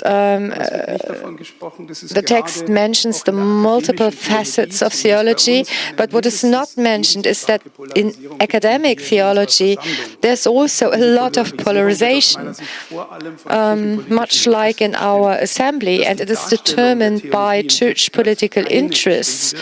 So that theology is being presented as one in the text is maybe due to the fact that the authors all come from the same political directions and that maybe not enough space has been left for other opinions. Okay, thank you.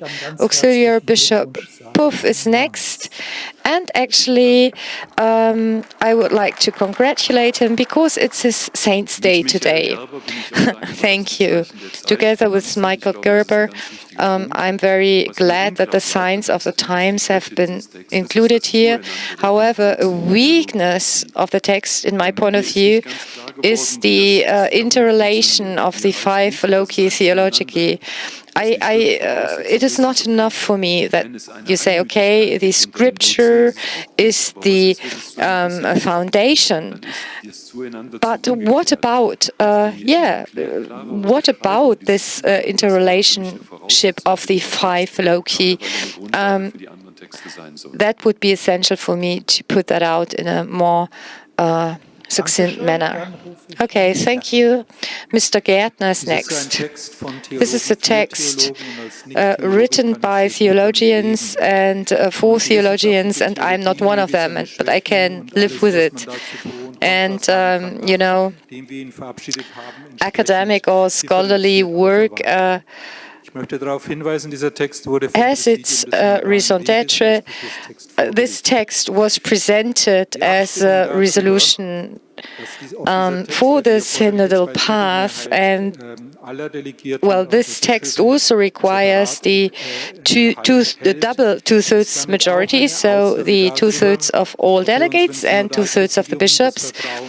And I think it is a question, or it comes down to a vote of confidence or non-confidence in this context. Okay, thank you. Mr. Gärtner, Bernhard Emmons is next. What is important to me is to stress the importance of the signs of the times as a place of theological knowledge. Well, this interrelationship of the sources of knowledge is mentioned in the text, and the signs of the time are not standing in the back row here. What I think is important to point out is that the church is a learning church, and Gaudium et Spes points it out that the church must learn from the humanities, from the positive efforts undertaken by mankind. And if we look at the current situation, this making public of sexualized violence in the church and the cover-up process should be an incentive to us to learn about, this breach or this violation of the sexual self-determination of the victims. Sorry, your speaking time is over. Okay, well, it's about the learning church, which is more important today than it ever has been. Thank you, Dr. Dörnemann. Yeah, I was participating in a hearing on the orientation text, and I was grateful and impressed to see number 43. It says the outcry of the victims of sexualized violence is a sign of the times. It directs our attention to real evil. It urges the church into crisis of salvific purification, etc. And the title of the orientation text is really concise here, conversion and renewal.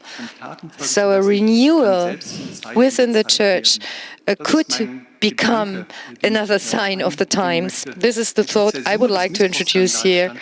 Of course, the abuse scandal was at the beginning, this rupture, and here in the text, these signs are taken up, and so you could say that the text is composed in a way to bring this sign of the time into the universal church.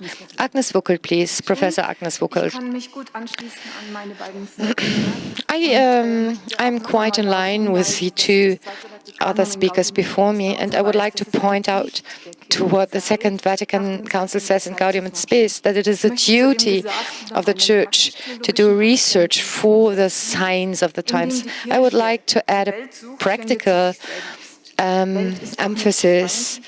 Well, the world is not an enemy of the church, but it's God's beloved creation. And if we want to be a church of the people, it must be possible that a people actually encounter God through us. Pastoral theology needs a research into the signs of the time as a core competence, and I am glad that this has been put out so clearly in the text. Thank you. Bishop Hanke, please. The orientation text actually opens up a broad horizon for reflection, and it's a sign of the serious willingness of the Church to move towards a goal which is dear to all of us. Of course, the orientation text wishes to make the theological agenda of the Synodal path more plausible. Aspects such as revelation, sense of the faithful, etc., are introduced in theory, and my personal impression is a little bit like in sports.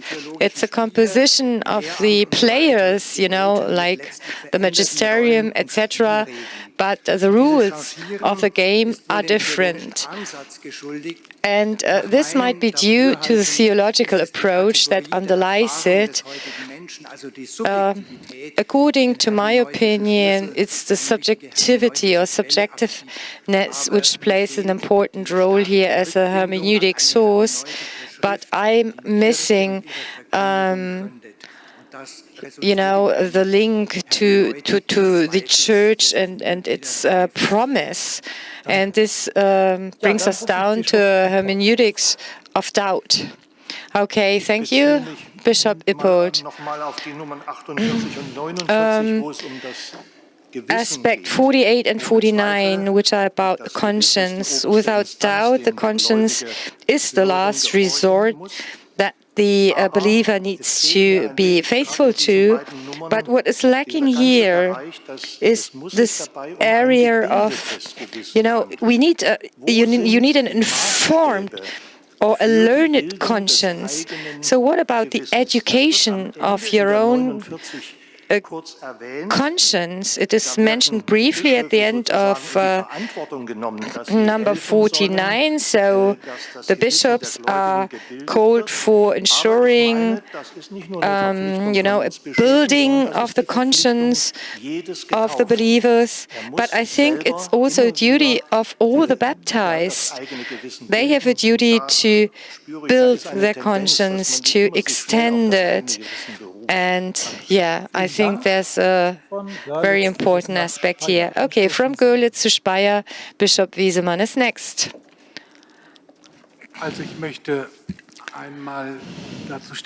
Okay, I would like to... Well, I've read the text, but I do not really understand. I see the position of the magisterium, which is included here.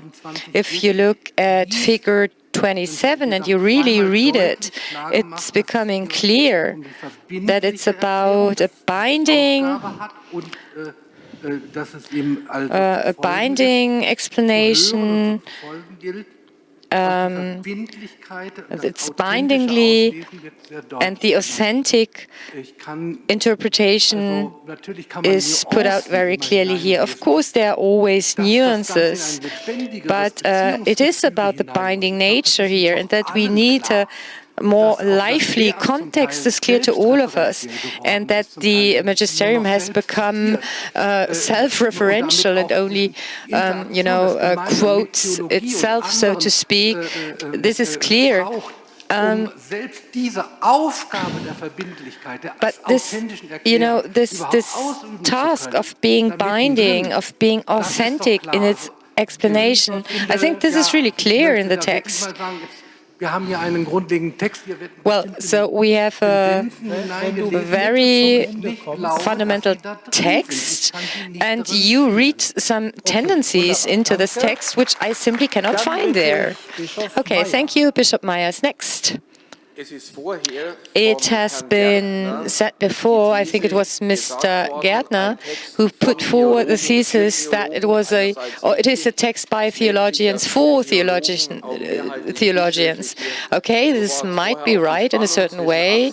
So there was this tension field between abstract and specific before. We need the two of them.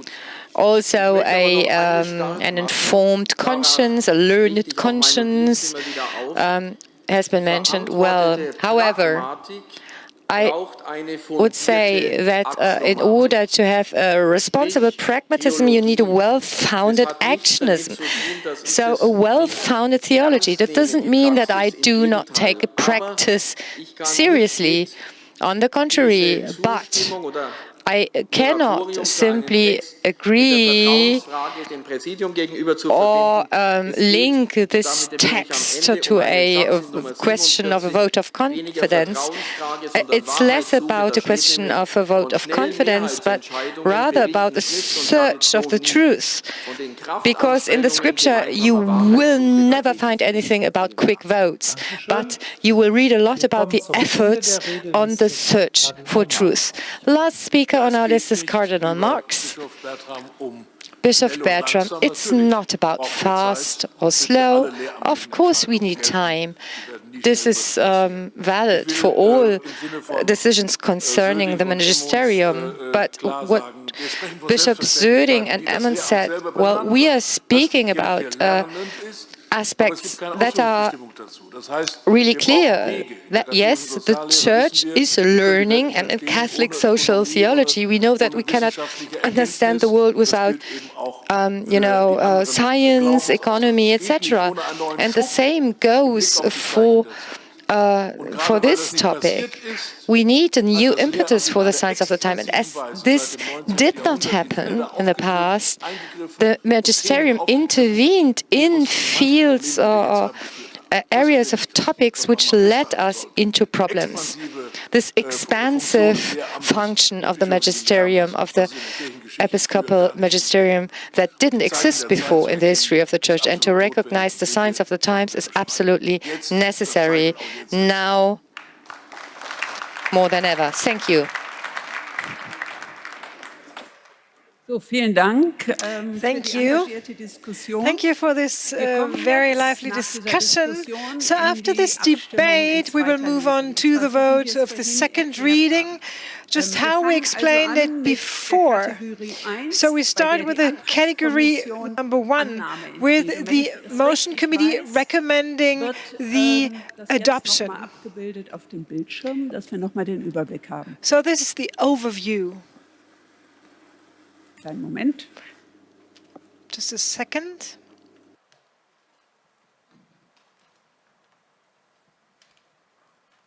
Ich hoffe, ich habe das richtig vor Augen.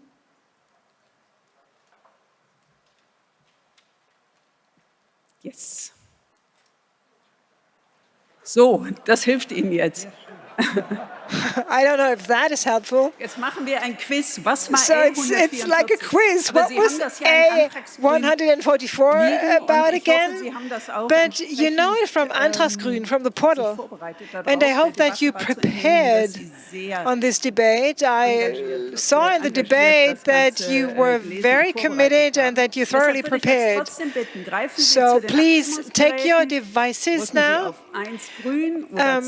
Press 1 green, no red 2, and you have to press OK. Red, yellow, or green is not enough. You have to press OK as well. So I open the vote.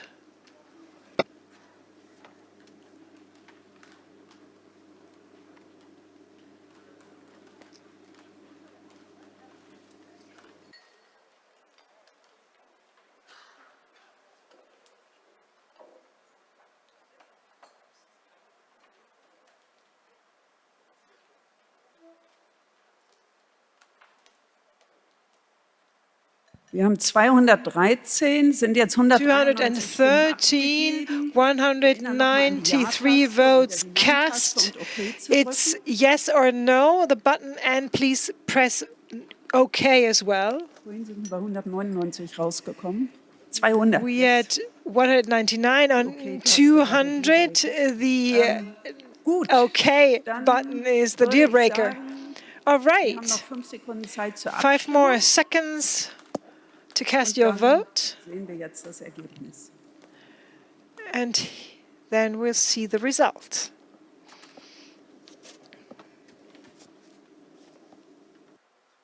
(204). 204. Dann schließen wir. We close the voting process. So, das ist schon mal eine klare Zustimmung. This is a clear adoption. 89.9% category 1. They followed the recommendation of the motion committees. About 10% are against. Thank you for your vote. So we move on to the second category. Let's take a closer look again. Sie sehen noch mal, über was Sie abstimmen. You see the motions. Professor Notele, could you just read out all the motions to us? Of course. I'd love to, you know, all the Äs, Veränderung, motion in German. So yes, no, abstention, please think of pressing OK.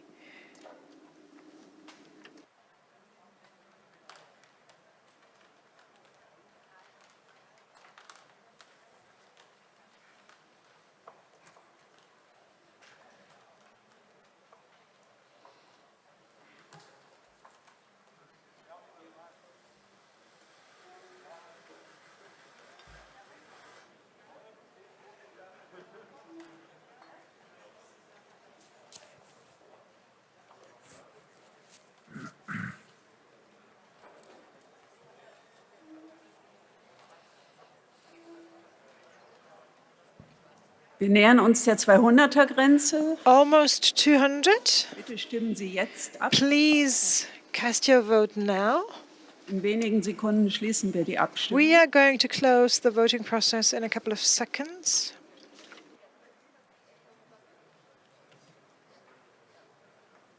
Ihre letzte Chance. Wir schließen in Your last opportunity. We close in 3, 2, 1. Closed.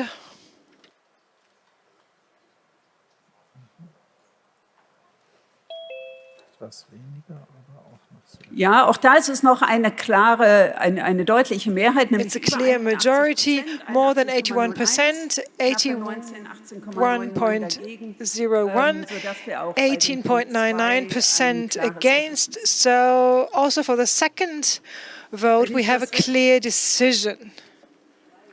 Jetzt hier.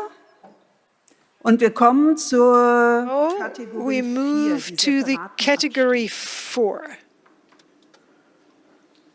Separate votes. So. Da müssen wir jetzt gucken. Da geht es um die Annahme in veränderter Form. This is number 3. Sorry about that. Ich muss gerade noch mal die Regie fragen, Entschuldigung. Sorry, I have to ask kleine Nachfrage. Ist das jetzt 3?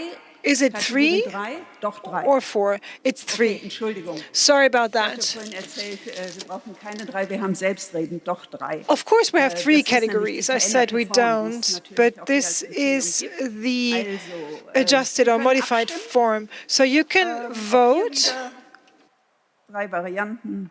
Again, 3 options, yes, no, abstention.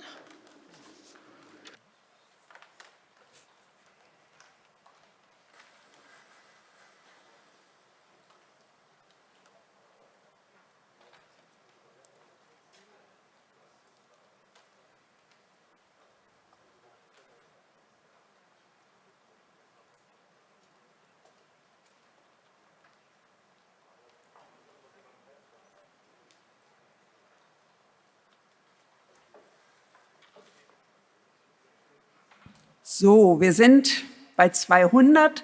We're at 200, and again, if you vote yes, you agree to the recommendation of the Motion Commission to adopt the motions in modified form. If you vote no, you vote against. 204 is more or less what we had before. 205, we close the voting process. Oh, 208, 5 votes missing for everybody to cast their vote. We close in 3, 2, 1 seconds. So, da sind wir wieder. All right, more than 90% yes, they agreed with the recommendation of the motion committees to adopt in modified form, almost 10% against. Now we move to category 4. So to the individual vote. Can you read that? Should I read it out again? I would, if that is helpful.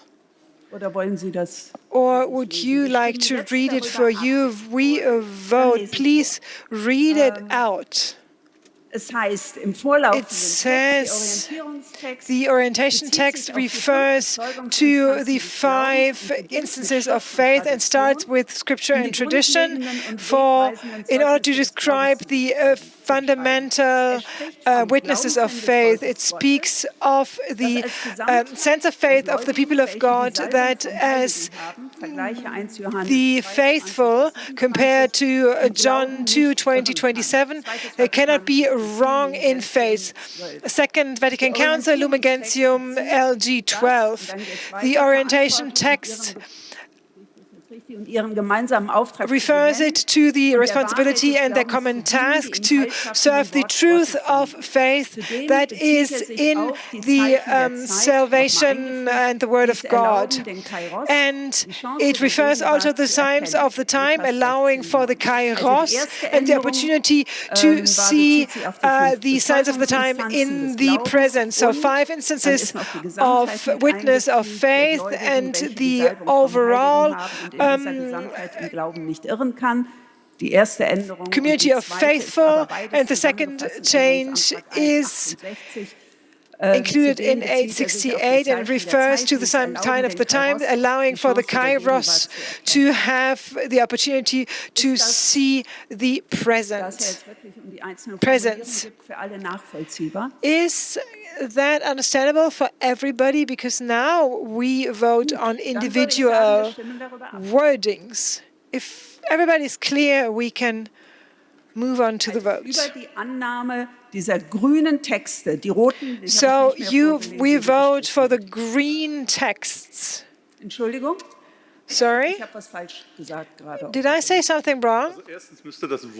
First, the vote of the motion committee has to be mentioned, and we have to make clear that this is about downgrading of the signs of the time, but because they are taking out of the Loki. And the vote of the motion committee was to reject it. The recommendation is rejection. This is what we debated about. So I would like to ask the motion committee to present the motions and the recommendations. Sorry, I think, please bear with me. I think this is a problem of the illustration and depiction. So it is about what we have been speaking about for an hour. There are two different concepts. This concept would see the signs of the time as a context of the other places of faith. The motion committee suggests,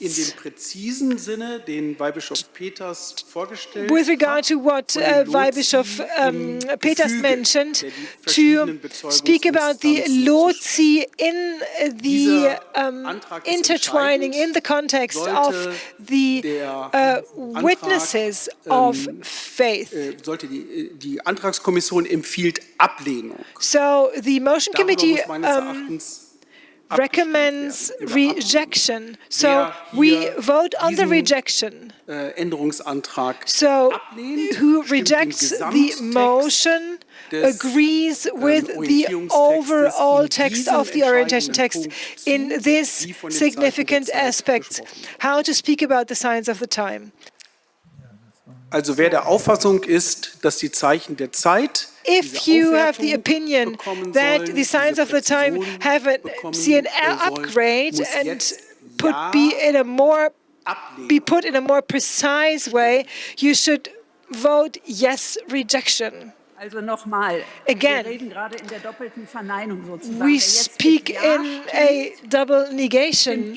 So if you vote yes, you vote for the recommendation of the motion committee. Yes means yes, we want to reject it. And no means we want to change it. Ich möchte bitten, das zu klären. Stimmen wir ab über den Text I would like to clarify that. Are we voting on the text as it is put here or on the recommendation of the motion committee? We need to stop again. I thought we vote on the text. That was my fault. The motion committee intervened righteously, and so we are going to vote on the recommendations, and the motion committee recommends for a rejection, and we vote on the recommendation of the motion committee. So if you vote yes, you vote for the rejection. If you vote no, you vote for the green changes. Also ja heißt ablehnen. Yes means reject. No means yes, this text should be changed.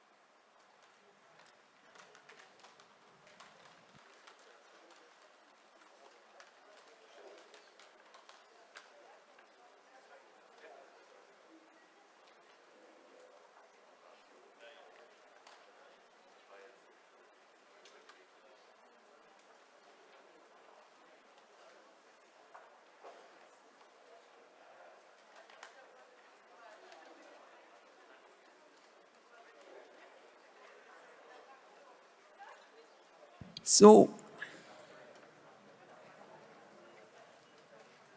Bei diesem Votum Ja ablehnen, Nein Text ändern. Yes, rejection, no change of text. 202 votes. Please cast your vote now.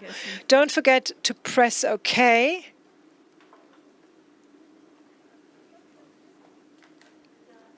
Wir sind bei 205 and close the voting process in 5 seconds. 4, 3, 2, 1. Closed.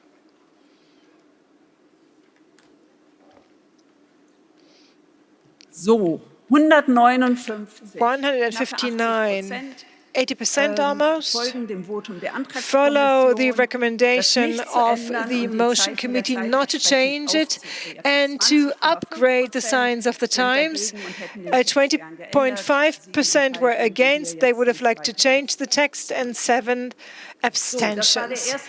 This was the first complex step. Let's move on to the next one.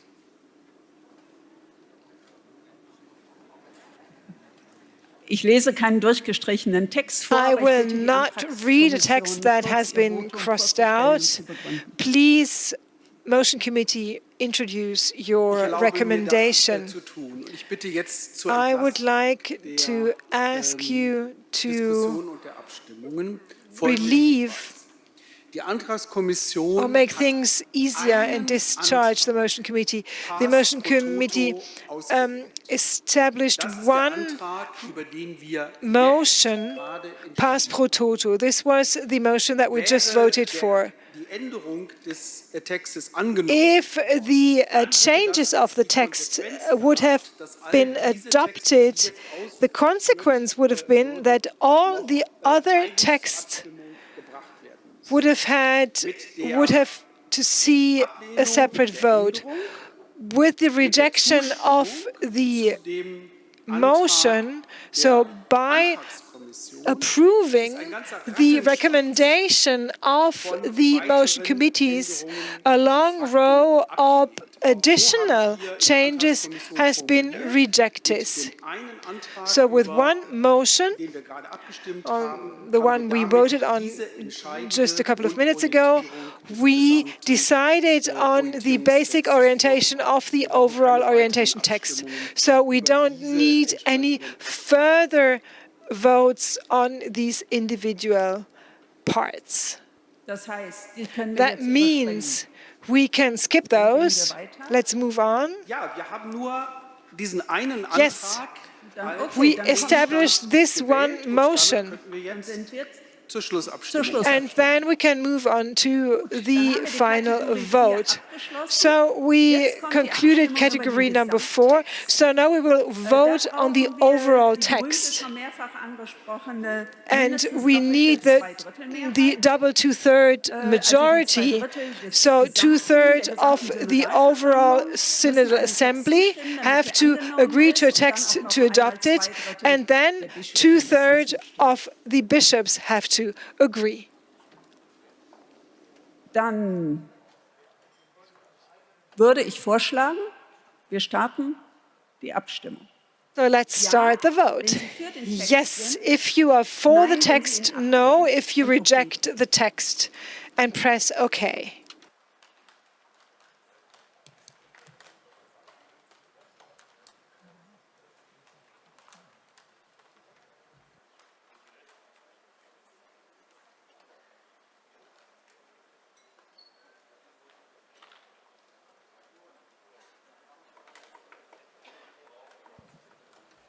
So, 209 Stimmen, 10, 3 Stimmen noch. 3 votes are missing. Wir schließen die Abstimmung. We close the vote in 5 seconds. 4, 3, 2, 1 vote. 1 vote. 1 more person. Wir schließen die Abstimmung. We close the vote. We will not find that one missing vote. So, 178 Ja-Stimmen, das sind deutlich 2/3, 86,4%.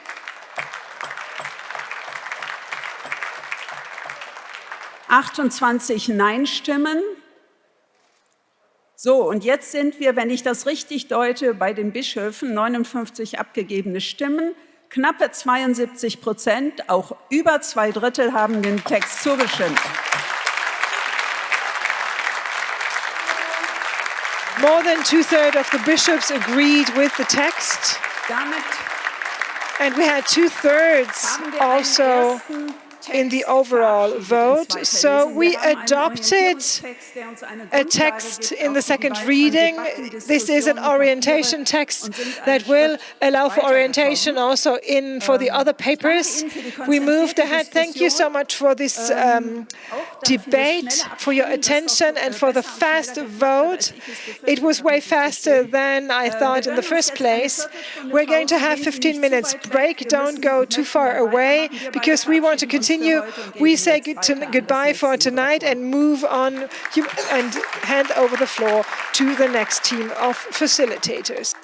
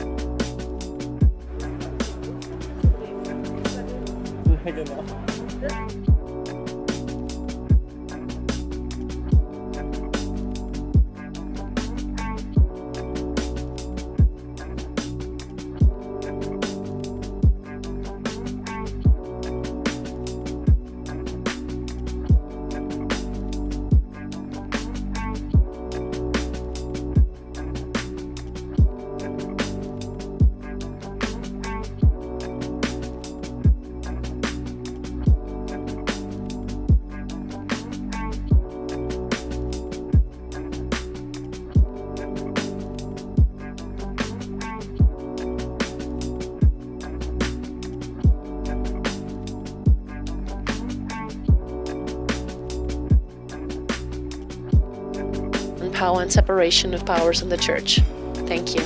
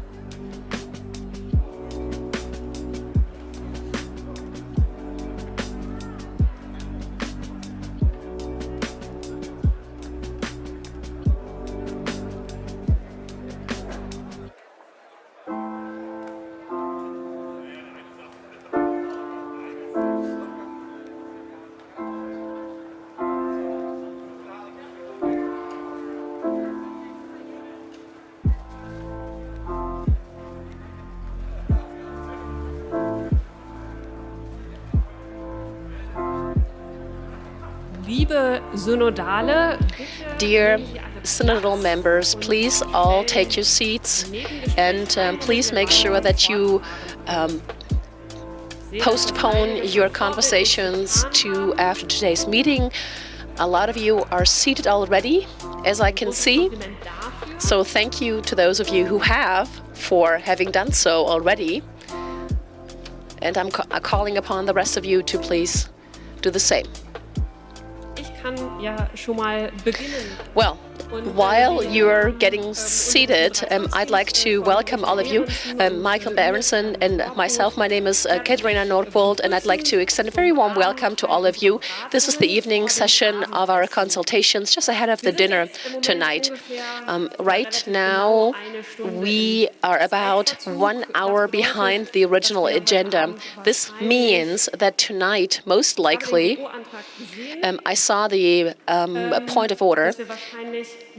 So most likely, we will only be able to discuss the first text.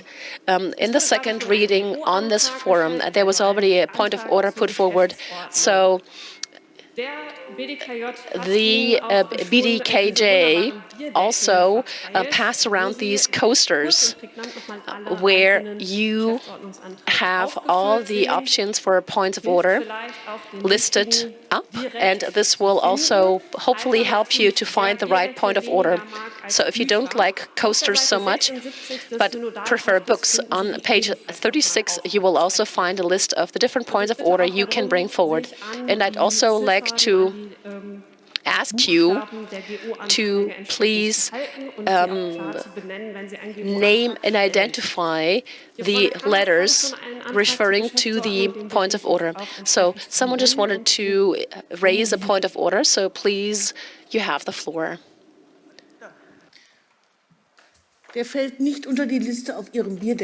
Now, unfortunately, it's not listed on your coaster, but I'd just like to ask you, yes, we are disciplined, but it is inconceivable that we reduced the time for bringing forward your statement to 1 minute, and then we have a longer break instead. This cannot be continued. Okay, this is a a point of information and also to be added to the rules of procedure. And I think we as facilitators can only subscribe to that. We will now start the consultation on the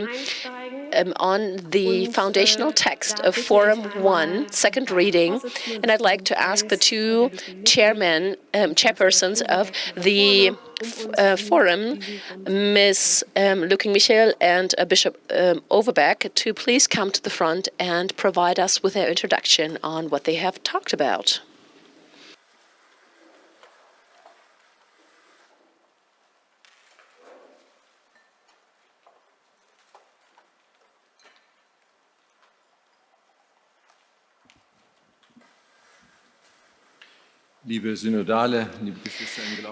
So, dear Synod members, dear brothers and sisters in faith, I'd like to take the opportunity to introduce the foundational text of the Forum on Power and Separation of Powers, which is now available for second reading in a revised version. At the last Synodal Assembly, you provided us with some instructions. The Forum 1 was given the task of shortening the text and focusing on what is necessary and to answer Forum 1's core question concisely and fundamentally. And that is the following question. How do we define and control power and enable real, serious shared participation? For the editing of the text, it was necessary to maintain a line of argumentation that was stringent in content and theologically responsible.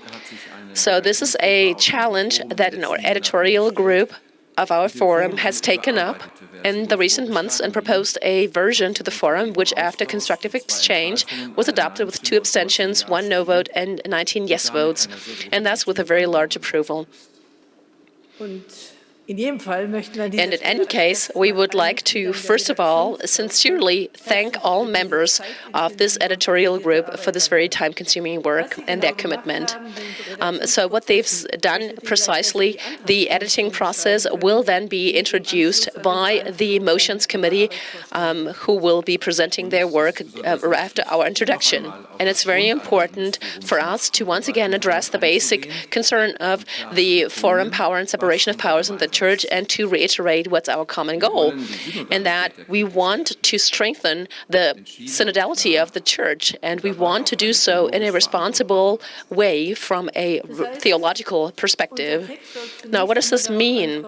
First of all, our text is to make clear what we mean by strengthening synodality, and also some understandings that we have seen coming up in the talks and debates can hopefully be reduced or avoided entirely by doing so, because synodality, in the way that the motion text puts it, is the creative and enabling framework for the division of power and authority in the Church.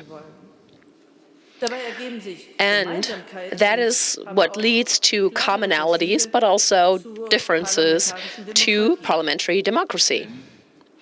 Because liberal democracy has undoubtedly proven to be the best possible political order with regard to living together in this world.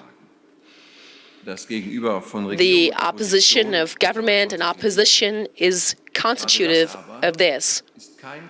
But this precisely is not a characteristic of synodality. Rather, it is about praying together, listening together, deliberating together, deciding together, and also shaping a process together. Synodality is a spiritual process in which all believers, all the faithful, contribute their spiritual contributions. And there is not only one way, and there is not only one interpretation of the gospel after that. But if we have something that's ambiguous, then this is not something we must bear together. It is rather a legitimate expression of the richness inherent in faith. A richness which does not need to be unified in pairs of opposites. A synodal perspective on the division of power in the church does not aim, for that reason, at the redistribution of power according to the scheme of opposition and government, but it wants to define clear roles, processes, and true decisions. Serious participation is not a matter of time, and that is why the synodal structures are to be lasting, so that all the faithful can participate in the gospel and its proclamation in a more effective way. A synodal church builds on the faithful and the bishops in their ministry. It sees, ideally, a togetherness and not an opposition. And for this reason, we are deeply convinced of the fact that we do not say either or. It's rather a strengthening of synodality in our church that at the same time is also strengthening the episcopal ministry. A strengthening that we can only wish for the episcopal ministry to have. And this also has the sacramental nature of the church as a notion to it. And all for us as the people of God, we can only succeed in doing so if we are ready to take the next step together as well. The foundational text provides the foundation on which practical clarifications can be built. Thus, the text does not stand on its own. Rather, it only is now that it makes it possible to set the decisive course for synodal cooperation for a sustainable strengthening of synodality. The work of our discourse on our synodal path is important, but it must not lead to an inability to act. At some point, we also need the ethics, the art of an ethically bearable compromise. This afternoon, we realized that we cannot wait with the reforms that are imminent until we have come to a conclusion in the last disputable item and have consulted on the last small detail. Our suggestion is to say we shouldn't aim at making everything perfect and the synodal path required to be perfect. The question is the text good enough in order to illustrate the underlying notion to be built on, to have a foundation for consulting, for deciding together, and for bringing us forward today, in particular in today's challenging situation. In trust of that to happen, dear members of this synod, and that is based on the sacramental basis of our church, can we wait on the further steps to follow thereafter? And with this, Bishop Overbeck and myself would like to thank you, all of you, for the many valuable suggestions for improvement and comments. This has truly let the text mature in the process, but we also like to extend a warm thank you to all the members of the forum who've been active in revising and editing the text. And now it is time for a lively exchange with all of you, dear members of the Synod. And we are hoping for your approval at the end. Thank you. Danke, Frau Dr. Lücking-Michel. Danke. Thank you, Dr. Lücking-Michel. Thank you, Bishop Overbeck. Before we come to that exchange, I'd like to thank the Motions Committee. We had Professor Dr. Emons, Professor Dr. Gregor Maria Hoff, Gabriele Klingberg, and Professor Dr. Julia Knoop as participants, and I'm not sure who's going to get us started. Professor Knoop. Oh no, I'm hearing Ms. Klingberg will introduce us to the work of the Motions Committee. Well, I'm participating online. Can you hear me okay? Yes, we can. Dear Synod members, in the following, we'd like to give you an insight into the editing of the foundational text of Forum 1, which will be presented today for a second reading, for discussion, and then also for adoption at the end. First, some notes on the editing process. The text, Power and Separation of Powers in the Church, joint participation and involvement in the mission, was adopted for further consideration in the first reading by the second plenary assembly of the Synodal Path with 164 yes, 30 no, and 8 abstentions. So, the perspective of the foundational text was thus accepted. In November, an editorial team consisting of Franz Xaver-Bischof, Esther Goebel, Gregor Meyer-Hoff, Julia Knoop, and Thomas Söding worked on the amendments which were adopted at the second plenary assembly. The edited text was approved for a second reading by Forum 1 on the 16th of November 2021 with 19 yes, 1 no, and 2 abstentions. In a further editing loop, the Motions Committee, consisting of Bernhard Edmunds, Gregor Maria Hoff, Julia Knoop, and myself, then reviewed 187 amendments and provided them with recommendations for resolution, which were received by January 3rd, 2022. Amendments were only to be submitted if the approval of the foundational text was fundamentally in question. The classification was as follows: adoption, rejection, and adoption in modified form, or separate vote. The following evaluation criteria guided the editing: accept adoption in case of semantic, factual, or theological clarifications; rejection in case of purely editorial changes and if the issue has been discussed intensively in the forum and has led to a directional vote there. In the final editing after 23rd of January, 12 recommendations for decisions on which there was feedback were discussed and worked on again. Due to the 187 motions that had to be processed and the short period of time, we also used standardized phrases in order to reason our recommendations.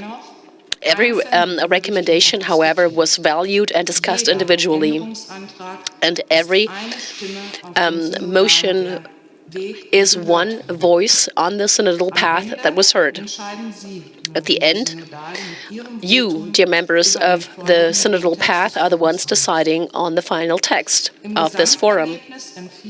So in the overall result, the Motions Committee recommends to adopt 65 motions for amendment or to adopt them in a modified form. We also like to point out that there were 2 hearings of the forum, one for all synodal members and one upon the request of the German Bishops' Conference in an internal exchange with the bishops.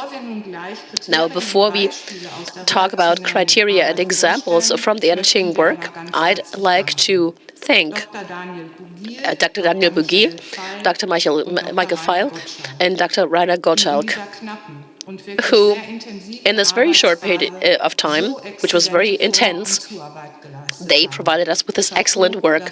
Chapeau.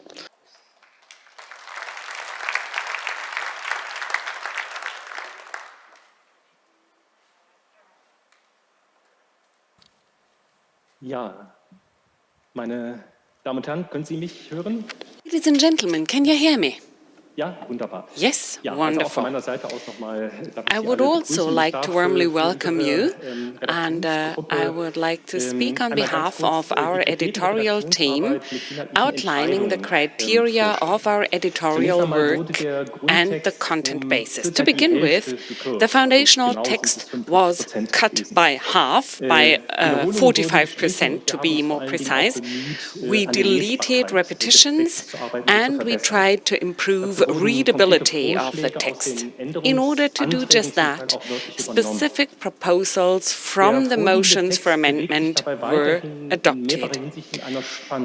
The text is under various fields of tension.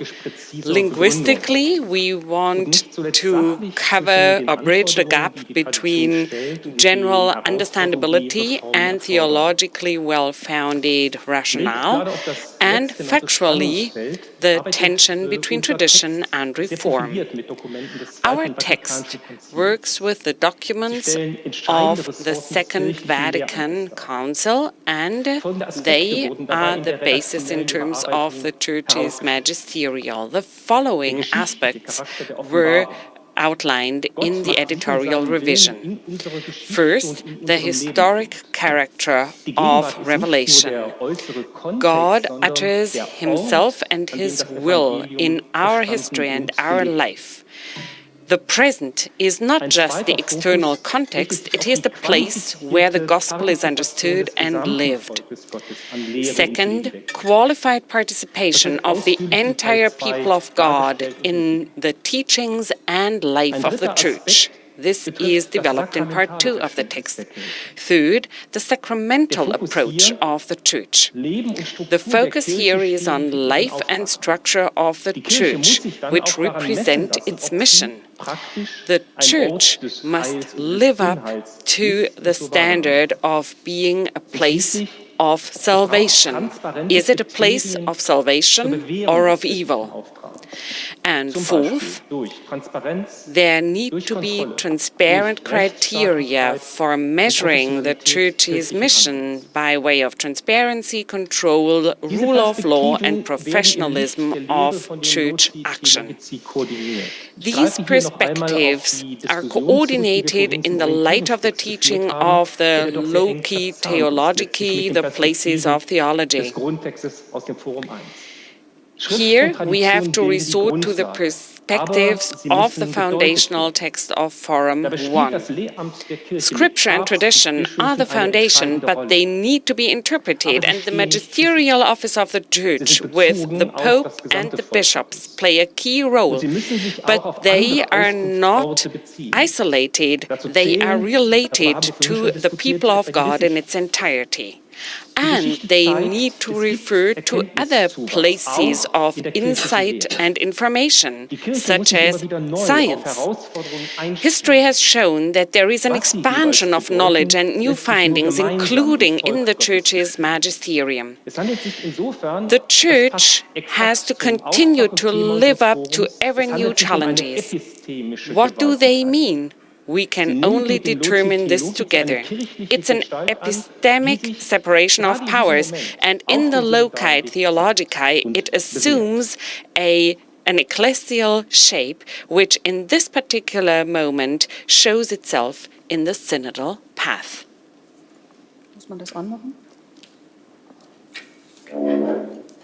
Daran kann ich gut anschließen.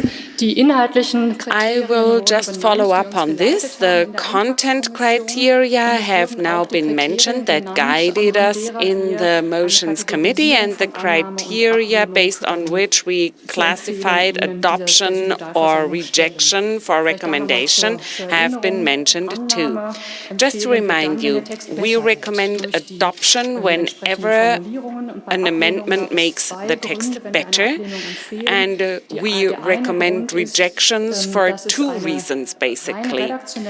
First, because it is a purely stylistic amendment that has to do with grammatical structure or irritations in style. And second, we recommend rejection whenever a point is made that has been intensely debated in the forum where a directional decision has already been made. And we do not want to oppose this directional decision in our text work. Let me mention two key points that we are going to recommend for separate vote. They have to do with major debates, in particular in the second case. In the first case, there was less of a debate, but it is a key point or portion of the text, and it refers back to things that we have discussed in the course of the afternoon. Auxiliary Bishop Zekorn mentioned the first amendment, or brought up the first motion. This is about a title. All the titles hold a "we" in them. It is the "we" of the Synodal Assembly. It is the "we" that we recommend you adopt. And the motion says, the title of chapter 2, we have understood, should be deleted, and the subtitle should be the main title. And this is truly a key portion of the text. Remember the original point of our debate. Have we really understood that based on the current situation, we need to drive structural change, and we need to find the right words for such change? Have we really read the sign of the times, the outcry of the survivors of church violence? Have we really understood that we need to revise our self-perception? This motion for amendment is perceived as particularly critical, and that's why we recommend a separate vote. The second point refers to a portion of the text at the beginning of the second part of the text, dwelling upon the concept of power and laying out the foundations, the principles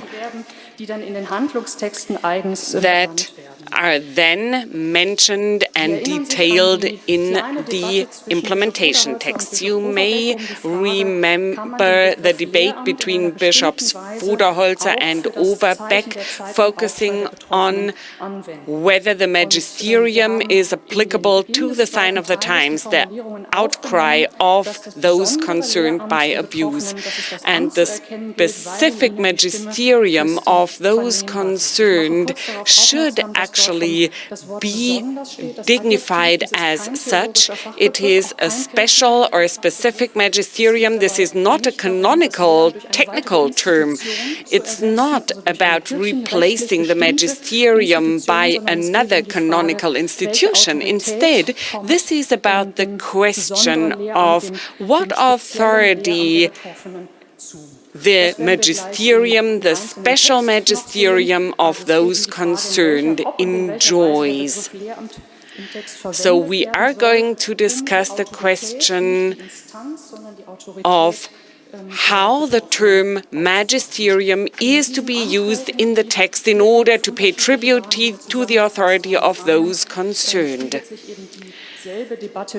And there were several motions for amendments that we actually summarized in one recommendation that reflect the same underlying question.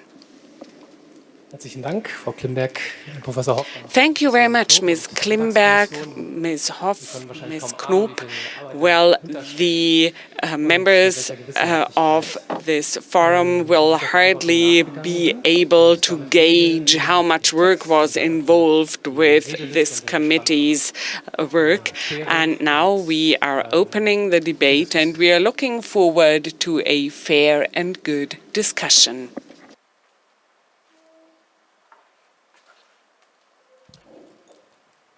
Der erste auf der Redeliste ist Florian Wörner.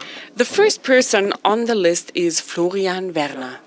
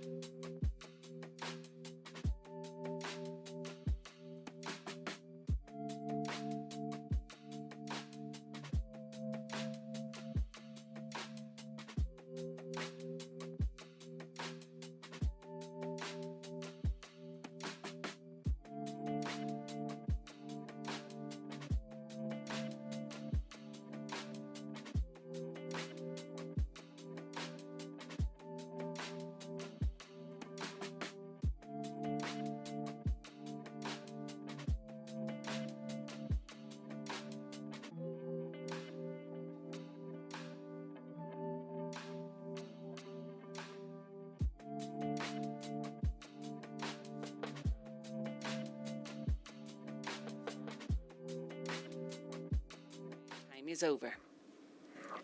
Thank you. The next person, Michael Gerber. Number 4, page 10. We want theological diversity to be lived in ecclesial unity, and this moves me very much. We have one gospel in 4 gospels. In the early church, 4 gospel texts arose which were never merged into one. Instead, they were accepted as 4 different texts. Doesn't that tell us that very early on in our church, the principle of tension was honored and dignified and accepted? We should pick up on that. Thank you very much, Mr. Gerber. Bischof Kohlgraf.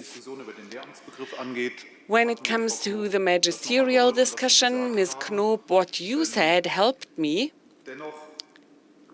Nevertheless, if item 6 says we need clear terms and exact distinctions, I assume that not everybody follows your differentiation.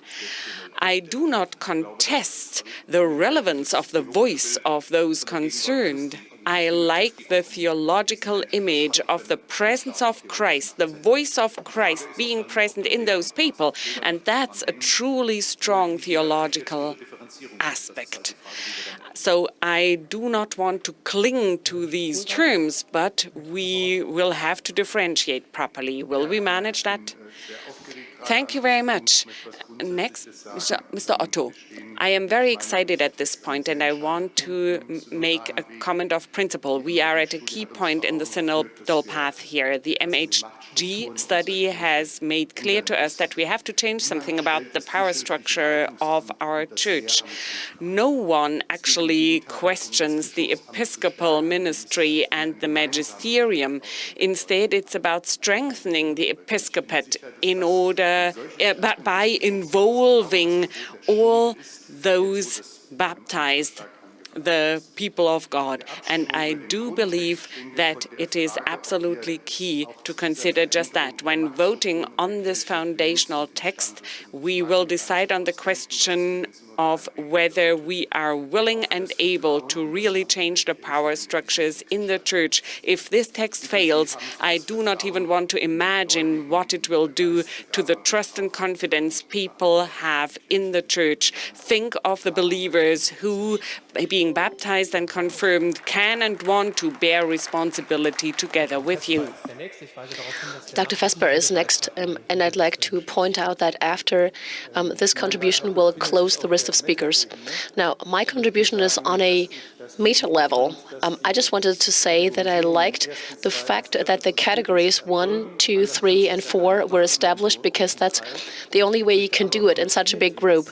But for 4th, I would like to ask you to tell us ahead of time how many decisions we will have to make in category 4, and that we then have one request in favor or against this item, so that we know what we're going to vote on, what the central question is. Thank you. Okay, point taken. There will be some explanations by the Motions Committee. We hereby close the list of requests for the floor. Gregor Potschun is next. Thank you very much. I like the text. Thank you to the forum. It's going to be a key forum, because sexualized violence in many cases also relates to an abuse of power.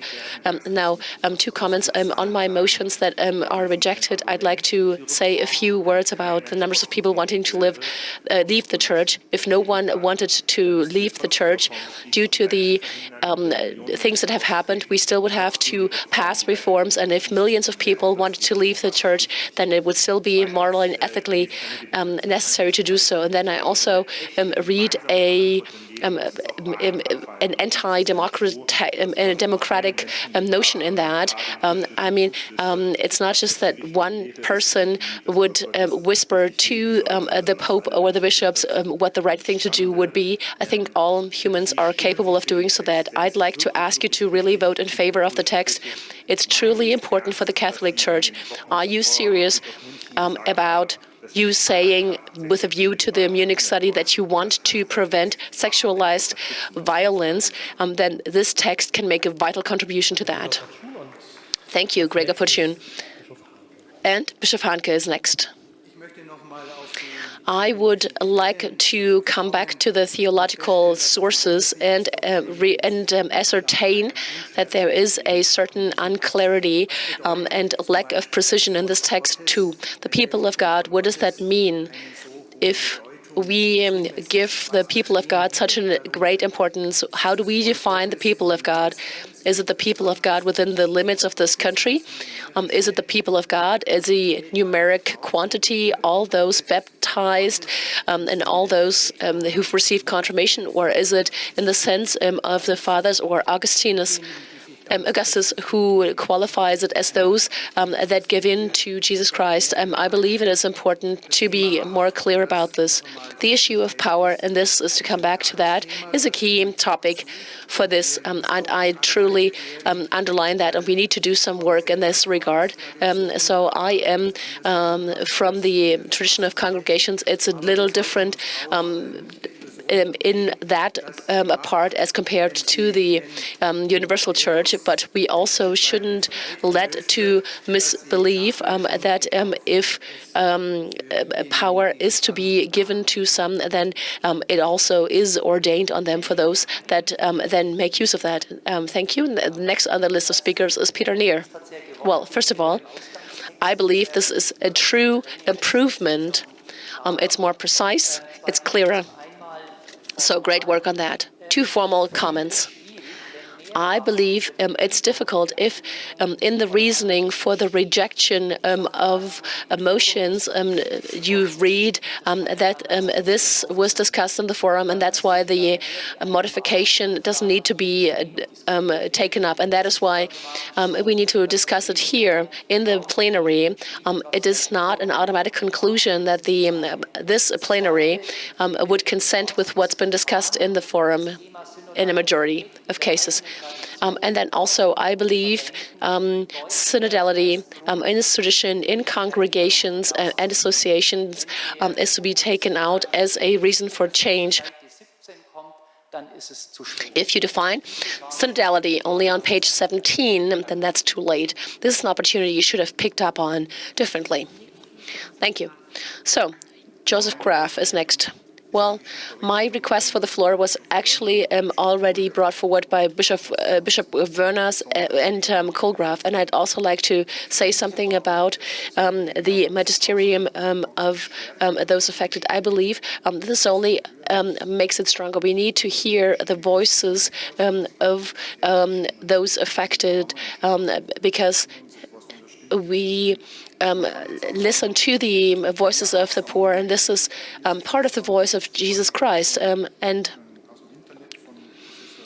I got a comment from Professor Tück from Vienna. So I would say we should rather leave out this passage because even though it goes beyond the phase of Antragsgrün, some may feel a little bit unease when reading this text, but I believe this is part of the process, and others might feel the same. Thank you for also sticking within the allotted time frame. So Rolf Steinhäuser is next. Now, you will be aware that I'm in charge of the Diocese of Cologne for another 26 days, and just generally speaking, the text is going in the right direction. And I can say that due to my experience in the Diocese of Cologne, so we do not need any shape of enlightened or unenlightened absolutism anymore. So we need to have a different way of participation, a balance of power and limitation of power.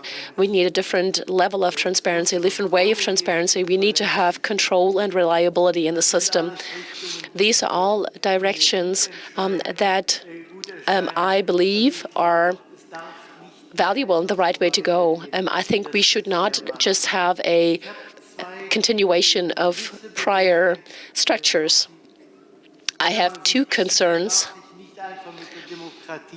in that you cannot just join hands with formal democracy. Otherwise, in the 20s and 40s of the last century, you would have derived everything from the principle of the Führer. Well, your time's up. Well, then I'm going to stop right here. Well, thank you so much. And I'm truly sorry if I have to interrupt your contributions, but those are the rules. So, Margaret Eckhold is next. Well, the text that was presented here is a central theological and ecclesiastical text for our local church that will mean embarking on a new path in view of the theological and ecclesiastical nature. It's simply the implementation of the world church paradigm of the Second Vatican Council. Also the social ethics, those questions need to be taken seriously for ecclesiastical understandings. It is not supposed to be a perfect text, this was said, but I truly am in favor of adopting this text because it is viewed in view of a world church perspective. The issue of power needs to be discussed against this background. Thomas of Aquin also saw magisterium in itself, and if we look at that, the issue of magisterium was issued and raised again. Also, those affected have a voice of the magisterium that is reflected in the theology in their magisterium. Your time's up. Even if we accumulated that, we would not get to 1 minute on average. Juliana Eckstein is next. I'd like to subscribe to what some of the previous speakers have said, including Bishop Gerber. I believe that there are many different voices, not only in the Gospel, but also in the letters and in the Old Testament, in some of these stories and other texts as well. Just another comment on the process. I agree with Dr. Wagner and Peter Neher. I also have some trouble sometimes following the vote with a simple indication this was discussed in the forum if I don't know how it was discussed in the forum. I personally, for me, it would suffice if in our tool we had to have just a quick note saying why did the forum decide in favor of this as opposed to another direction. Then we'd all be more informed in making and casting our votes. Thank you. Next, Ulrich Hemel. Well, thank you. Now, I'd love to say something about the content, but I also wanted to report on a short meeting of the Interpretations Commission on our voting process. There was something particular. In 2020, we had a vote, and we said only the cast yes or nay votes will be counted, so abstentions will be excluded from the counting. But in the statutes, and this is what I'm reading in Article 11, you make the decision based on 2/3 of those present. What does that mean? Is that we need to differentiate between votes and actual motions. And in the Interpretations Commission, we said, well, then we need to do it like this. Nothing has happened because also in the previous votes, we had 2/3 of the votes of the entire assembly and the bishops. But if we have the final votes, then we need to follow this principle. We need to make a decision because abstentions will then be counted as nay votes. Thank you for that foundational indication, which was very valuable. Karl-Heinz Dietz is next. Well, Section 4, in particular, the issue of complexity is something that I have issues with. This is about how to deal with complexity and how to deal with that. We have this signature of intellectual contemporaneity, which is the foundation of theology at present. And then it says this ambiguity in the interpretation is legitimate. My question is, what is legitimate? Is that a challenge? I believe it's rather a difficulty. Also in the discussions, I'm asked that even if I don't share opinions, I'm asked to say things in a clearer and more straightforward manner. Vielen Dank. Thomas Söding. Thank you. Thomas Söding is next on the list of speakers. Now, I am led to believe that the Catholic Church might not be able to or might not be in a position to change, but it can change and is able to, and it can, if it goes back to its resources, its treasures, is illustrated by the orientation text. The consequence is not that you have the magisterium abolished and done away with. The consequence is that this needs to happen in a different way, in a synodal way that allows for participation, transparency, and control all at once. This requires the contribution of everyone, not just those that are bishops, but also those that, due to baptism and confirmation, have made contributions to the growth of the Church. Thank you. And next we have Stefan Butkereit. Well, the foundational text draws the right conclusions from the MHG study, in that it points to the right way of how to handle power and separation of powers, and that is why I can only fully subscribe to the text. Thank you for this very straightforward and brief statement. Matthias Salman. Well, I'd like to just build that bridge to the term of the special magisterium of those affected, and I'd like to do that by using the picture of a teacher, and the magisterium of some is the learning of others. And if you would agree to this phrasing as bishops, then you're not saying anything else other than to say, I'd like to learn by those affected. The victims are to be teachers for my teaching. And in view of the predecessors and the opportunity that lies in this is something that we can fully subscribe to as Catholics. Thank you. Bishop Ackermann. I'd like to make a personal comment and talk about my emotional path from the first reading now to the second reading.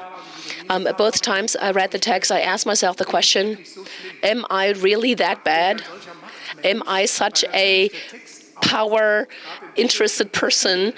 Because the text actually puts a mirror in front of all the bishops. I did not try to push myself into this mandate, and I still feel the responsibility. I remember this one time when I was told, well, you are the bishop, you are the one deciding, and that truly left me flabbergasted. And that is why we again feel the pressure on us as bishops, because this paper will also provide some more accountability. We also were left with a feeling of not being able to do anything on the way of the priests or the parishes or the diocese, simply because we have a wealth of power and then also the imbalance of power. And that is why the text makes some contributions. Overbeck asked the question whether the text is sufficient, and I'd say, yes, it is good enough, in spite of all the criticism. So, Bishop Hurst now has the floor. Dear Synod members, brothers and sisters, I am a member of Forum 1. I have participated in many, many meetings and sessions and consultations, and I would like to advocate the text as it is now quite positively. I believe that it does justice to that truly important desiderate in view of what has happened, the terrible things that have happened, and it lives up to the way that people have to accept responsibility today. We do need a renewal of the Church, of its shape. It must become more plausible, more credible toward the outside in its power structures. and with a view to people's consciousness of their willingness to take their share of responsibility in the mission of the Church. We need to make clear that we enable them to do so, and the episcopate will ultimately be strengthened by that. Thank you very much. Next, Archbishop Hesse. I am very grateful for this text, and I have to say that the hearing that, together with Dr. Lücking-Michel, Bishop Overbeck, and Professor Kreuzhoff-Kirchhoff was very helpful, because it made clear that this is not just about reflecting secular truths. Instead, it is a theological text. I feel it is quite precise and differentiated, and it does not play off things against each other. The sacramental nature of the Church or of the ministry is not played off against democratic structures in the Church, synodal structures. Instead, they complement each other. Black and white thinking theologians sometimes contrast these two, but this text doesn't. And thank you very much for the specific ideas of how to put this in practice. The text is very precise here. Thank you so much. Next, Dr. Wieland, Barbara Wieland. I have a question concerning Ms. Lücking-Michel. She said we should not be overly critical with the wording. It's about the underlying intention. But we are making headway in terms of fine-tuning. How do we deal with possible tensions between the texts? I cannot detail this in a matter of 1 minute, but if you look at the texts in toto, you do see some tension and some misfits and mismatches. How do we handle this problem? Because the orientation text is present now, and all the other texts should build on it. Thank you very much. Next, Karl-Heinz Wiesmann. Mir liegt viel daran, dass wir diesen Text hier auch in einer guten Weise beraten und I really want this text to be consulted on in a good manner, and I want it to be brought forward. But that's precisely why I want to make sure that the text ultimately doesn't fail because of individual paragraphs, while the overall intention of the text would be supported by a majority. I have proposed a motion for an amendment with a view to the magisterium of those concerned. In item 8, for instance, when it comes to the specification, this is about things that are dealt with in other forums. But here we clearly commit ourselves to X should lead to Y, with a view to celibacy, with a view to the access of women to ministries and offices, etc. So we would really have to check what the other forums do. We should not anticipate the outcomes of their work. And 1 minute is just not enough for talking about such an important text. I hope that it will be accepted in a positive fashion, but I would be very sorry for a lack of discussion here. So the question is, can't we have an expansion of the speaking time, please? The next person is Heiner Wilmer. Thank you.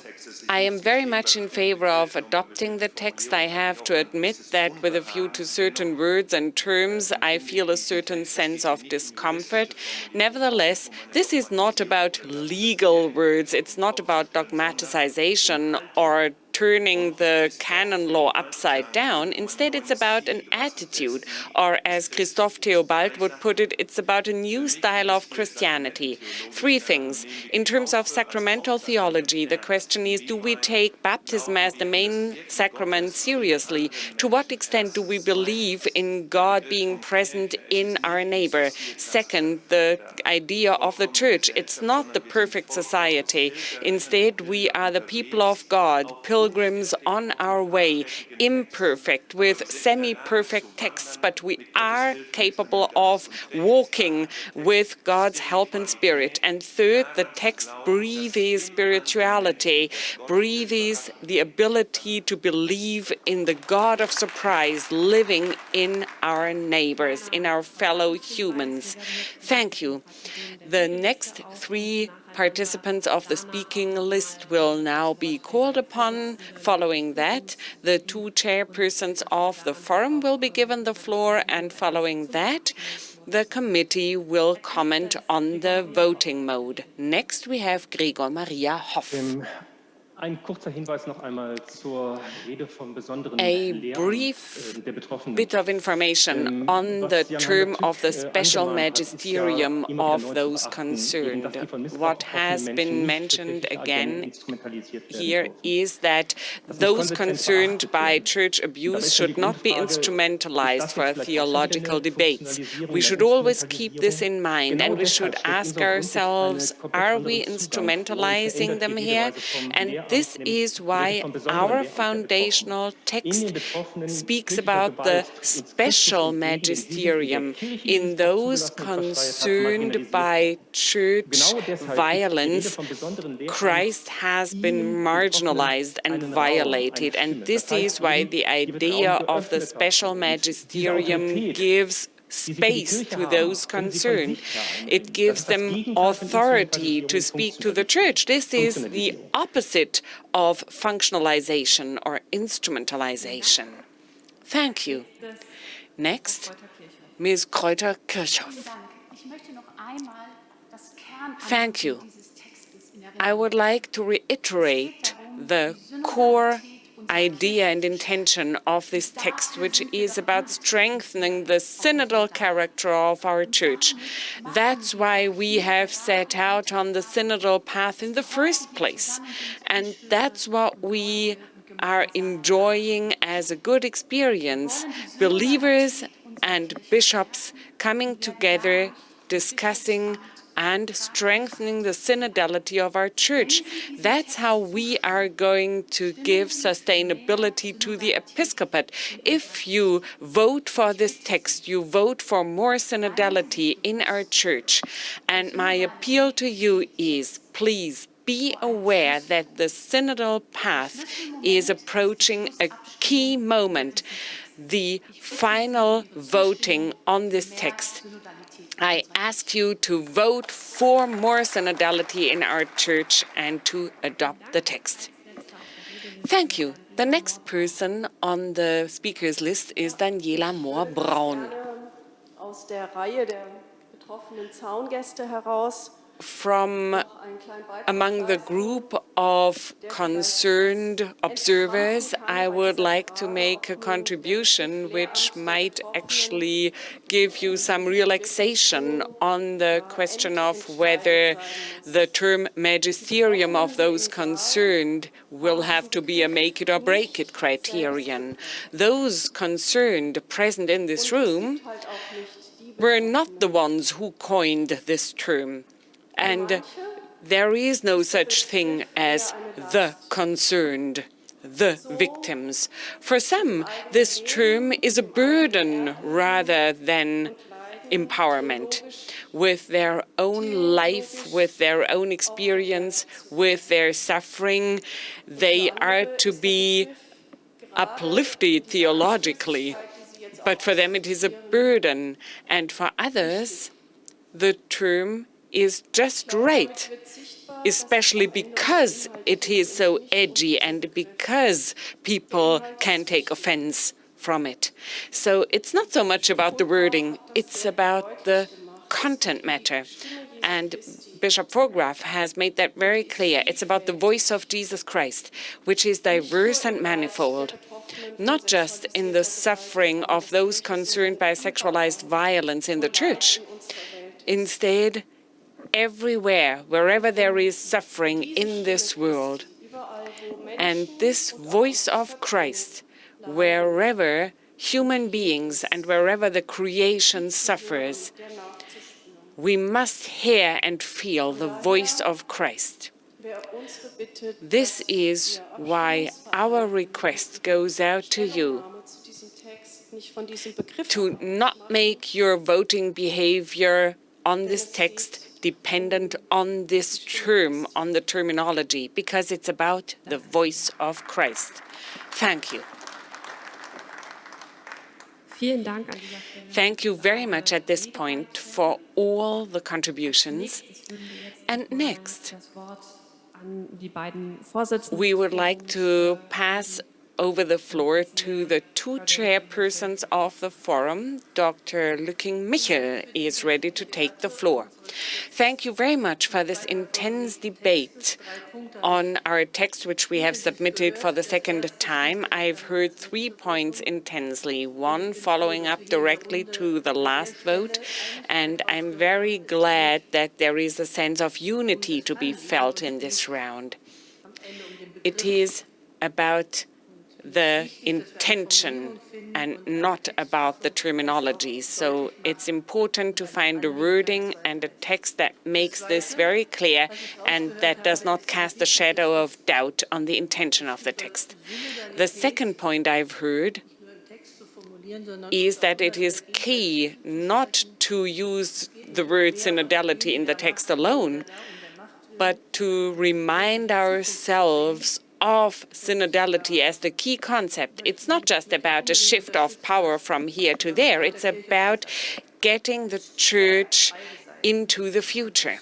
So I agree with what has been said here. It will precisely be the bishops of our church who will be strengthened if they commit themselves to really betting on what the synodality concept has in store. And third, nobody's perfect, nor is the text. Barbara Wieland, you are right if you say, how can you actually merge all this in the editorial process? Of course, we should make sure that the texts are coherent. The orientation text is the foundational text for what will become the basis in the foundational text as such, and the letter will become the basis of the implementation text. But this is not a dissertation project where an author, a single author, has a concept that they unfold over hundreds of pages. No, it is a joint effort. And look at the Second Vatican, look at the Würzburg Synod. You know that the voting and the adoption processes and the agreement and consultation processes were not always smooth and free from contradiction, but this holds a potential in terms of synodality. So I hope that our debate has encouraged you to vote on the text and to vote for the text in its final agreed form. Thank you. Thank you very much, Claudia Lücking-Michel. Bishop Overbeck. Following up on what has just been said, I would like to open up 3 perspectives. First, we want a church of synodality. We want to bridge the gap to one of the key missions of Pope Francis, who has made clear that a synodal church is on the way. And in his speech in 2015, he really opened up the space for something that really sets us thinking, because it is not honorable to most of us. So it is a history of the people of God as the church, and that's what church in its synodality represents. Thank you to all those of you who have supported this in various ways.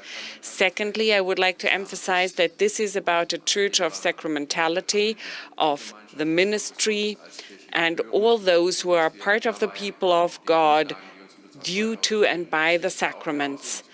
In our 2,000-year history, including the interpretation history of Scripture, tradition, and magisterium, interpretation is needed in the sense of what has been said before. We need to be a church that is sensitive to what we call the weak, the lowly, the signs of the times. What is the sense of the believers, the sensus fidelii and the sensus fidei? And third, in one of my first contributions, I said that I feel the Church is in an existential crisis. We cannot name the reason precisely because we used not to be a church of those concerned. This is not about the dogmatic valence of the term. With this word, I referred to another contribution, and I would re-emphasize it just like I did before. Whenever there is a benchmark for what we are doing here, it is the abuse scandal. We need to become a church of victims, of those concerned. We need to listen attentively to those who have suffered, and we need to be mindful to ourselves in order to prevent this from ever happening again. Thank you. Thank you very much, Franz Josef Overbeck. Now, the two chairpersons have conclusively commented on both the text and the previous contributions. And before we now move on to the voting on the motions, Georg Betzing would like to emphasize, explain, and go back to what Ulrich Hemel said. It is important to restore certainty here. I've discussed it with Professor Hemel. The Commission is really giving recommendations for the Synodal Committee, but the Commission is not a libero in this assembly. So there must be a mission for the Interpretation Commission or Committee to be triggered, to be initiated, and what it finds out is a recommendation to the committee. So there was a certain sense of uncertainty here, but we are still in the process of practicing. But the committee, with a view to the existing and current decision principle, wants to retain this. So it wants to stick to the principle we've had. If we vote, abstentions will be valued as non-votes. The alternative would be to count them as no votes.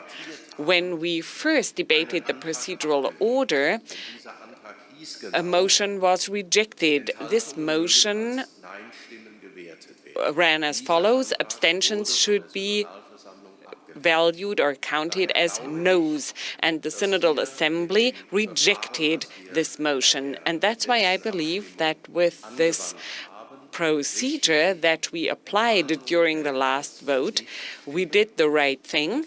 Abstentions are counted as non-votes, and it's just the yes and no votes that will make or break the majority. Actually,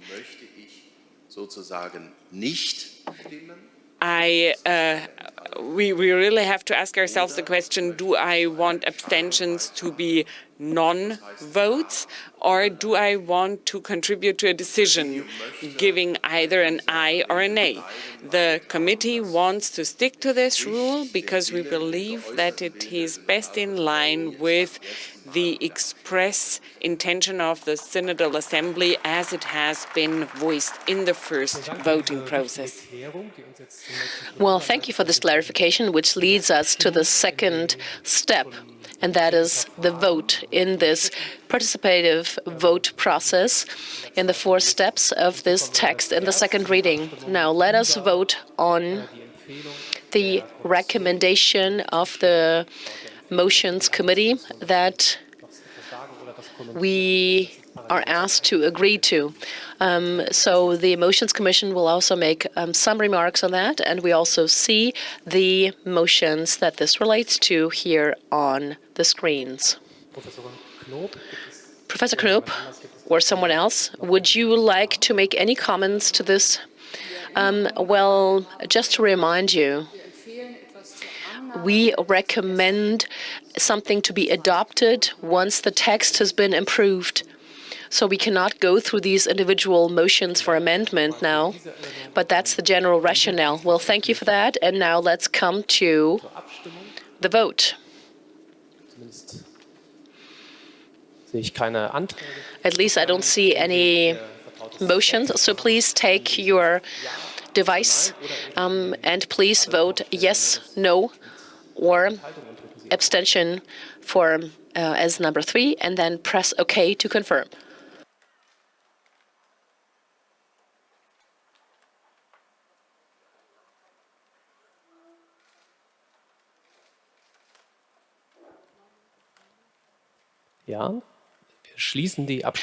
Okay, we're going to close the voting process in 3 seconds. 3, 2, 1, and that's it. Thank you to everyone who's cast their votes, and please show us the result.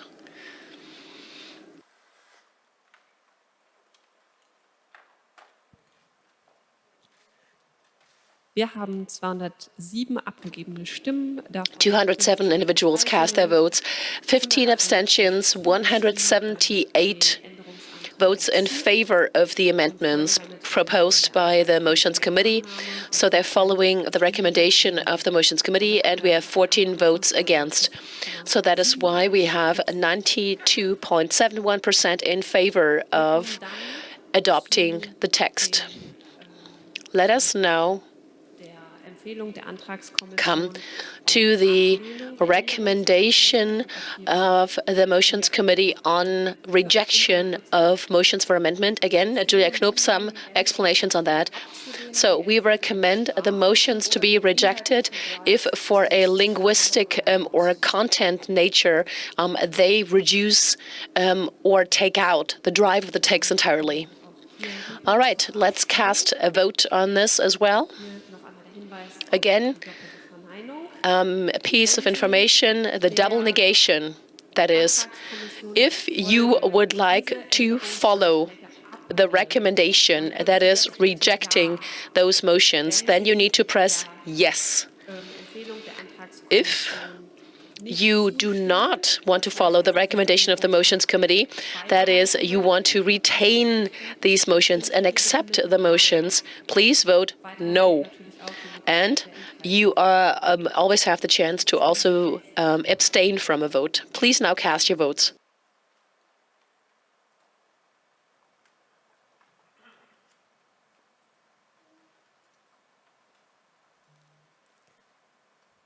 Wir sind bei 200. So, 204 votes have been cast. Please also make sure you press OK at the end to confirm your vote and to send it to the system. And we're closing the vote in 3, 2, 1. And the voting process has now been terminated. Wir haben wieder So 207 delegates have cast their votes, and 19 abstentions, 162 votes in favor of the rejection, 26 denied the rejection, and that is why the rejection of these motions has been adopted with 86.17% of the votes cast. Now, let's come to the third vote. This is about the motions that are recommended to be adopted in modified form. And again, a quick comment from the Motions Committee. Very briefly, again, if the text is improved, well, sometimes we also had several motions going in the same direction, so you had to find a way of phrasing it, and these are the types of motions that are summarized here. Thank you very much for the clarification. And again, please cast your votes on whether you'd like to follow the Motions Committee in adopting these motions in modified form.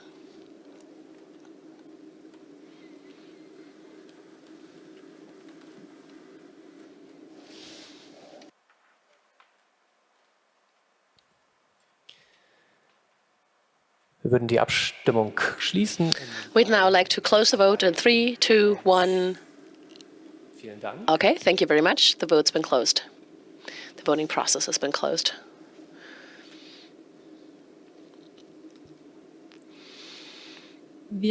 And here are the results. 205 delegates have cast their vote. 18 abstained from voting, 174 voted in favor of the modified form of these amendments, 13 voted against. That is why those modifications have been approved of with 93.05%. Und wir schreiten nun voran zur Kategorie 4. Und da haben wir Let's vote on category 4. We have 2 motions that we're going to vote on just now, and we will talk about the first of these motions, and Julia Knoop will again explain this. Yes, you can see it here. Striking through is the content of the motion for amendment. The request was to delete this phrasing. We have understood, the reason being that I don't think that this is without danger. It could even be understood in an encroaching way, respectively be used as a weapon if someone has the impression that the person is still in question has still not understood. Now, the Motions Committee recommends to retain the headline. We talk about reflection process and the actions to be taken, and this signal is to be sent out to the world. In the second chapter, we have understood that we want to go in this direction. So, if you want to follow the recommendation of the Motions Committee, you vote in favor. This means that we retain the headline. If you'd like to delete the headline, you vote no, because then you do not follow the recommendation of the Motions Committee. So yes, if you want to retain the headline, and no if you want for that to be deleted. All right. So let's cast our votes now. Yes, to reiterate that is to agree with the recommendation of the Motions Committee to retain the headline. There is a point of order. It's not a point of order because this point of order doesn't exist. I'm just trying to remind you of Mr. Vesper's remark. I think, according to my understanding of democracy, it would also be good not to have just the vote in favor or the reason for why you are in favor, but also why you're against. Well, I just quoted the reason for that, yes, but I also think that it should have its space here in the debate as the original contribution. Well, as this is not a point of order in the true sense, and because we do not have any room of action here, any room of maneuver, and because Julia Knoop elaborated on the pro and contra, so the in favor and the against perspective, I would also like to go on to the voting process. Again, to reiterate, if you agree with the Motions Committee in that it wants to reject this motion. So the headline will be remain the same as it was in the original text. If you are against, then this motion will be rejected. So the headline will be deleted. Please cast your votes now. zu bedienen und entsprechend abzustimmen.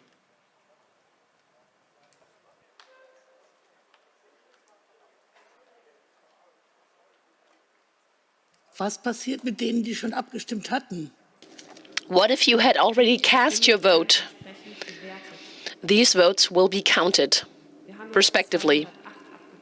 We now have 208 votes cast, and I'm now closing the voting process in 3, 2, 1. The voting process has been closed. Ein Kompliment. Wir haben jetzt nochmal. Good job. We have added 2 individuals to the total count. We have 209 total votes cast, 8 abstentions, 171 individuals in favor, following the recommendation of the Motions Committee, and 30 voted no. So, Der Änderungsantrag mit 85.07% of individuals have voted to reject the motion. And there is a point of order. Reinhard Marx. So will this now be deducted, the 8%, and then calculate the percentages? Is that what's going to happen? The computer will do that for us. Thank you. Ich möchte aber natürlich davon absehen, dass wir jetzt eine Debatte. But I do not want to have a debate on computers starting now. So let us now talk about the next motion of Category 4. Again, Julia Knoop, please elaborate on that briefly.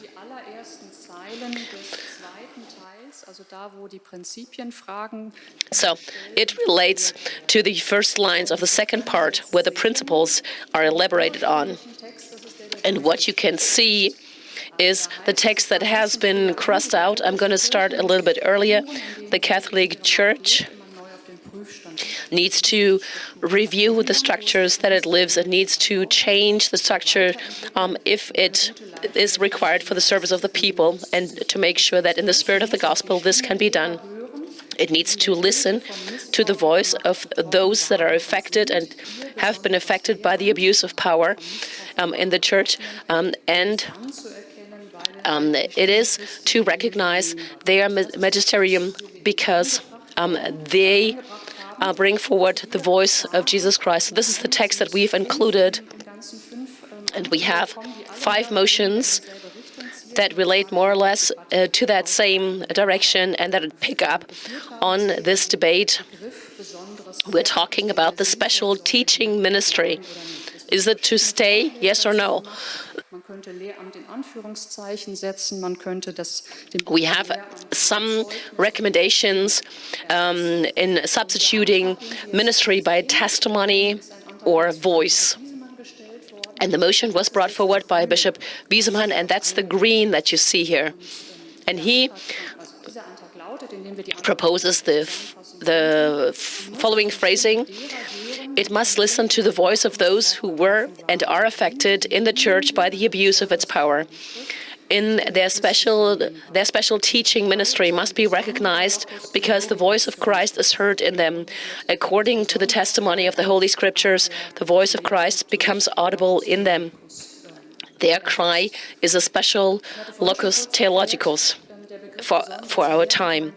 And I explained previously that the special teaching ministry does not refer to an episcopal ministry that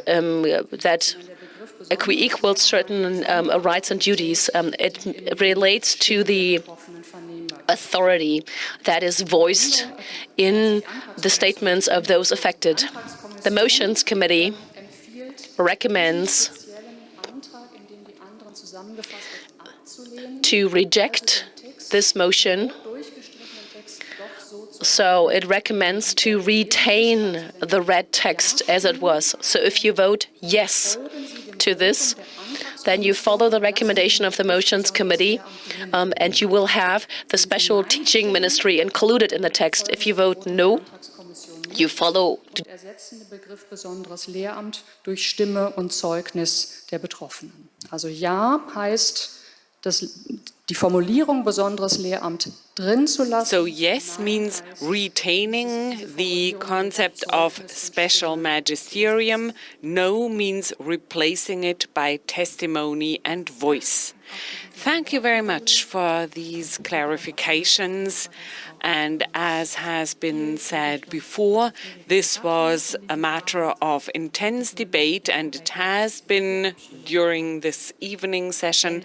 Now we are going to move on to the vote. If you agree with the recommendation of the Motions Committee to retain the special magisterium concept, please click yes. If you don't agree with the recommendation given by the Motions Committee, please press no. And of course, feel free to abstain. And don't forget to press the OK button too.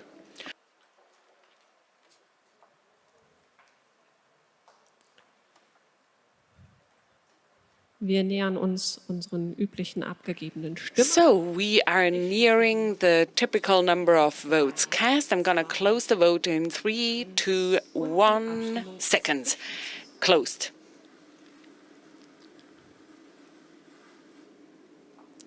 Das Ergebnis lautet wie The result is as follows.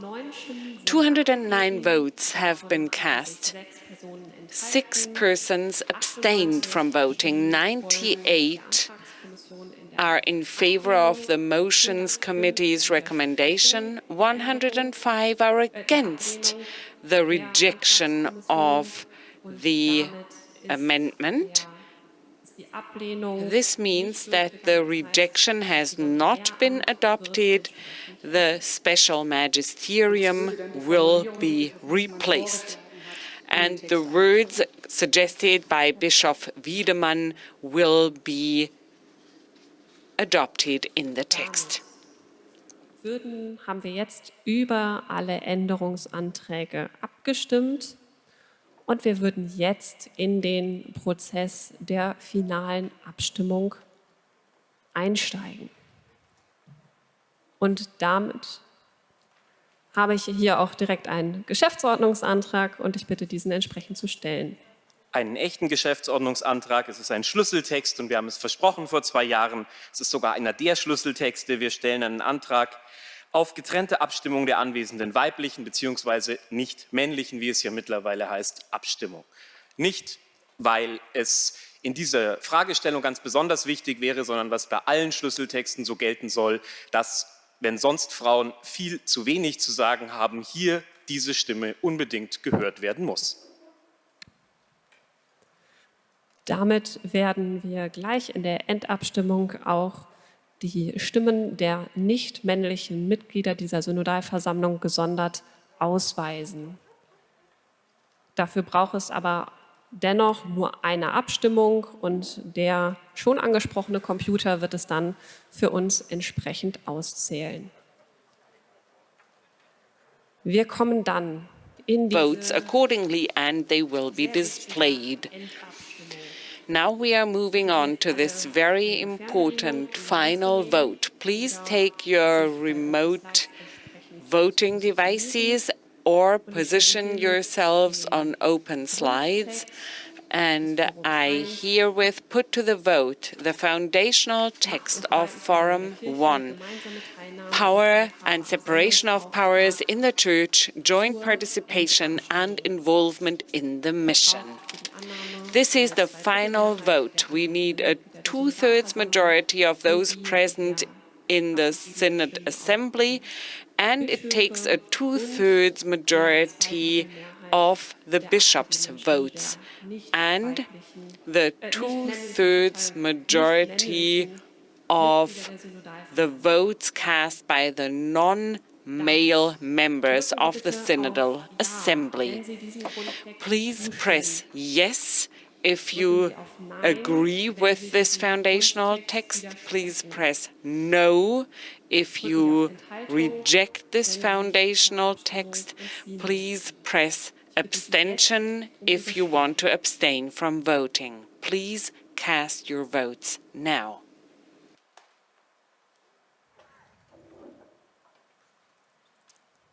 Bisher sind 200. So far, we have received 206 votes. Please check whether you have pressed the OK button, so your vote will be really counted in this vote of utmost importance. Now, I'm going to end the vote in 3, 2, 1 seconds. The vote is closed.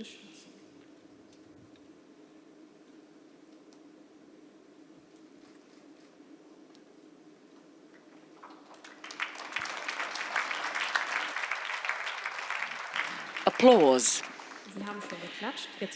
Yes, you have actually applauded, but now let's see whether we really attained all the 2/3 majorities. First, just a second, please show me the previous slide again. I haven't read out the majority and the figures yet. The first chart.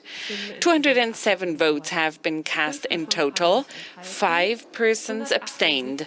178 votes were in favor of the foundational text. 24 were against the foundational text. 88.12% of the entire Synodal Assembly are in favor of this text. Next, the bishops. 57 votes cast, 3 abstentions, 40 yes votes, 14 no votes. On the part of the bishops, 74.07% have adopted the foundational text.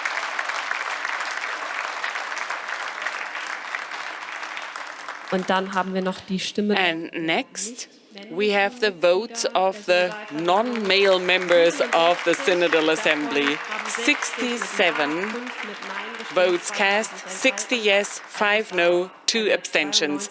So we see a 92.31% majority here.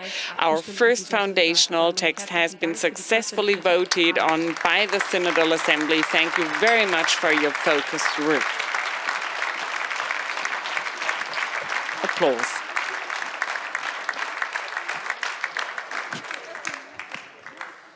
Ganz interessant von hier oben bis zu der It's interesting to see this from the top.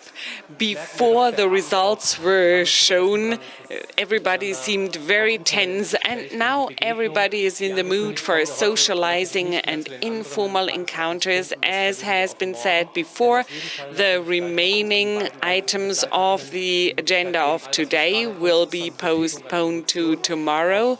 So the spiritual companions will actually help us to relate our commotion to God, and I'm looking forward to our socializing event. But before that, let's have a 10-minute pause in order to reflect upon what has been said and done here.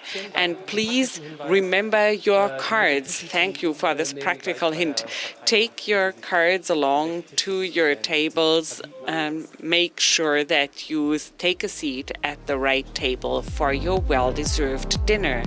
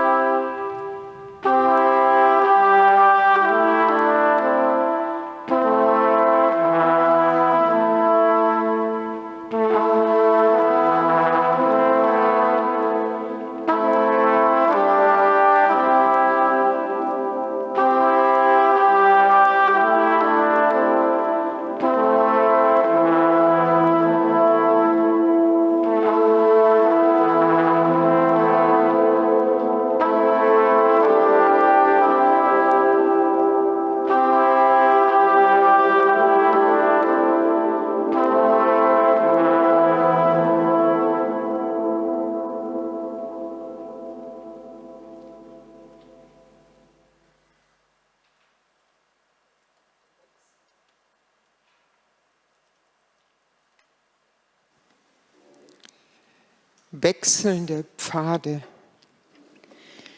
Lassen Sie Changing die Pfade paths, dieses Tages, the es paths ist of this seit day, 14 Uhr, seit wir hier zusammen sind, especially an sich since when vorbeiziehen. we first met today at 2 p.m. Wechselnde Pfade. Let's just review them. Changing paths.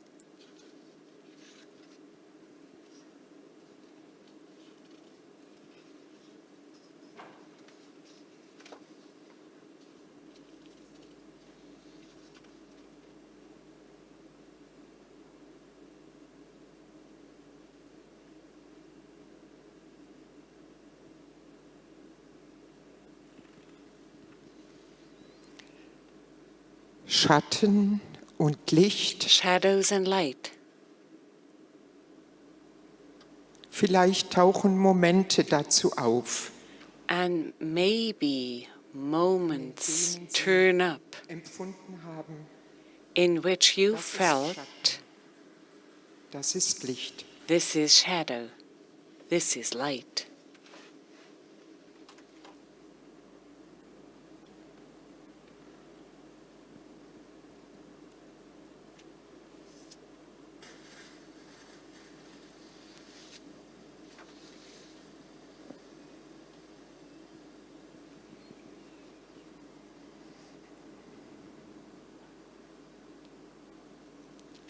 Alles ist Gnade, fürchte dich nicht. Everything is mercy.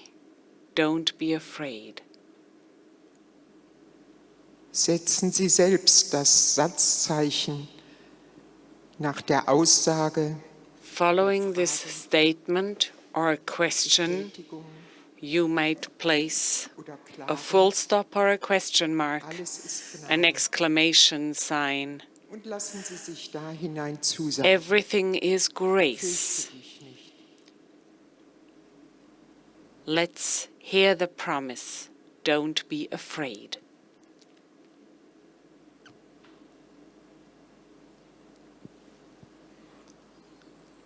Die Sehnsucht nach einem Frieden, der The longing for peace, übersieht.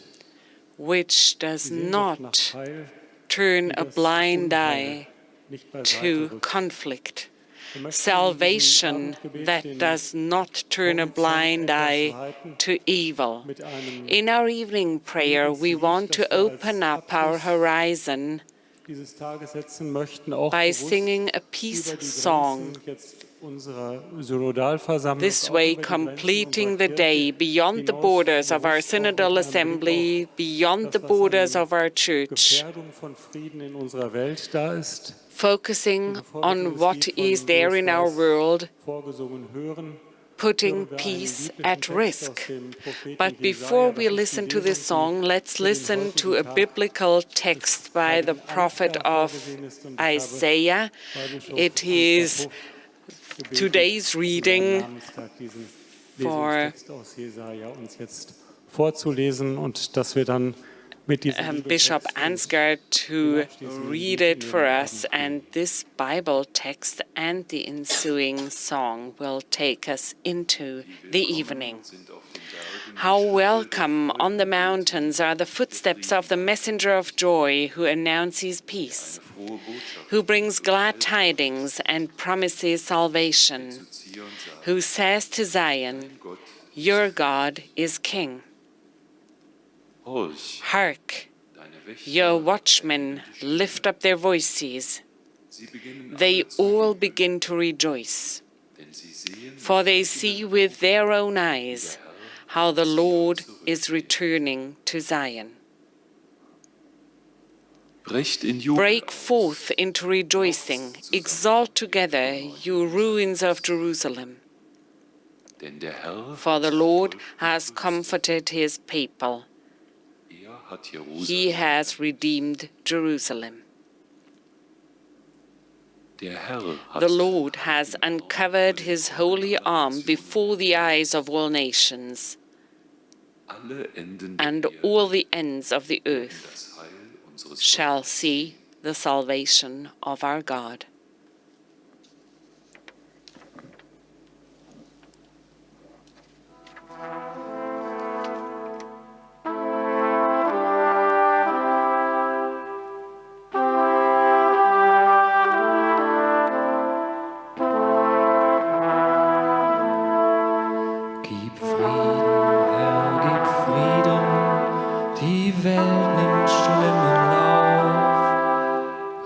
Unrecht wird durch Macht entschieden.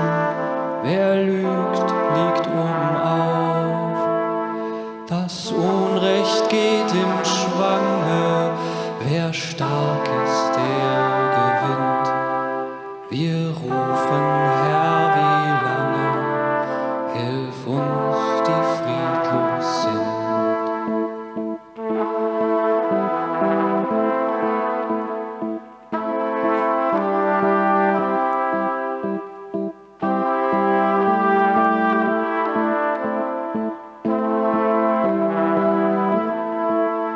Gib Frieden, Herr, wir bitten.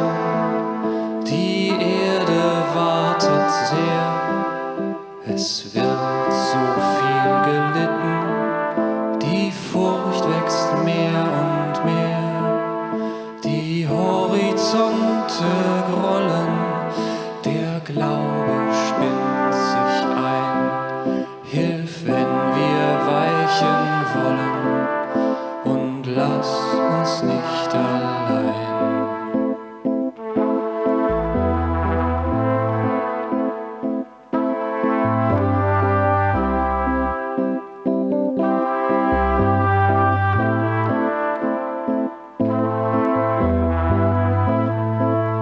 Gib Frieden, Herr, wir bitten. Du selbst bist, was uns fehlt. Du hast für uns gelitten, hast unseren Streit erwählt, damit wir leben könnten in Ängsten und doch frei und jedem Freude gönnten, wie Feind er uns auch sei. Gib Frieden, Herr, gib Frieden, denn trotzig und verzagt hat sich das Herz geschieden von dem, was Liebe sagt. Gib Mut zum Händereichen, zur Rede, die nicht lügt, und mach aus uns ein Zeichen dafür, dass Friede siegt.